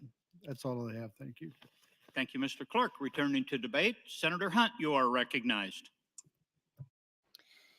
Thank you, Mr. President. Many of you have been very vulnerable today and have been very vulnerable in the discussion of this extremely personal and extremely controversial topic. And I want you to know that I realize how heartfelt that is. I don't laugh at that or scoff at that or judge that or disagree with that. But I want you to think about the thing that all of your stories have in common is choice. There was a choice. You talk about a woman who made the choice to bring life into this world and how happy you were for that. And that is the choice that I want for all women, what you want for yourselves. Senator Jacobson asked, where do we draw the line? Where do we draw the line with life and what life is and isn't? And colleagues, honestly, that's kind of the function of law, right? That's what we're in here to decide. And this bill, LB 933, does draw a line. It draws the line at fertilization. But this bill is very broad and it leaves things unclear. And Senator Hilkeman spoke about that a little bit, but one of the things that's unclear in this bill is what fertilization is. The Catholic Church defines fertilization differently than the medical community does. So how is the definition of fertilization going to be tested if we don't put that definition in this bill? Colleagues, this is once again a fundamental problem with the language in a bill that everybody feels very emotional about, If you're against the bill, you are going to be against it either way. If you're for it, you're going to be for it either way. And in that passion, we lose sight of the good language that we actually need to put into a bill to make it make sense, to make it legally feasible, and to make it actually do what we want it to do. The definitions in this are unclear. Fertilization, what does that mean? It leaves it open to interpretation by the courts. So how are the courts going to test this? Well, a physician is going to have to be charged with a felony. If that happens, they won't be able to practice anymore. They'll be giving up their career. And again, as Senator Hilkeman said, the realistic outcome that we're going to see because of the passage of a bill like LB 933 is that OBGYNs in Nebraska are just going to become GYNs. The practice of obstetrics is going to be greatly reduced in Nebraska, in a state where we already have so much need for healthcare providers.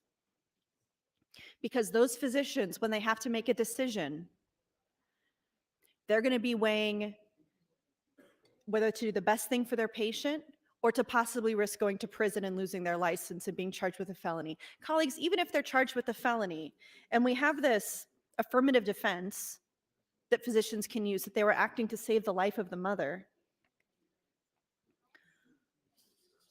But when we don't define things like fertilization, which what is that? Is that when the sperm meets the egg? Is that when the egg is implanted? What is fertilization to you? Because there's differing legal definitions. The medical community has a definition, and the religious community has a definition. And when we're dealing with policy that is not black and white, those things have real-world consequences when there's a woman patient on the table and a doctor has to make a decision. Your feelings about abortion and life and death may be black and white. You may believe for yourself when that life starts, and that no matter what the circumstances of that fertilization, whatever the circumstances of that person's life, you're going to be against abortion, and that's fine. That's your choice, and that's what I support you to have, is your choice. But the real world is not black and white. You go through things in life that make you realize that there's gray areas. There's reasons that we can't have it black and white and say as soon as the sperm hits that egg, you can't do anything to that woman. That's not medically responsible, and it's not legally responsible for our state to put that burden on these physicians. Physicians aren't going to risk it. They're going to be treating a patient, and they're going to have to go to court and defend their treatment of that patient. It's after the fact. So that, colleagues, is where we draw the line with this bill. We're not talking about abortions later in pregnancy. We're not talking about 20 weeks. We're talking about fertilization with this bill. And that is a very black and white line to draw. Thank you, Mr. President. Thank you, Senator Hunt. Senator Michaela Cavanaugh, you are recognized. Thank you, Mr. President. Thank you, Senator Hunt, for what you've said today. The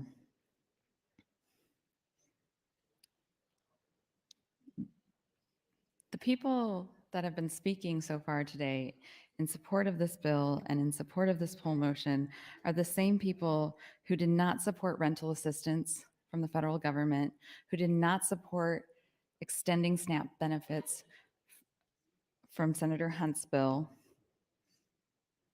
the same people that are not fighting for us to get Medicaid postpartum up to a year.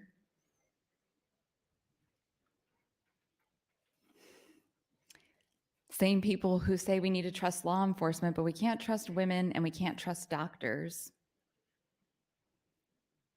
The same people who say don't take things personally, don't get emotional, getting emotional, and making everything about this extraordinarily painfully personal.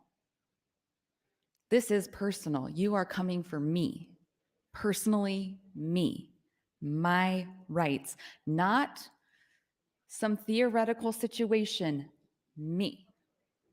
You are coming for my rights.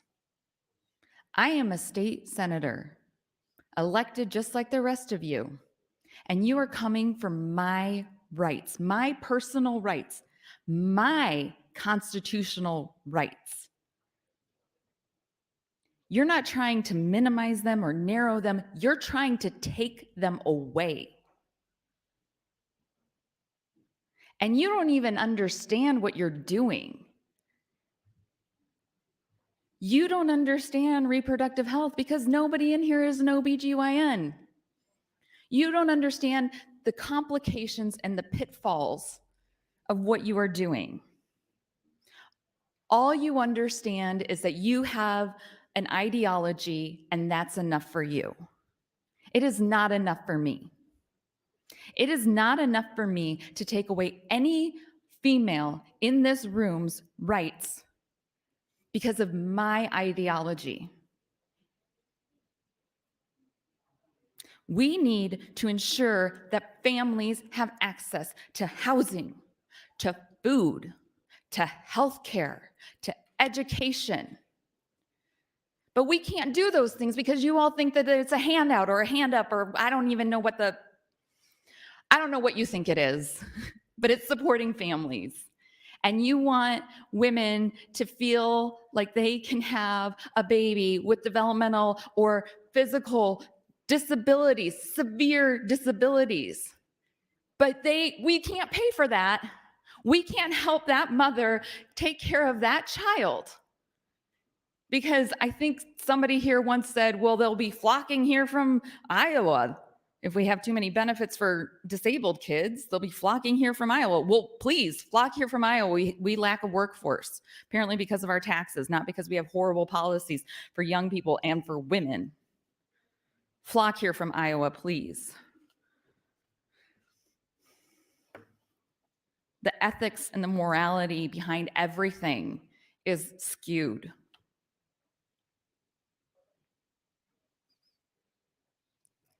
And I challenge any of you who think that there is no reason for any woman to need this. Well, some of them aren't women. Some of them are 12-year-old kids who are raped by their father. 1 minute. And you want that 12-year-old kid to carry that to term so somebody can adopt that baby, and that 12-year-old will never be able to have children again because she wasn't physically ready. And her body won't do it again after that, which happens when you force a 12-year-old to give birth. But I'm glad that somebody will adopt that baby no matter how it came into this world, whether it's incest, rape, what have you. Who cares about that child? That child of God? This takes away that child's right to live her life. And it was taken away by a man, and it'll be taken away by the men and the women of this body, and it sickens me to my core. Thank you. Thank you, Senator Kavanaugh. Senator Pansing Brooks, you are recognized. Thank you, Mr. President. So I stand against the poll motion. I've been against poll motions before, but that's really beside the whole point. I stand for a woman's right to her bodily autonomy. In the late 80s, I was elected as the chair of the Lincoln-Lancaster Republican Party. The Lincoln-Lancaster Republican Party elected me as their co-chair. And while I was co-chair and elected to that position, I was chair of the Lincoln-Lancaster Commission on the Status of Women, a mayoral appointment, and I was on Planned Parenthood board. The Lincoln-Lancaster County Republican Party elected me as co-chair of the Republican Party while I was on Planned Parenthood board. And now it's becoming this big thing. We're going to try and play catch you. Well, there's nothing to catch me on. I'm pro-choice.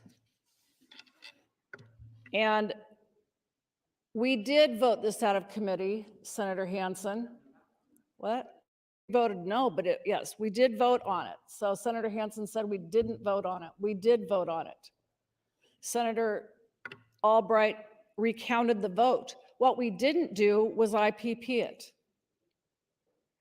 Because we were having a good day, because I don't know what. But we did it out of courtesy to Senator Albright to let her pull this out, and we felt she was going to get the votes anyway. So you can slam us all you want. You can say we're a committee that doesn't care about people's priorities. You're just wrong. You're wrong. So this is an outright ban on abortion, forcing people who need procedures to delay care or to travel hundreds of miles to another state or to carry a pregnancy against their will.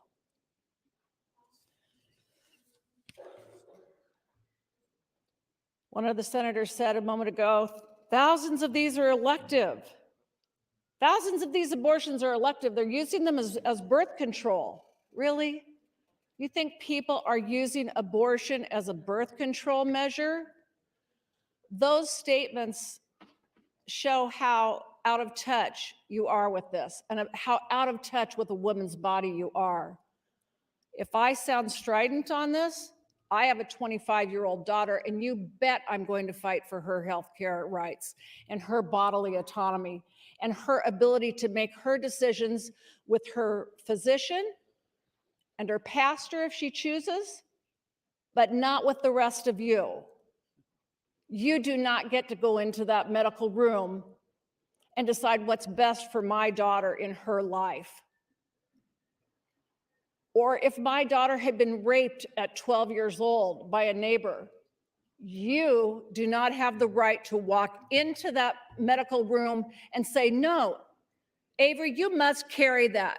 You must go forward and walk through school as a 9-month pregnant 12-year-old because we say that's what you're going to do. How cruel, how twisted of you to put that into a bill and demand that a child who's raped, a child who's experienced incest, must go forward and carry it to term. Here we talk about fertilization. In my mind, Senator Hunt may be right, it's confusing. 1 minute. My understanding of fertilization is when the egg and the sperm meet. You know what? Let's start bringing in the laws about the men. Let's put them all on different kinds of birth control and put them in charge of carrying the baby. They need to be the ones responsible for all of this.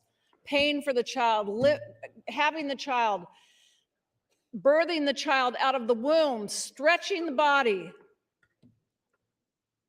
I was calm thinking about this. When I think of those 10-year-old babies or 12-year-old babies that you are forcing to have a child because it makes you uncomfortable that a child raped might choose another path, that their family might choose another path.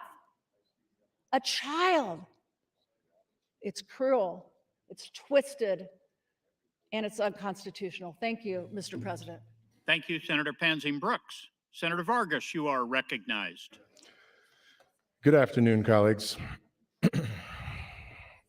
I rise in opposition to the poll motion. You know, I think there's a good reason that the Judiciary Committee didn't advance this bill out of committee. I think it has a lot more to do with that we're on shaky legal ground of the bill and less to do with actual healthcare policy issue at hand.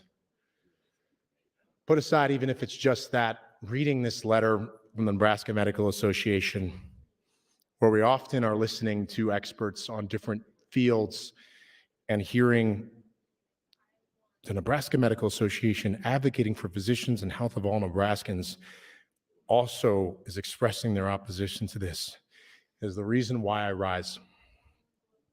I don't want to spend a lot of time here, but I think what's most important here that Nebraska women should know is that they do have another person fighting than them here. Put simply, I agree with the Supreme Court of the United States of America that politicians don't belong in doctors' offices making these medical decisions. I've said this before, women should make these decisions that are best for them with their doctors. And I'll continue to stand up for that very basic human right, because at the end of the day, we're trying to be as informed legislators as possible, and listening to the experts and also listening to women about these decisions is the right thing to do. With that, I'll yield the remainder of my time to Senator Hunt if she'll have it. Senator Hunt, you are yielded 3 minutes 18. Thank you, Mr. President, and thank you, Senator Vargas. Folks today have outlined myriad reasons why LB 933 isn't the right type of policy for us to be debating this year. We don't have time. We don't physically, literally have time in the session to go through this type of thing with all the other issues pressing us as Nebraskans. It's disrespectful to the committee process. We're passing more and more legislation in this body with pull motions because it's the only way that the conservative far right can end up getting these conservative far right policies passed. And I think that's something that would be worth looking at with the rules. If a bill gets 25 votes to pass that's brought out of committee that completely circumvents the committee process, maybe it should have to get 33 votes instead of 25. If it's popular enough to subvert the committee process, then it should be popular enough to beat cloture, right? Maybe that's the standard we need to be rising to if that's going to be the way that we're passing legislation. Why have the committee process at all? I'm sure a lot of us would like to have our afternoons back. Even though that would be ignoring the hundreds of Nebraskans who made their voices heard on this issue and on countless reproductive justice issues over the years. Look up in the balcony at all of these women and people who came to listen to this debate. Many of these people are folks who bothered to come from all over the state to share their testimony on this bill, about why this wouldn't be the right thing for them and their families. And now they're here today to watch over us as citizens as we make decisions that affect their lives. That's something that you don't see on a lot of bills, because it really matters to people. Also, this bill has problematic language. It's unclear what fertilization is. It's unclear what kind of liability physicians are going to have. 1 minute. Because it was put together without legal concern for those kinds of questions. And this is not to say that the bill is not dangerous in itself. It certainly is. The effect of this bill passing would ban abortion in every circumstance, including rape, including incest, including fetal anomalies, and including the life of the mother. I know there's this affirmative action defense in it that claims that it's an affirmative defense for the prosecution if the abortion care was for a woman's health, but that is a very narrow island of safety for those people who seek reproductive health care and for the physicians who have to make these decisions. It's too far. It's too much. And this is only going to happen if the Supreme Court overturns Roe v. Wade. It doesn't do anything to assure medical professionals in Nebraska. And it's a criminal law. Time, Senator. Thank you, Mr. President. Thank you, Senator Hunt and Senator Vargas. Senator DeBoer, you are recognized. Thank you, Mr. President. It has been my practice throughout my time in this legislature to not vote for a poll motion. I will continue with that tradition, and I would yield the rest of my time to Senator Hunt. Senator Hunt, you are yielded 4:45. Thank you, Senator DeBoer. A lot of times when we're talking about a hypothetical type of thing that we are passing a bill for, Senator Ben Hansen brought up the daylight savings time bill, saying that if Congress passes this bill, saying that states can choose not to observe daylight savings time. And if 3 neighboring states pass the same bill that we have, then Nebraska will no longer observe daylight savings time. That's also the kind of thing that can be passed with a resolution. It's the kind of thing that you can, like the Convention of States resolution. These are things that we can say, if these types of things happen, if a number of states decide to do something, then Nebraska will resolve to do the same thing. But that's not what LB 933 is. It's an actual change to criminal statute. It's creating a crime of providing health care. It's going to telegraph a message to OBGYNs, and it's going to send OBs out of state. The terms are not medically defined at all, and it's a criminal statute that's trying to elbow its way into the medical profession. I talked to so many of you off the mic, and I'm not going to say who because I'm still working on some of you, but I talked to so many of you off the mic when we were debating the method ban, LB 814 a couple years ago, that banned the process of dilation and evacuation, which is an abortion method. And so many of you said to me, Megan, you know I don't believe in this stuff. And you didn't say stuff, you said a different S word, many of you, not just one of you. You know I don't believe in this stuff, but my constituents do. And to that I would say, I don't even think that's quite true. We have very loud, very vocal, anti-abortion contingencies in Nebraska, but that's actually not most Nebraskans. That's not most constituents. But again, putting that aside, many of you, like 6 of you, have said, I don't believe in this stuff, but it's what my constituents believe, and you know I have to do it. You know the political pressure we're under, and you know we have to do it. And with the method ban, you would say, look, they can still get abortions. There's still these exceptions for the life of the mother. So you kind of give yourself this out, and you feel like this is going to be an okay thing to vote for because it's not actually going to end up hurting anybody. That's going to be true to an extent. But when we start going with something like LB 933, colleagues, it just goes too far. No exception for rape, no exception for the life of the mother, no exception for incest.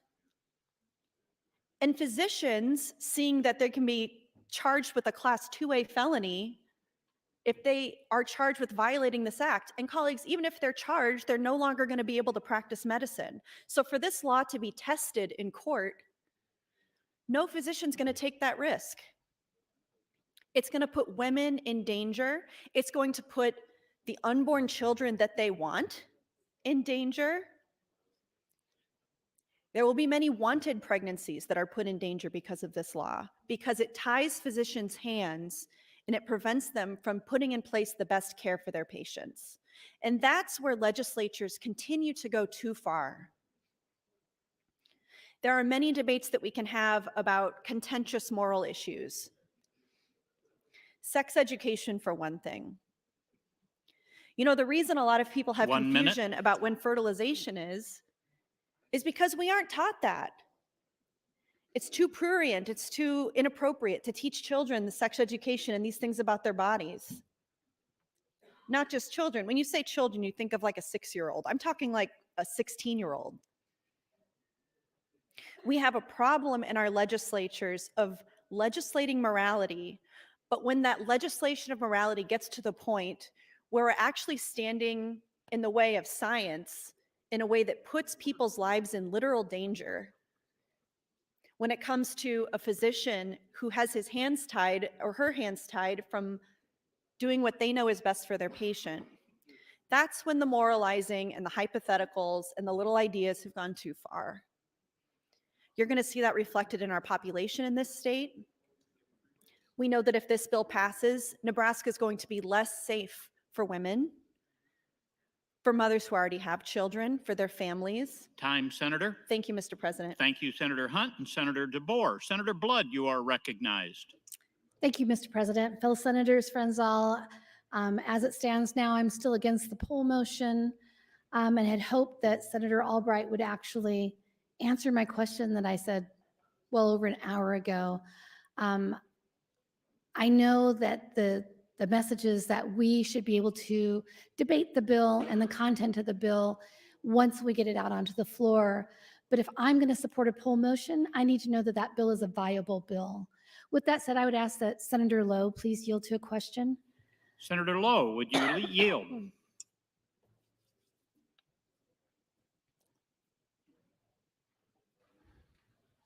Yes.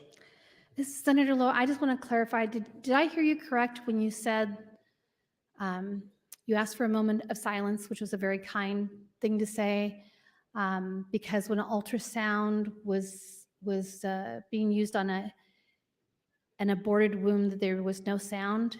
Is that something you believe? That was to represent there no longer being a heartbeat. Okay. Are you aware that how an ultrasound works, what the premise is for an ultrasound? And it's okay if you don't. I mean. No. Okay. Because it's not like you I mean, you've actually likely had one on at some time or another if you've had any physical issue, not mental. I apologize. So it works with sound waves, kind of like a submarine, right? Works with sound waves. And it bounces off what's there internally in your cavity. So I just want you to be aware that when indeed there is an ultrasound, if there's not a fetus in there, if there's nothing in there, there's still organs in there, so it still makes a sound. So I understand that you were trying to bring to light how sad you felt that it was, but I just want to make sure that, and we've had this discussion before, and I'm trying to be kind, when it comes to women's bodies especially, we need to make sure that when we stand up and we talk about the premise, when we talk about how things work, that we don't put out incorrect information. So I'm not trying to school you, I'm just trying to share a thought with you, Senator Lowe. So thank you for talking to me about that. So again, I'm going to go back to my concern about the bill and why I can't support a poll motion. And Dr. Hilkelman, we always forget he's a doctor, right? Had said it very clearly.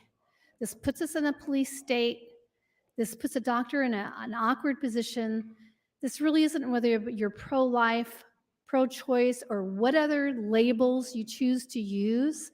This is about whether we're going to support good or bad legislation. Senator Moorfield did a really good job of walking us through how there are many issues within this bill. And this bill is based on bills that have been done nationally. So we're being told that maybe we can fix these things, but if we fix the things that really make this a bad bill, the bill will no longer do what they want it to do. So I don't have hope that the bill is going to be fixed if we do let it out for debate. But here's what I know, is that we have a long list of bills that pertain to abortion in Nebraska, creating hurdles and making it harder for women, which is apparently the goal. And I'm not sure we need ones that create more problems for our physicians. And by the way, I don't know if you know this, but OBGYNs already pay 4 to 5 times more than other doctors do for their liability insurance. So on top of making it hard for people to get accredited, if they were to come to Nebraska because of a law like this, they would also have higher liability insurance.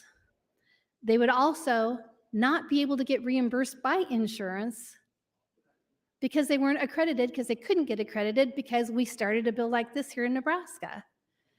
So, we talk about shortages in healthcare, but yet, gosh, we've done so many things to make sure that those shortages get bigger and broader and harder. So, I'm not going to get into this us versus them, pro-life, pro-choice. We're trying to label people. What I'm getting into is either good policy or bad policy. It's bad policy. And that's why I'm here, is to make sure that good policy gets passed that truly helps Nebraskans. And I'm really sad that we've had to politicize something like this, because it should never be about politics. Thank you, Mr. President. Thank you, Senator Blood. Senator Albright, you are recognized. Question. The question has been called. Do I see 5 hands? I do. The question is, shall debate cease? All those in favor, vote aye. Those opposed, vote nay.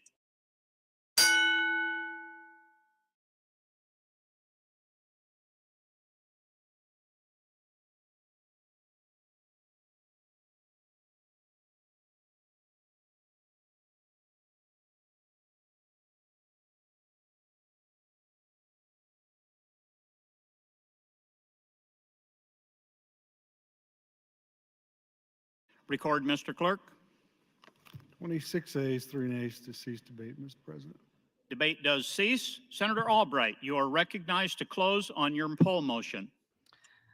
Thank you, and I will just ask for a green light on the motion to poll and to move on to 933, and I'll waive. And a call of the House and roll call in regular order.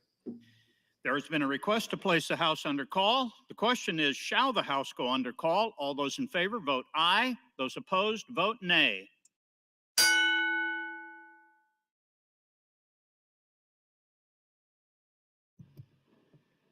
Record, Mr. Clerk. 34 ayes, 2 nays to place the House under call. The House is under call. Senators, please record your presence. Those unexcused senators outside the chamber, please return to the chamber and record your presence. All unauthorized personnel, please leave the floor. The House is under call.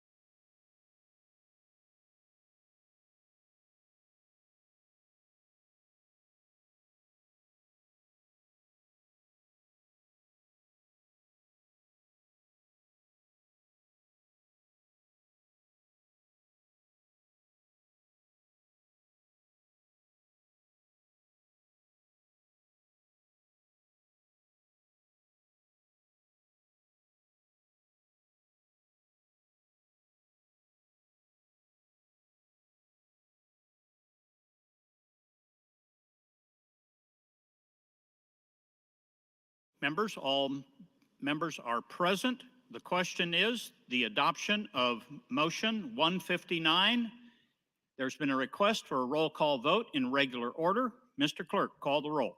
Sir Aguilar, Sir Albright, voting yes, Sir Arch, voting yes, Sir Blood, voting no, Sir Bostar, voting no, Sir Bostman, voting yes, Sir Brandt, voting yes, Sir Brewer, Sir Breesy, voting yes, Sir John Kavanaugh, voting no, Sir Michaela Kavanaugh, voting no, Sir Clements, voting yes, Sir Day, Sir DeBoer, voting no, Sir Dorn, voting yes, Sir Erdman, voting yes, Sir Flood, voting yes, Sir Friesen, voting yes, Sir Geist, voting yes, Sir Gregert, voting yes, Sir Holleran, voting yes, Sir Ben Hansen, voting yes, Sir Matt Hansen, voting no, Sir Hilgers, voting yes, Sir Hickelman, voting yes, Sir Hughes, voting yes, Sir Hunt, voting no, Sir Jacobson, voting yes, Sir Coulterman, voting yes, Sir Lathrop, Sir Lindstrom, voting yes, Sir Linehan, voting yes, Sir Lowe, voting yes, Sir McAllister,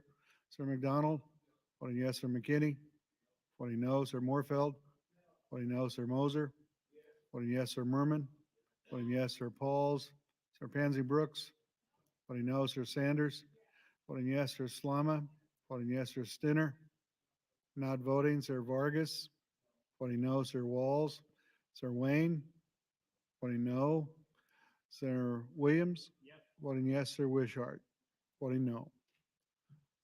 28 ayes, 13 ayes, Mr. President, to. The motion is adopted. Mr. Clerk, for items, raise the call. Mr. President, Speaker. Speaker Hilgers, you are recognized. Thank you, Mr. President. Good afternoon, colleagues. Just before we head into the weekend, in light of the debate on 825 this morning, I had initially announced this morning we were going to do LB 919, which is the tax cut bill. But because of the debate today, I don't think you should expect that to be up on Monday.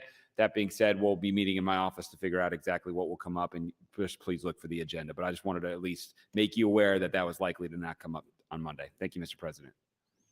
Thank you, Speaker Hilgers. Mr. Clerk, for items.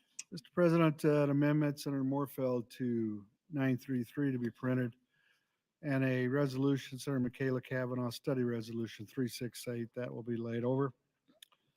Senator Lindstrom would move to adjourn the body until Monday morning, March 28 at 9:00 a.m. Members, you've heard the motion to adjourn until Monday morning at 9 a.m. All in favor say aye. Opposed say nay. We are adjourned.